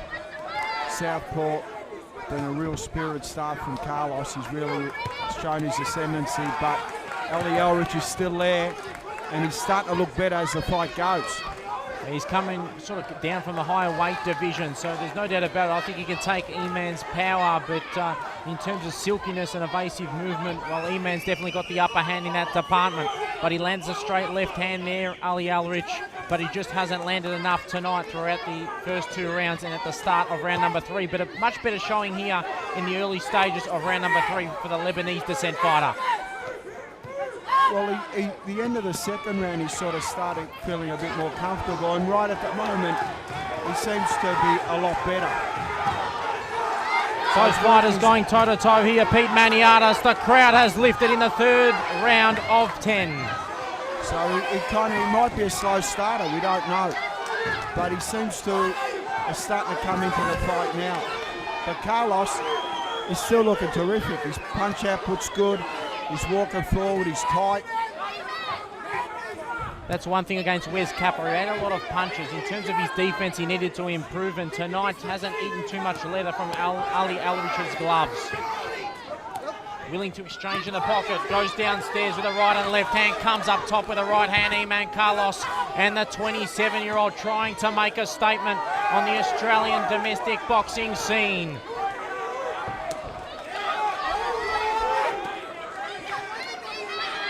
Looking for a real coveted title in the IBO International title, which will put him in some big world title matchups along the way, maybe in 12 months' time. But Ali Elrich, having said that, lands a couple of flurries there, Pete. He does. Ali Elrich, good movement this round. He's kind of weathered the early storm. He's not winning the round, but he's definitely having a better round than he did the first two. He's got a real strong chin, Ali Elrich. But those punches aren't phasing Eman. He's stalking, he's praying, coming forward. Ali Elrich landing a nice straight left as well now, so he's working his way into the fight. Eman now needs to just pace himself and balance up. There's 10 rounds here. You look at the ring generalship, it's in favour of Eman, but a lot of the clean shots are coming from Ali Elrich. Having said that, the last 10 seconds, Eman's pouring on the power. Big right hand there from Carlos. It caught the attention of Ali Elrich. But Elrich is fighting back. Got to give him credit. He's got a massive heart. He's got a good set of whiskers on him as well. He hasn't been locked. And end of round 3.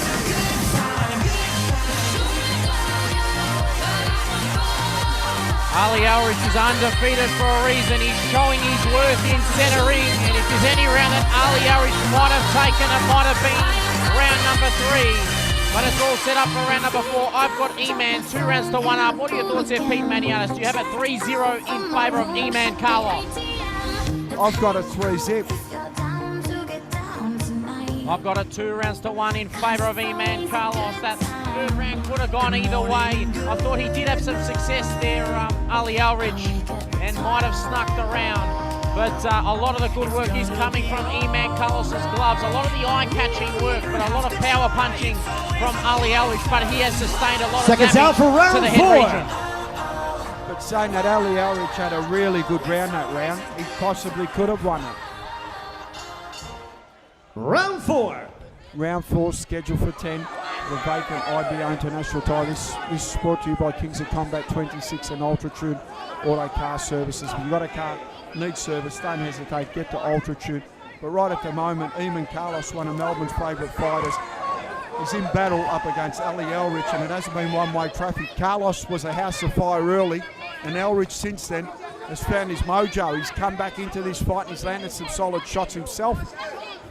Yeah, Ali Elrich out of Elite Fight Force has really stepped it up in that third round. Will he continue it in the fourth round, or will Eman nullify him?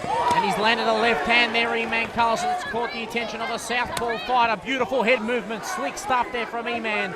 The man in the green trunks, really putting on a show in centre ring here tonight.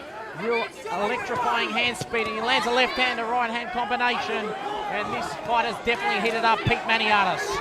It has, an Elrich, we mentioned before, he's some type of tough. He is really tough. He's roared some big shots, he just keeps coming back. Elrich now starting to back Carlos up, so... Oh, Carlos lands a big shot. Carlos has got the better hand speed and the sharper punches. Elrich needs to pick his pockets better, because Carlos right at the moment's a better gunslinger. When they start to draw the guns out, Carlos lands before he does, because he's got faster hands, he's got better accuracy. But saying that, Elrich has been very durable. He's worn the shots and he keeps coming back. So he's just worn another shot there, Elrich. He's really beating him to the punch, Eman Carlos. We're seeing the reaction time sort of difference between these two fighters. Eman's landing first, but Ali Elrich always aware from that southpaw stance, making it difficult. That's why he's an undefeated fighter, and that's why this is a co-main event on one of the best cards. Come on, good people, let's make some noise up in here. What do you say? Has lived up to the hype so far. Eman Carlos on the front foot, and he's baiting his opponent to that left hook. Big support base here, Eman Carlos. Biding his time, patient work from E-Man here. Elrich lands a right hook, but not too much venom behind that punch. And E-Man, a left hand there from E-Man Carlos out of Beast Fight Club, the 27-year-old lifting in this round. This is a round for me in favour of the man in the green trunks out of southeast Melbourne. Elrich still coming forward though, providing a gallant effort in this round. Pete Maniatis. Elrich right at the moment's losing the round, but he is in the centre of the ring and he's trying to force Carlos back. But Carlos just got too much hand speed and class for him. But I've just been impressed with the toughness of Elrich. He's been super tough and he's got a massive heart and he's well trained by Adam Orme in Sydney. So he has won a sabre with his toughness, but it's at least 4-0 or 3-1 for Eamon Carlos. He's winning this fight comfortably. I've got a 3-1 in favour of E-Man Carlos, and the man out of Western Sydney's got all to do Granville, Western Sydney. He's had those 18 amateur fights, winning the New South Wales heavyweight state title in the ABL and ABA, but he's got a big fight on our hands here tonight at Kings of Combat 26. He's definitely a lively opponent, Elrich, and he's definitely showing his worth in centre ring as we gear up for round number 5. Thanks to the sponsors, Ultra, for making this event possible.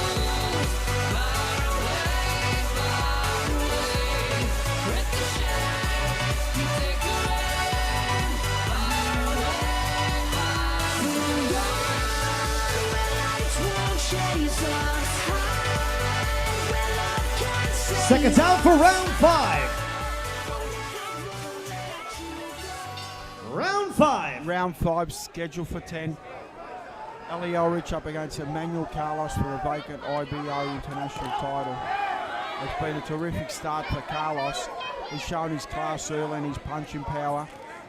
But Elrich is tough. He hasn't wobbled once and he's been right in the fight. And we know Elrich has fought right up to super middleweight, so he could possibly be close to 80, 79, 80 kilo out there tonight.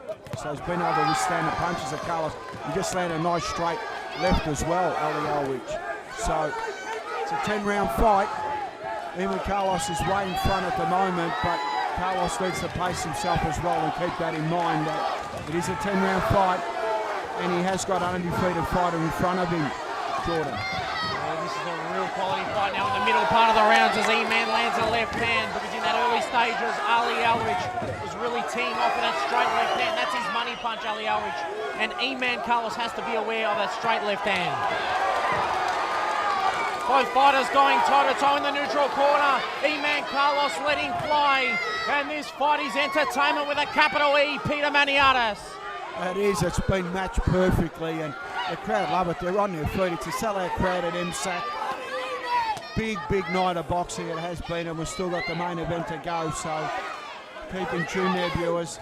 Hope you're enjoying this across the stream with Epicenter, because this has been first-class boxing here tonight. And Elrich is some type of tough because he's worn some massive shots and he hasn't buckled yet. E-Man has thrown everything at him and he's still standing here. Elrich in the 5th round. But can he survive over the duration of 10 rounds as E-Man goes to work downstairs and up top?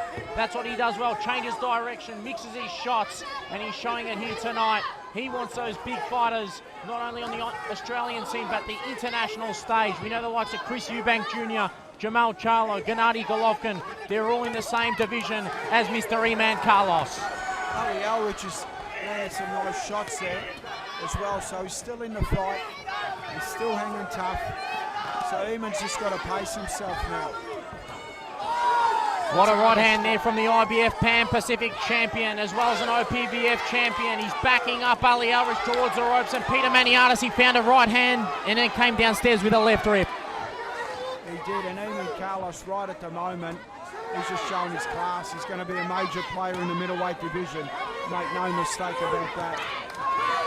Specifically trained by John Bowman and the crew out there at Chelsea. They really love their boxing. Right at the moment, the progression of Carlos and the development's been first class, and we're watching a major star develop in Australian boxing, in my opinion. Elrich really holding his own in the neutral corner. He's firing off those left hands, but all the good quality work came from Mr. E-Man Carlos out of Chelsea Heights, Victoria. Currently resides in Carrum, but fights out of Beast Fight Club in Chelsea Heights. And for me, he's in cruise control, 4 rounds to 1, heading into the 6th round.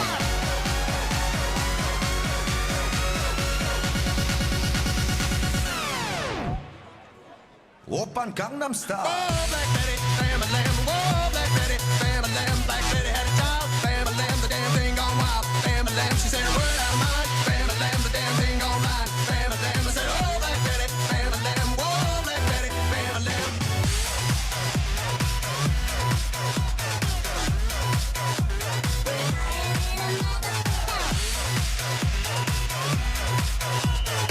Seconds out for round 6.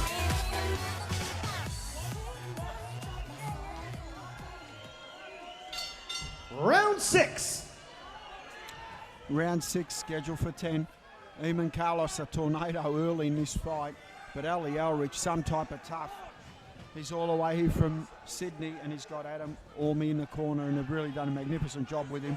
Testament to his team, because his condition's been sensational here tonight to take the big shots. Really durable here tonight, and he's having a great part to this sort of start of the 6th round here with a left and right hand combination. Looks for that 1-2 combination, right lead in the left hand. He's been doing that all night. Ali Elrich on the back foot. Eamon's been the man really controlling the fight and in control of the ring generalship.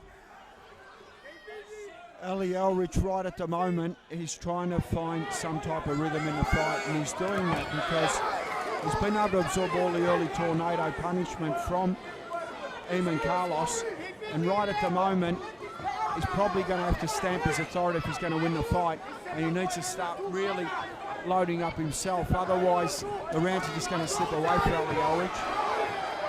Eamon lands with a flurry there, but he's happy to be on the back foot. Ali Elrich is more of a counter puncher in his work throughout his 7 fights that he's had. The technician is his nickname, and he's showing it here tonight. He really picks his shots. Easier said than done though, because Carlos is a class act. It's going to be very hard to steal rounds off Carlos. He's got good punch output. He's a serious fighter. He wants to be a career fighter. And right at the moment he's improving in front of our eyes. He's become a real class fighter. He's landed some massive shots here tonight on Ali Elrich. And Elrich just went down. As we said that, he landed a thunder shot. Is he going to recover from that? Beautiful left rip from Eamon Carlos, and Ali Elrich is struggling. He's using the 10 count. We heard the wind come out of him with that. That was a big shot. Carlos is going to look for the finish. He's like a vulture. He senses blood in the water now. He goes downstairs. Another left rip, and it could be curtains for Ali Elrich. Ali Elrich needs to hang on. He's got to get some experience here, tie him up and hang on. If he doesn't tie him up, could be the beginning of the end for Ali Elrich. He needs to tie him up, because Carlos right at the moment has got all the momentum and he's looking for a stoppage. There's no doubt about that. Lands some more body shots. Elrich up against the ropes. Really been target practice at the moment. Fires back. Eamon really teeing off in this sort of stage now, looking for the IBO international title.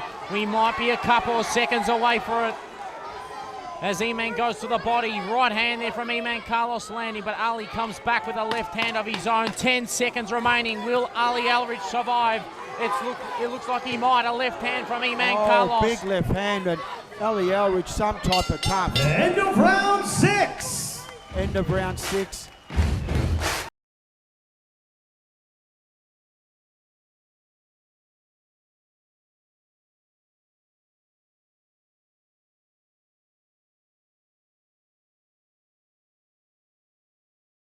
Came into the game, they ain't do nothing but doubt me. Now the whole game's changing, it ain't nothing without me. Picking up my sloppy seconds as they reach for the crown. Only reason you on that song is cause I turned that down. I went from Hot Wheels to Big Wheels, Hondas to Bentleys, to 5-course meals, no more Popeyes and Blimpies. From all right to handsome, from one room to mansions, from hanging on the block to throwing parties in the Hamptons. From broke as a joke to rich as a bitch, I bought a plane and a boat and 6 other whips, no mortar. From dice on the curb to stacking up chips, but harder. From birds on my nerves to chicks on my dick. Seconds out for round 7.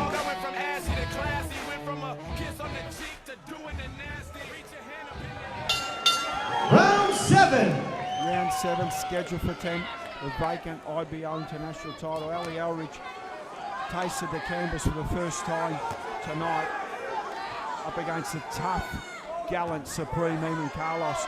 Carlos right at the moment, he's in front on points by a very long way, isn't he? Oh, it's a big margin, and look at E-Man go to work there. Up He's top. looking for a stoppage. And comes downstairs as E-Man loads those bombs on Ali Elrich. He's holding on for dear life in the neutral corner. The man from New South Wales, Western Sydney. Elrich has been some type of tough here tonight, though. I don't know, he's withstood all these power punches, and he's still out there. His heart cannot be questioned. He is very, very tough, but Carlos wants a stoppage. You could see that. E-Man's come a long way since his first professional title against Afachak Kochacherud at the end of 2017 for the Victorian State middleweight title. Now he's fighting for regional honours, IBO international belts, and maybe the next stage he'll be fighting for world titles, but he needs to fight and win against Ali Elrich, who's holding on for dear life in the southpaw stance. A real durable fighter. The man from Lebanese descent, really holding his own in centre ring, Pete Maniatis.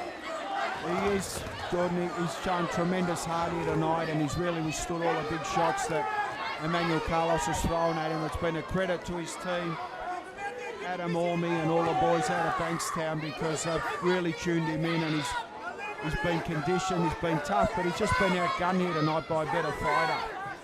There's levels in boxing, and an E-Man Carlos is just of a different level to his opponent, Ali Elrich. The toughest test that Ali's fought. He's fought the likes of Chase Haley, but E-Man Carlos is a major player on the domestic scene and going for those international honours. Doubles up, triples on the left hook there, and really unloading in the blue corner. He sends us by Mr. Pete Maniatis. He does, but how tough's Ali Elrich? I mean, he just wears these big shots and then doesn't flinch. Real strength there from Ali Elrich. He's durable. He's fought at the light heavyweight divisions and super middleweight divisions, and we've seen it here tonight. He's carried his power to middleweight. He's seen some big punches before, and E-Man Carlos is maybe the best of them. Coming forward with the left hand and the right hook.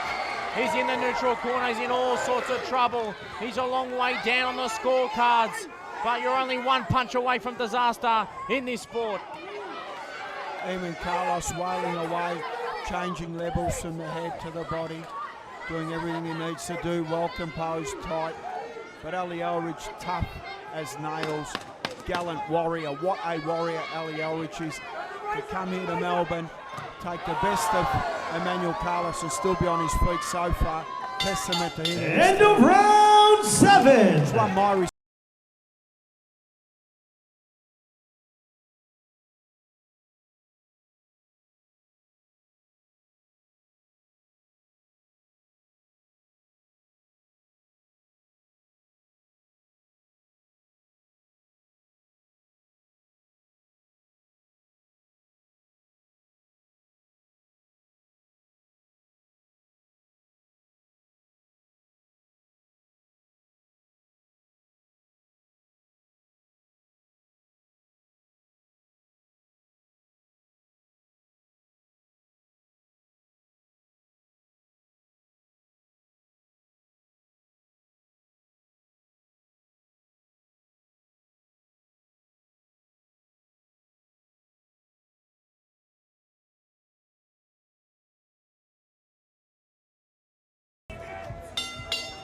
Round 8. Round 8, scheduled for 10. The IBO international title on the line. Right at the moment, we've got Eamon Carlos with a massive lead. Elrich is going to need a knockout to win, Jordan. Yeah, it definitely needs a knockout. It needs to start now, round number 8. Eamon Carlos keeping his hands up high, keeps a high guard and moves his head around. Nice head movement, lands a slingshot right hand, Eamon Carlos, slipping those punches nicely, but he caught the glove there.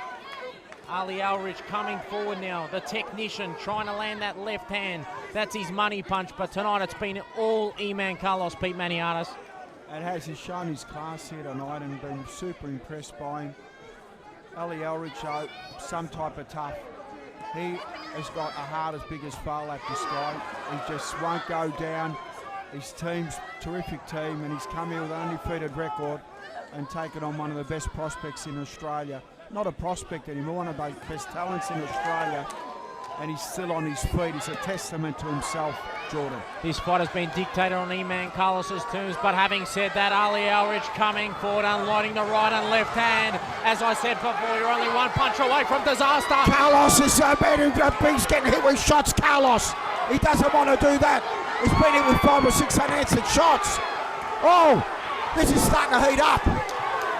Ali Elrich is having his moments. This has got to take it. He's got to go for it here. It's the only chance he's got.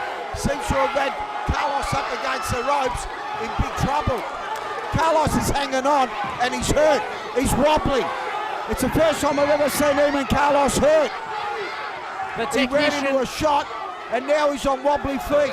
He's definitely on wobbly feet. He needs to tie himself up because he's going to run into shots he doesn't need to run into. Now he fights back. The crowd are on their feet. This is what boxing's all about. Ali Elrich, some type of tough. Carlos seems to have just started to feel his feet again. The technician was really loading up there and nearly knocked down Eman Carlos. But this fight is getting behind the Come on, Melbourne, Australia, make some noise! Eman Carlos, he's back, he's found his feet. But what a momentum changer that was from Ali Elrich, Pete Maniatis. Carlos seems to find his mojo back, but he ran with some big shots. He doesn't want to do that. Carlos out fighting off the ropes. Seems to have got his composure back. He had some awkward moments there where he seemed to be wobbling all over the place. But Elrich is some type of tough, and he's got his moment here. He's got to take it. If he doesn't take this moment, it won't come back, as Carlos will get the minute break, and he'll be back. Elrich needs to go for broke. End of round 8. We know Eman Carlos has 2 rounds to survive. Has he recovered from that barrage from Ali Elrich? But my word, Ali Elrich is down on the scorecard some way, and he's got 2 rounds to find the knockout blow against the real talent in Australian boxing in Eman Carlos.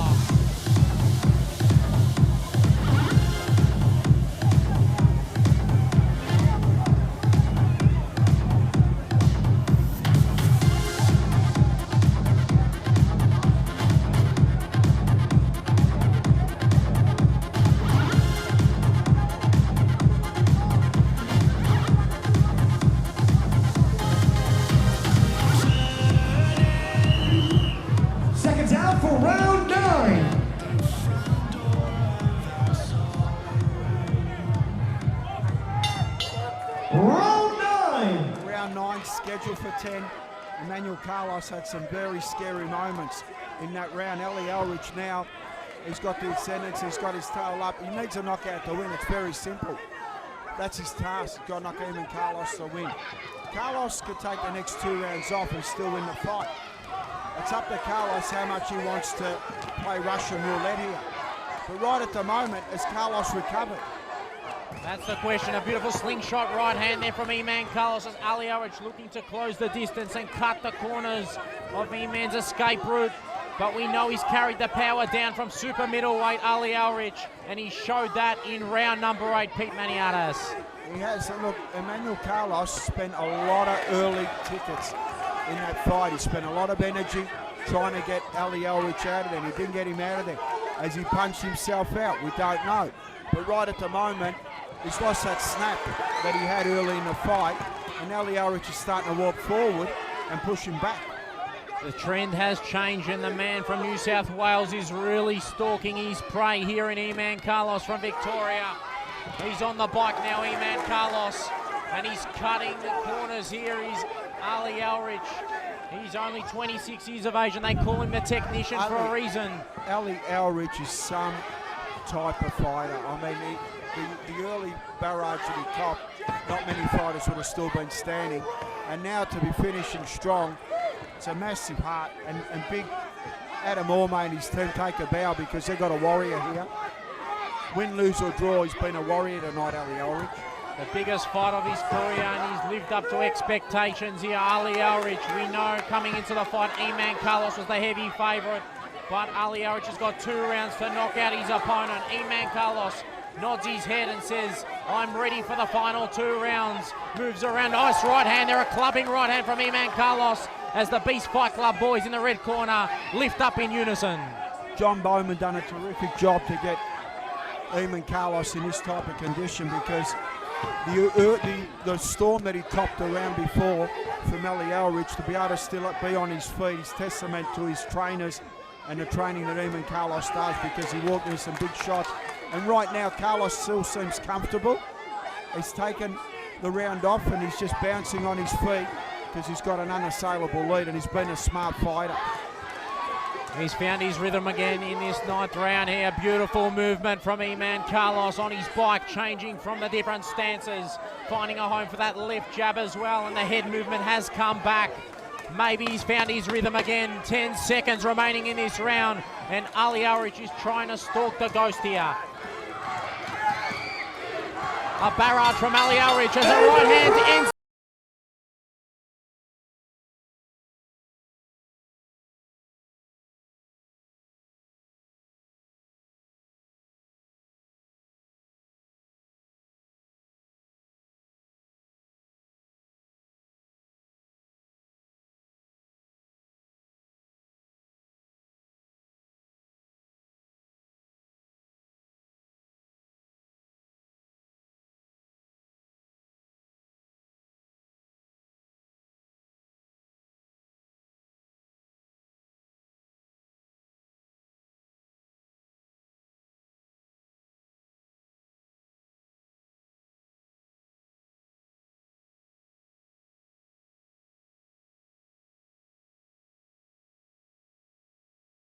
Seconds out for the 10th and final round. Ladies and gentlemen, let's make some noise for these 2 warriors as they come out for round 10. Round 10, the final round. And what a performance it's been from Emmanual Carlos.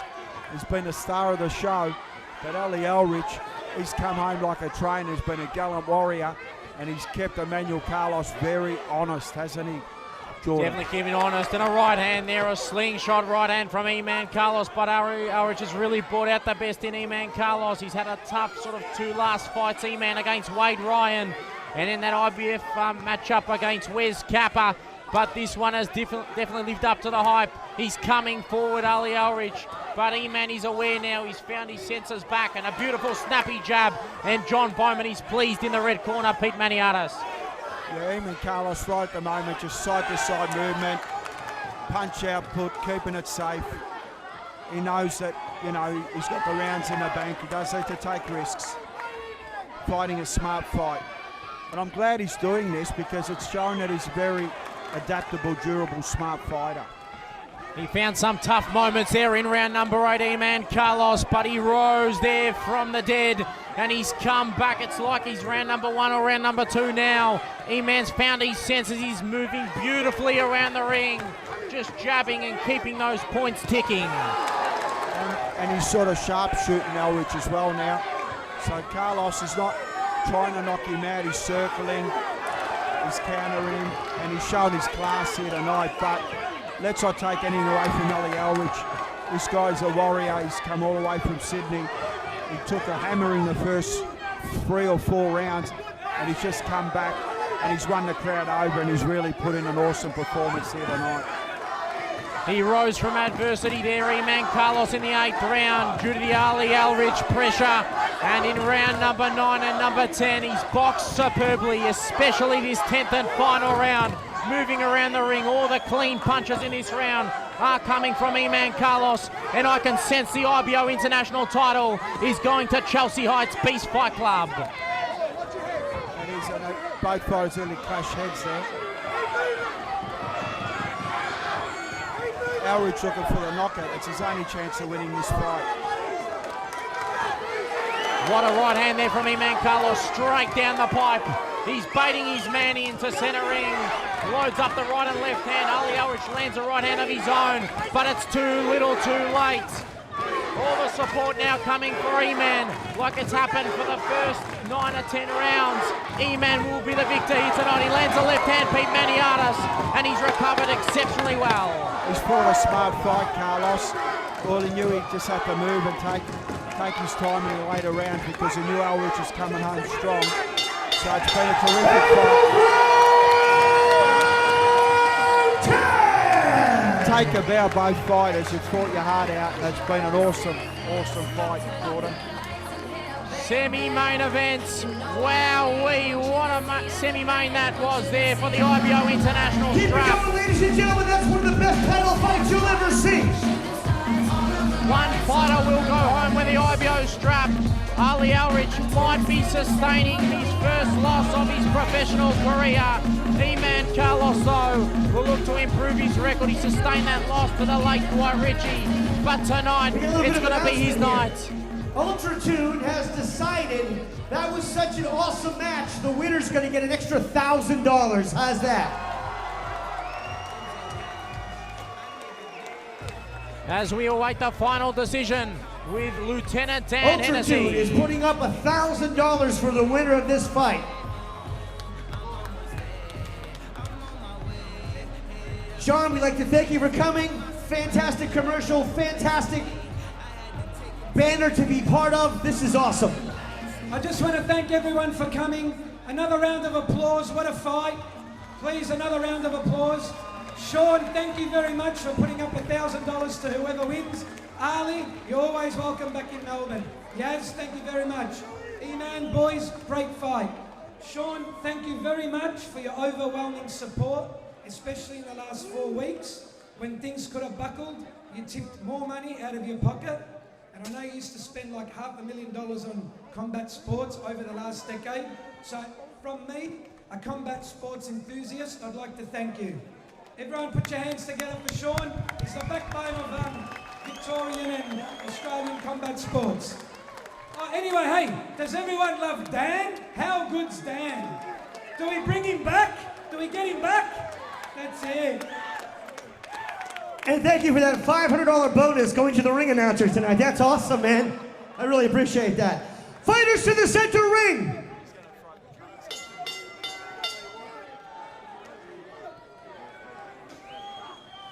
Ladies and gentlemen, after 10 rounds of professional championship boxing action, we go to the judges' scorecards for decision. Judge Clarke scores the competition 99-90. Eddie, 99-90. And Matthew Time scores the contest 98-91 for your winner and new IBO International Middleweight Champion, fighting out of the red corner, Emmanual!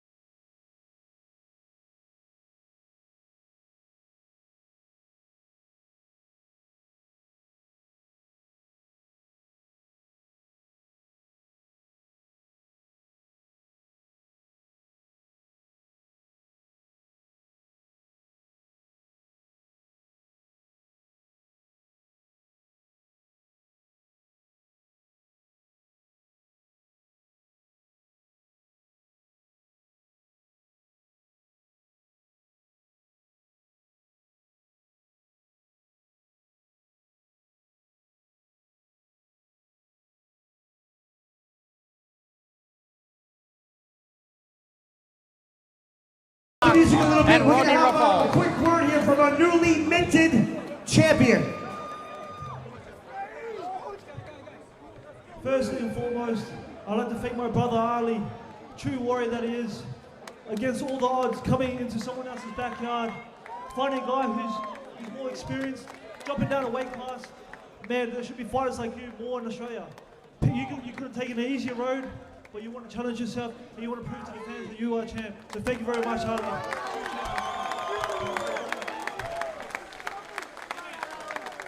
True champion. Thank you. I'm gonna make this real short, but this belt means everything to me. It might be a bit of leather to some people, but it means the world to me. And there's one person I forgot to mention that I owe it to, and that's my beautiful partner, Nikki Tower. Nikki, I like the.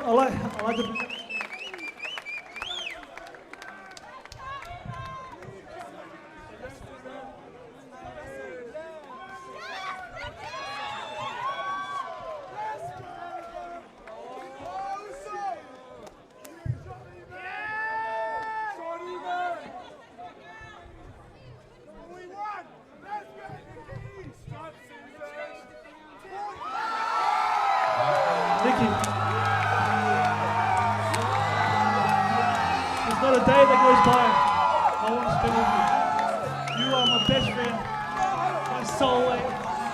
Would you make me the luckiest man alive? Thank you, baby.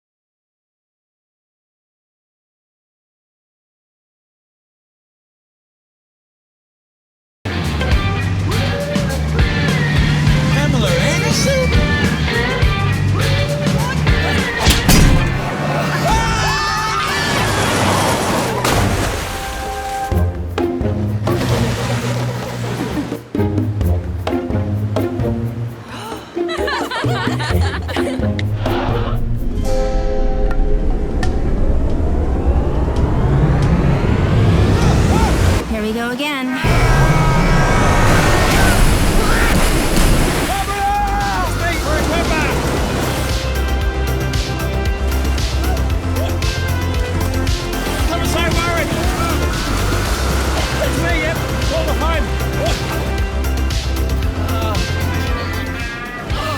Car trouble? It's camper trouble. Breathing trouble? I've got this. Avoid unexpected situations. You're not Pamela? Ah, well. Get your car serviced at Ultratune.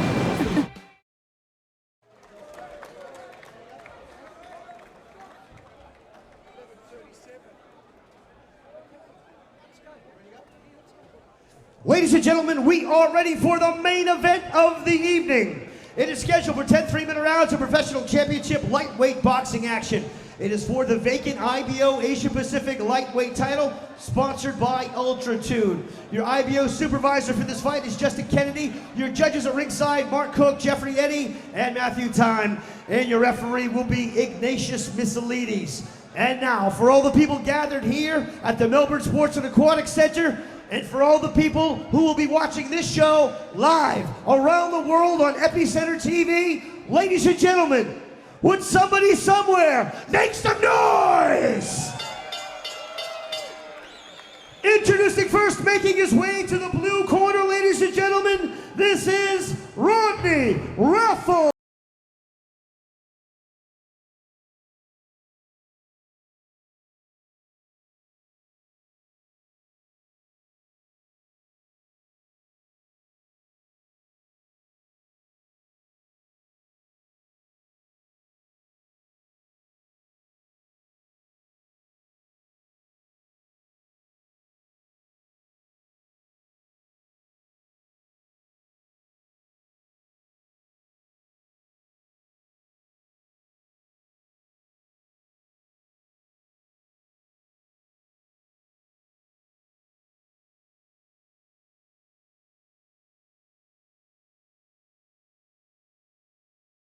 Making his way to the red corner, ladies and gentlemen, give it up for Kayne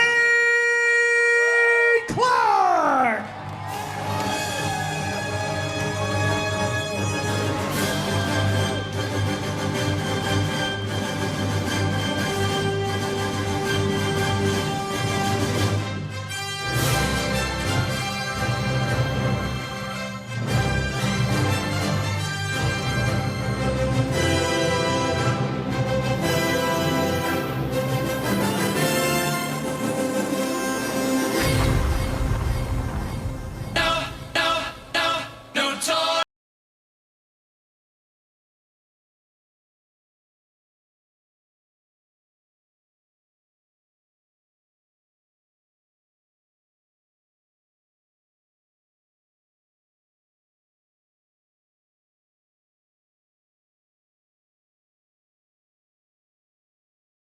breakfast and giving me the Once again, ladies and gentlemen, this is the main event of the evening. It is scheduled for 10 3-minute rounds of professional championship lightweight boxing action.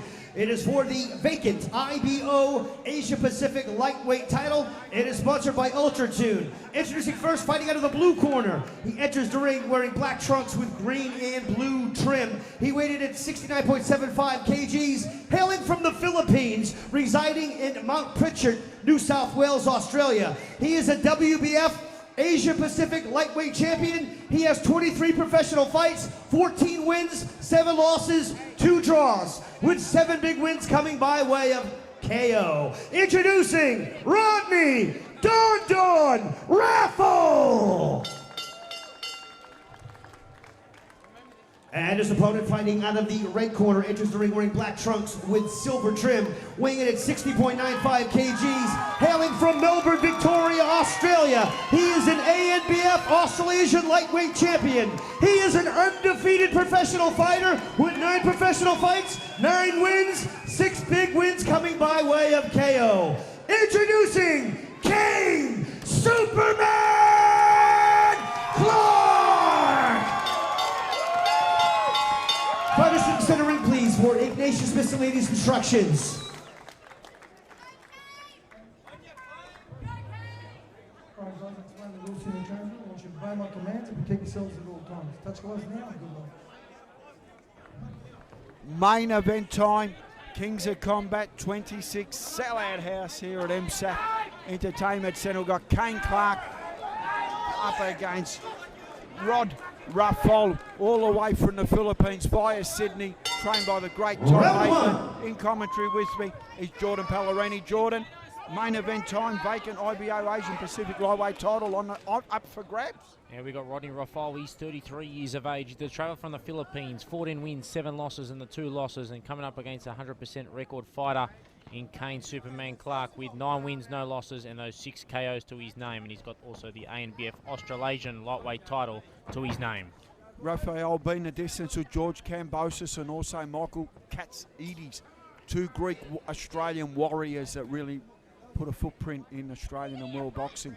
But right at the moment, Kayne Clarke goes by moniker of Superman, looking to send his ascendancy on this fight, and he's got real live opponent in front of him because Todd Maitland is a terrific trainer, and Rod Raphael, he's a real serious fighter. Make no mistake about his record, it's deceiving. He's a lot better than that, and it's going to be Kayne Clarke's toughest fight to date. Yeah, look at Rodynie Rafol. His last win was in October against Tyson Lantry, who's definitely one of the contenders up there in the Australian lightweight division, and Rodynie actually knocked him out in the 3rd round with a barrage of punches there, especially that right hand, which is definitely his money puncher. Kayne has to watch out for that, the power from Rodynie Rafol. As we mentioned, main event time's been terrific card. Salasui brothers won. Eamon Carlos, terrific. Joe Alexander, a good win. Had a massive upset with Herve Mata beating Vandenesse, the Mexican warrior. Kaleb Kozak looked very impressive. Jack Gipp, Black Booker, Hunter Aulu and Jackson Woods was a draw. Terrific fight. Bubba Higgins and Tyson Turner, that was an interesting one. Yeah, that could have gone either way, but they've given it to Tyson Turner there. Split decision win. I had it Lachlan Bubba Higgins winning it, but that's what you sometimes get with the 3 judges at ringside. They could score it differently. And it all leads up to this main event. Pete Maniatas, the real awkward customer, Kayne Clarke, the Superman. He's 32 years of age, and he's coming up against an opponent who's similar age at 33. Kayne Clarke, undefeated record, and also kickboxed as well. He's got that short core strength power.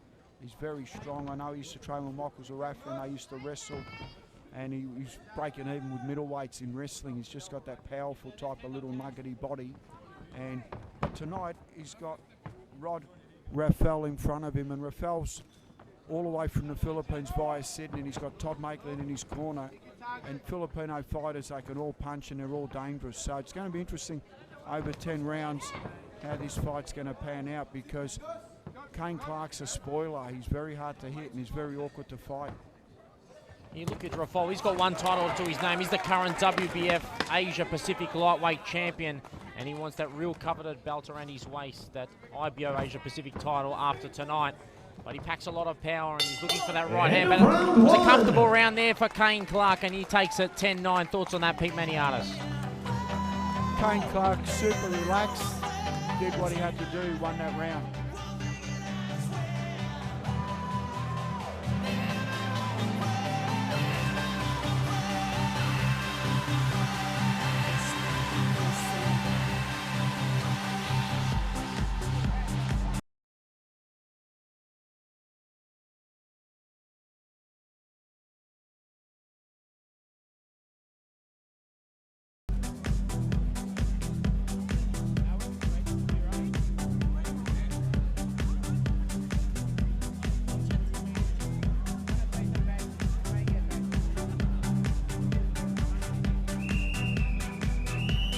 Seconds out for round 2.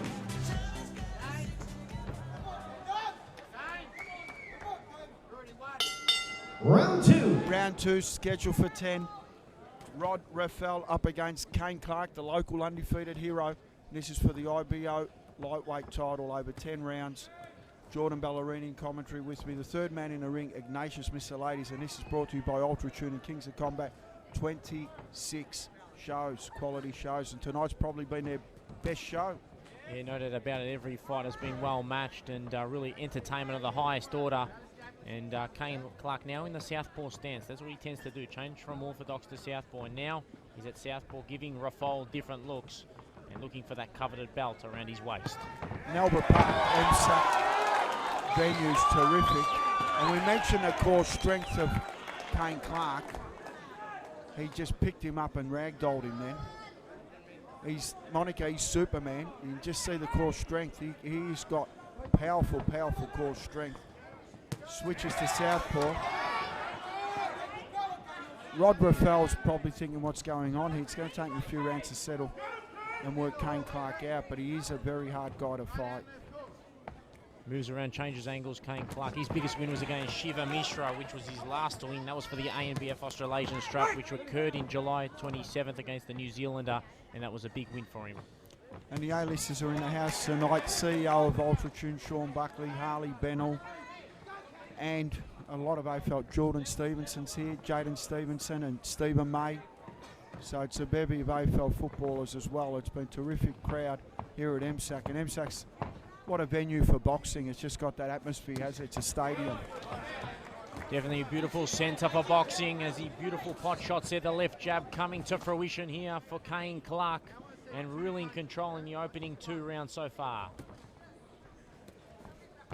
Raphael just hasn't found any rhythm at the moment. He can't work Kayne Clarke out, but he's got 10 rounds and we're just going to wait and see. But right at the moment, Kayne Clarke seems to be doing what he's done to all his other opponents.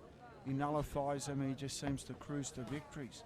And that's what's happening right at the moment. It's probably, Rod Rafel's probably been the most dangerous opponent he's had to date, and he seems to be adapting towards Rafol.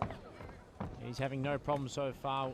Looking a little bit one-dimensional, the Filipino fighter, just coming forward, straight lines and throwing those bombs, but not catching Kayne Clarke at all.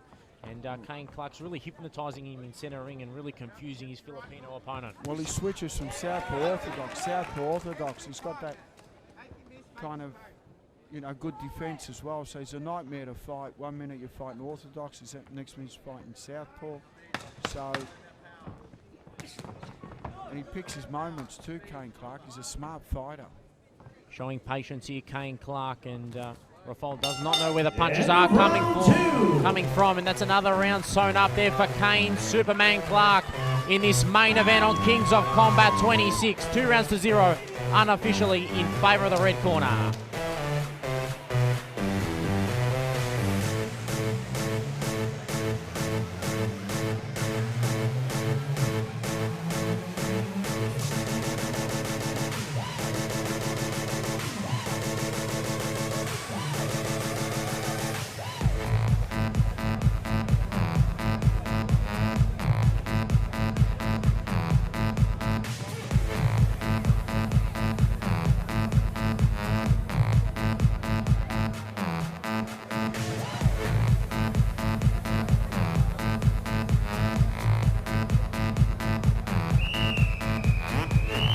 Seconds out for round 3.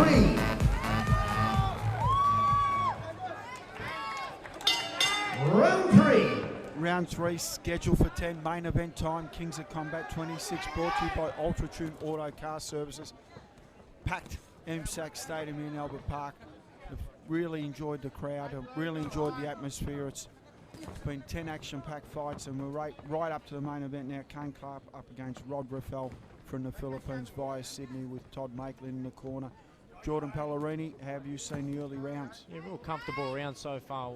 One way in favour of Kayne Clarke there from the red corner as Rafol tries to land a left hand, and now Kayne goes to the southpaw stance.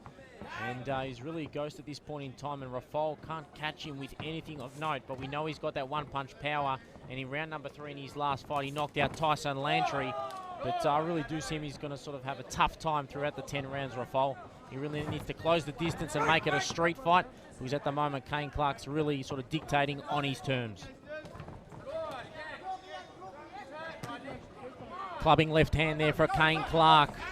And the fight is heating up now. Kayne Clarke puts his foot on the pedal and lands a flurry there on his Filipino opponent as both fighters exchange in centre ring. Kings of Combat 26, what a fight night it's been. And a tussle there as Ignatius separates both fighters and warns the Filipino. You mentioned before the vacant IBO Asian Pacific lightweight time. We've got supervisor Justin Kennedy in the house as well from Sydney. He arrived here yesterday and he's very confident the winner of this fight can go on the bigger fights on the international market with the IBO. Definitely some high-level matchups for these guys in that lightweight division. We know on the world stage, the lightweight champions are the likes of Vasil Lomachenko and Teofimo Lopez, who'll be fighting for the coveted belt in a couple of months' time, those two. I really do believe that Teofimo could get the better of Lomachenko. He's the underdog, but I think that the man from Honduras via America can get the W. What are your thoughts there, Pete Maniatis, Teofimo Lopez and Lomachenko? I'd like to see Lopez have a few more fights. He's only young, he's in his early 20s, there's no rush. Lomachenko's just such a maze to work out, an experienced guy, and there's time. I mean, I'd like to see a fight in 2 or 3 years' time. There's no reason for Lopez to take the fight that early, in my opinion anyway. If I was looking after Lopez, I'd give him a bit more time. Lopez is going to be a star, there's no doubt about that. Expert comments from Pete Maniatis as both fighters tussle in centering. A few breaks here in this round as Kayne Superman Clarke really in cruise control, keeping his hands up high and aware of anything that Rodynie Rafol sort of throws at him. Rafol trying to stalk a beautiful jab there from Rafol as Kayne Clarke goes back to the southpaw stance, but all the quality work is coming from Kayne Superman Clarke. End of round 3. Kayne Clarke's in cruise control. That's another round in the bag. Another round in the book there to Kayne Superman Clarke. Thanks to the sponsor Ultra Tune for making this event possible. Kings of Combat 26. It's the main course time, the main event. And we're 3 rounds in, and Mr. Kayne Clarke, Superman, in full flight.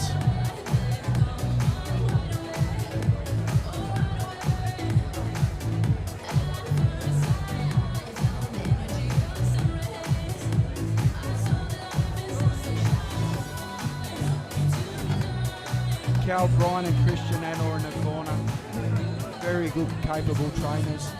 Todd Maitland and David Spears in the corner for Rafol. Seconds out for round 4. This is for the IBO vacant Asia Pacific lightweight title. Round 4. Brought to you by Ultra Tune and Kings of Combat 26. Round 4. Rafol coming forward, tries to unload the left rip, but Kayne Clarke's been on the ball tonight. His defensive work has been of a high order. Just punching fresh air at this point in time. Rodynie Rafol, the 33-year-old, had a big win over Tyson Lantry, but it's a step above tonight against Kayne Clarke, who's just on a different level to Mr. Rodynie Rafol in the early stages, don't forget. Kayne Clarke's going to be hard to beat at that lightweight limit at the domestic front. There's not many that's going to want to fight him. Yeah, there's definitely fights for him. You look at some of the names in that division, you know, Jacob Ng's now on an international level, as well as George Kambosos. But as you mentioned, the domestic scene, you know, you've got the likes of Gage Ioane, Brent Rice, these sort of fighters. These are the fights I want to see, as well as Ioane and Jackson Woods. These are the fights that need to be made for Australian boxing to see who's at the top echelon of the Australian lightweight division. Well, Kayne Clarke's put his name out there, there's no doubt about that.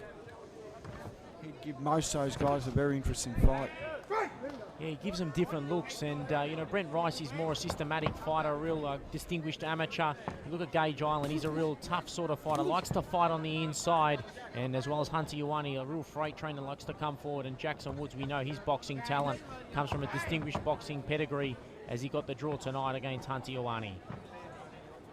Rafol coming forward, tries to land the right hand, but Kayne Clarke, beautiful shot there from Kayne Clarke on the back foot, really composed on the front foot and on the back foot in the counter-punching stance. Rafol is overreaching to try and get to Clarke. That's the worst thing he can do. He's thrown himself off balance and he's open to counters. He's just got to take little short steps, feint, stay tight, and try and work Kayne Clarke's body at least. Don't worry about the head, because it's just a bit too evasive. He should try and be pushing onto his chest and pushing him back and landing body shot, and just trying to keep it nice and short. He's lunging too much and it's just not going to work. Kayne Clarke's too smart to run into anything stupid. He's one-dimensional right at the moment. Needs to go for the bigger target, the body, and he did that. He listened to you there, Pete Maniatis, and unloaded to the body. Maybe he's changing up his technique and his tactics in this fight, as Ignatius warns him, you're a little bit south of the border there. But back to the action here in centre ring, as Rodynie Rafol in the last 15-20 seconds has really lifted and finding a target to the midsection. Rafol's starting to spark up right now, and he's having some good moments. There was a counter left hook moments ago from Rafol that just sort of glanced the face region of Kayne Clarke. 10 seconds remaining in this round. And the last 20 seconds have been Rafol, but Kayne Clarke has been the real dictator in this round. End of round 4. End of round 4. All entertaining. How did you score that round?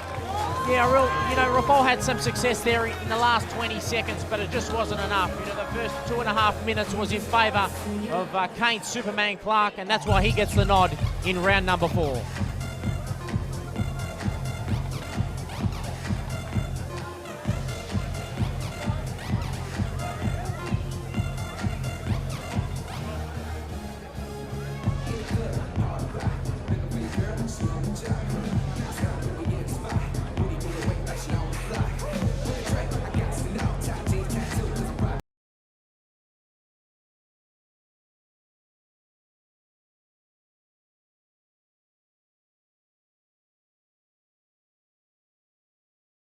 Seconds out for round 5.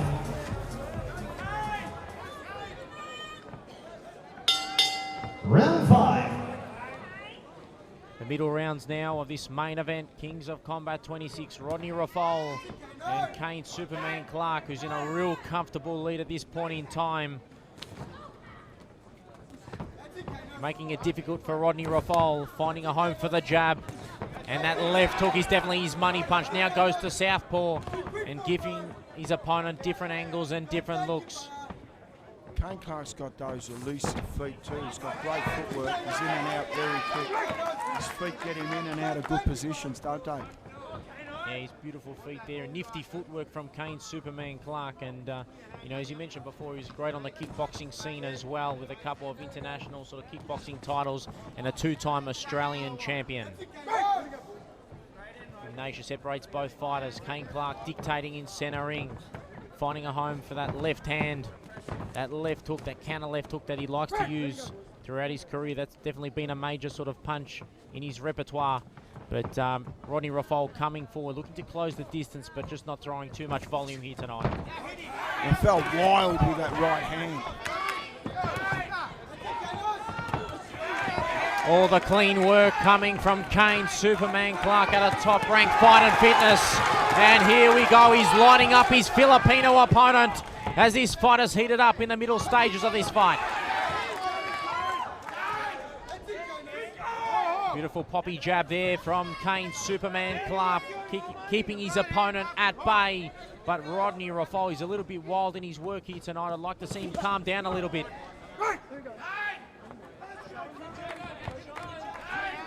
Kayne Clarke really confusing his opponent and making him go for those shots. And that left hand landed cleanly on the face there of Rodynie Rafol.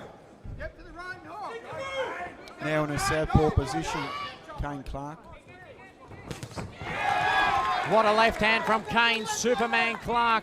He wants to make a statement to the rest of the lightweights and put them on notice on the domestic scene. Both fighters tussle there in the center of the ring, but Kayne, Superman Clarke in cruise control here tonight. Looks like he's in third gear, could go another 2 gears. But both fighters, a little bit of a wrestling match there in center ring. Rodynie Rafol really getting frustrated. You can see in his eyes he's frustrated, going for those wild shots. And Kayne Clarke is landing cleanly all night long, popping the jab out and just landing on the face of Rodynie Rafol. What are your thoughts, Pete Maniatis? He's all confused, Rodynie Rafol. Yeah, well, Kayne Clarke's a nightmare to fight. He's just, you know, he's all over the plate. What I mean, he's 1 minute he's southpaw, next minute he's orthodox. He's just in and out. He's got pretty fast hands too and good core strength. Very hard to fight and good defensively as well. End of round 5. What a performance so far. I've got it 5 rounds to 0, heading into the 6th round in this main event on Kings of Combat 26. Rodynie Rafol trying his best, but so far it just isn't good enough against a man who's a class above in Kayne, Superman Clarke.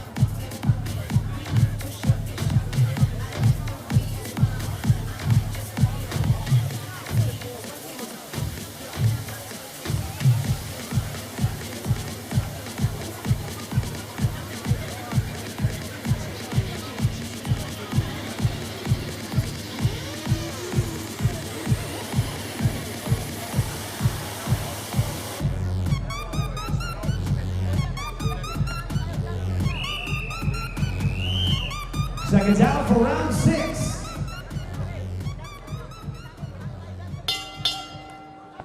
Round 6. Round 6. Kayne Clarke up against Rafol from the Philippines, our tough visitor via Sydney. He's been going here tonight. He hasn't taken a backward step, but we've seen the class of Kayne Clarke here tonight. He switches, he moves, he's got terrific power, and he's got very good defensive skills as well. He's looking for his 3rd professional bout here, Kayne Clarke. He's won the Victorian State Super Lightweight title. That occurred in December 2018 against Ismail Kera, and then he backed it up against Shiva Mishra midway through last year, getting the chocolates there via stoppage victory. But he's looking for the real coveted belt. This is the big one, the IBO Asia Pacific title, and that puts him in line for those international matchups at the 61.25 kilogram weight division. Bit of a wrestling match, sort of clinching there going on in center ring.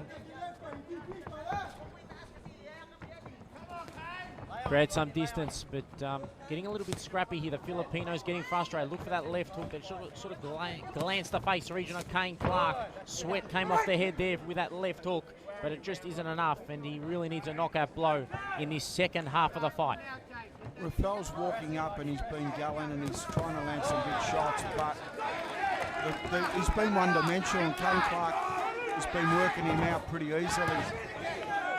Rafol needs, I just think he needs to stay close to Clarke and work his body and just try and rough him up a bit, change the pattern of the fight.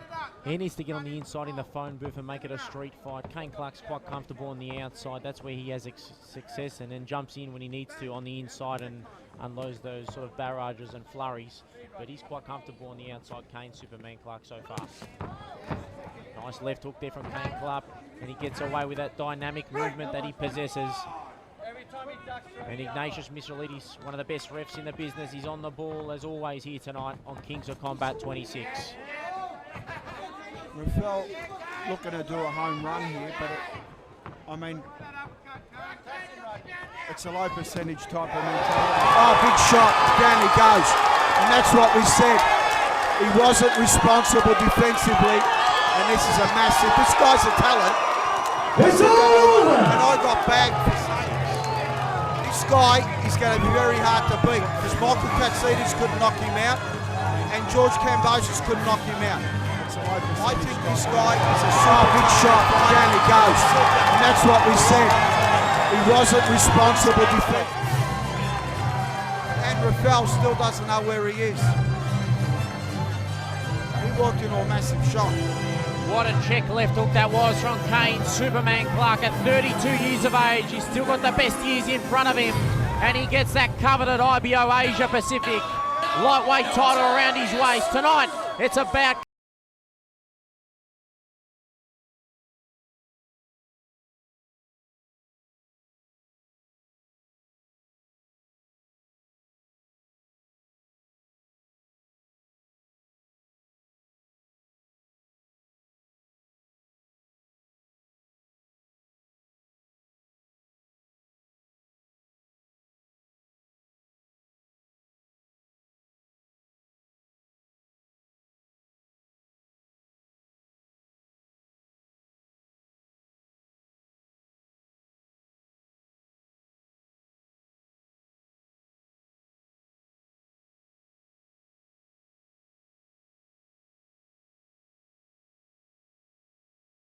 Fighters to the center ring, please.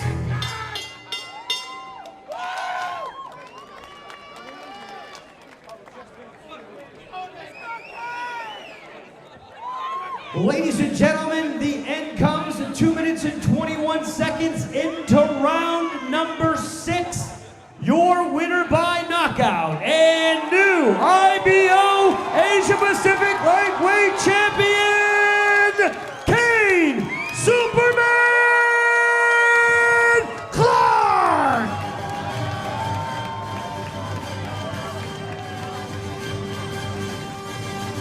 What a main event that was, and he gets the stoppage victory. Great night at Kings of Combat 26. 10 quality fights, 6 belts up for grabs. But in the end, Kayne Superman Clarke is the winner. But for me, the fight of the night, one of the fight of the nights was Emmanual and Elrich, the co-main event. Emmanuel is the new IBO International Middleweight Champion. And another good quality fight was Hunter Ioane and Jackson Woods, which was scored a draw.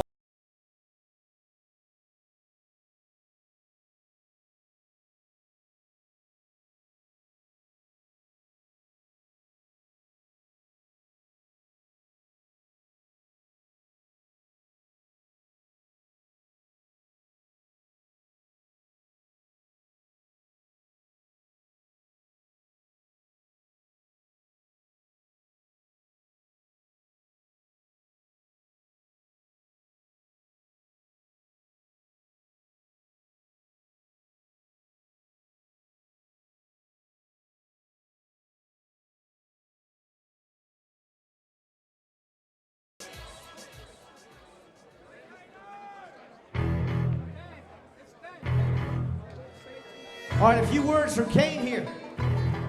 Here you have it, man. The mic is yours. Thank you, everybody, for coming and supporting not just only me, but all these other tough fighters up here. They're all champions. I hope you enjoyed the show. And yeah, we all were training hard. Actually, a lot of us were training together at SUF Gym. All the boys down there, they did really well. So thank you, Hisham, for putting on such a great show, and I hope you all enjoyed it. He's my manager, I love him. My trainer, my main man. All my family that came down, all my friends, thank you so much. And my sponsors, none of us fighters could do this without you, without your help and your support. We can't go anywhere. JSG Concrete, my number one, he always been there for me from day one. Johnny, My Body Clinic, looking after my body, and also Brendan, Pertec, with Ryan, Thomas, and Lee. They've just jumped on board on the Kayne Clarke team, so the Superman team, and also Guard Wilson Lawyers for really supporting me all the way through. And we're looking to do some big things. Also, True Fitness, the boys are here from the other dream. So, man, Hunky Dory for making me look half decent in these fights. And yeah, if I'm missing anybody, please forgive me. But I love you all. I'm just a little bit happy. So, yeah, thank you so much. Once again, a round of applause. Congratulations, Kayne. Christian, well done. Once again, I've been with Kayne for a long time now, 15-0 as a kickboxer, transitioned into boxing. This was our hardest fight. No one wants to fight Rodynie. The trainer even said it. Kayne left no stone unturned, and this is the beginning now, 10-0, and we're going to start hitting the overseas market. So congratulations, Kayne, well done. He's done all the hard work. Thank you, Christian. Well done.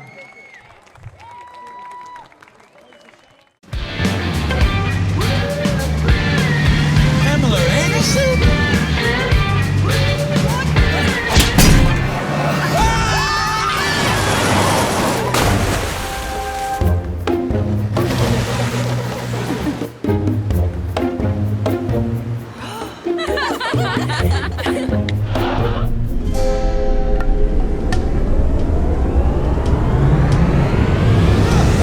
Here we go again.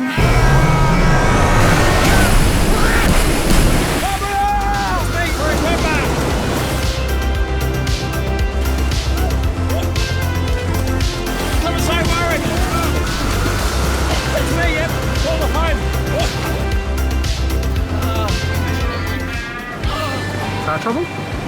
It's camper trouble. Breathing trouble? I've got this. Avoid unexpected situations. You're not Pamela? Ah, well.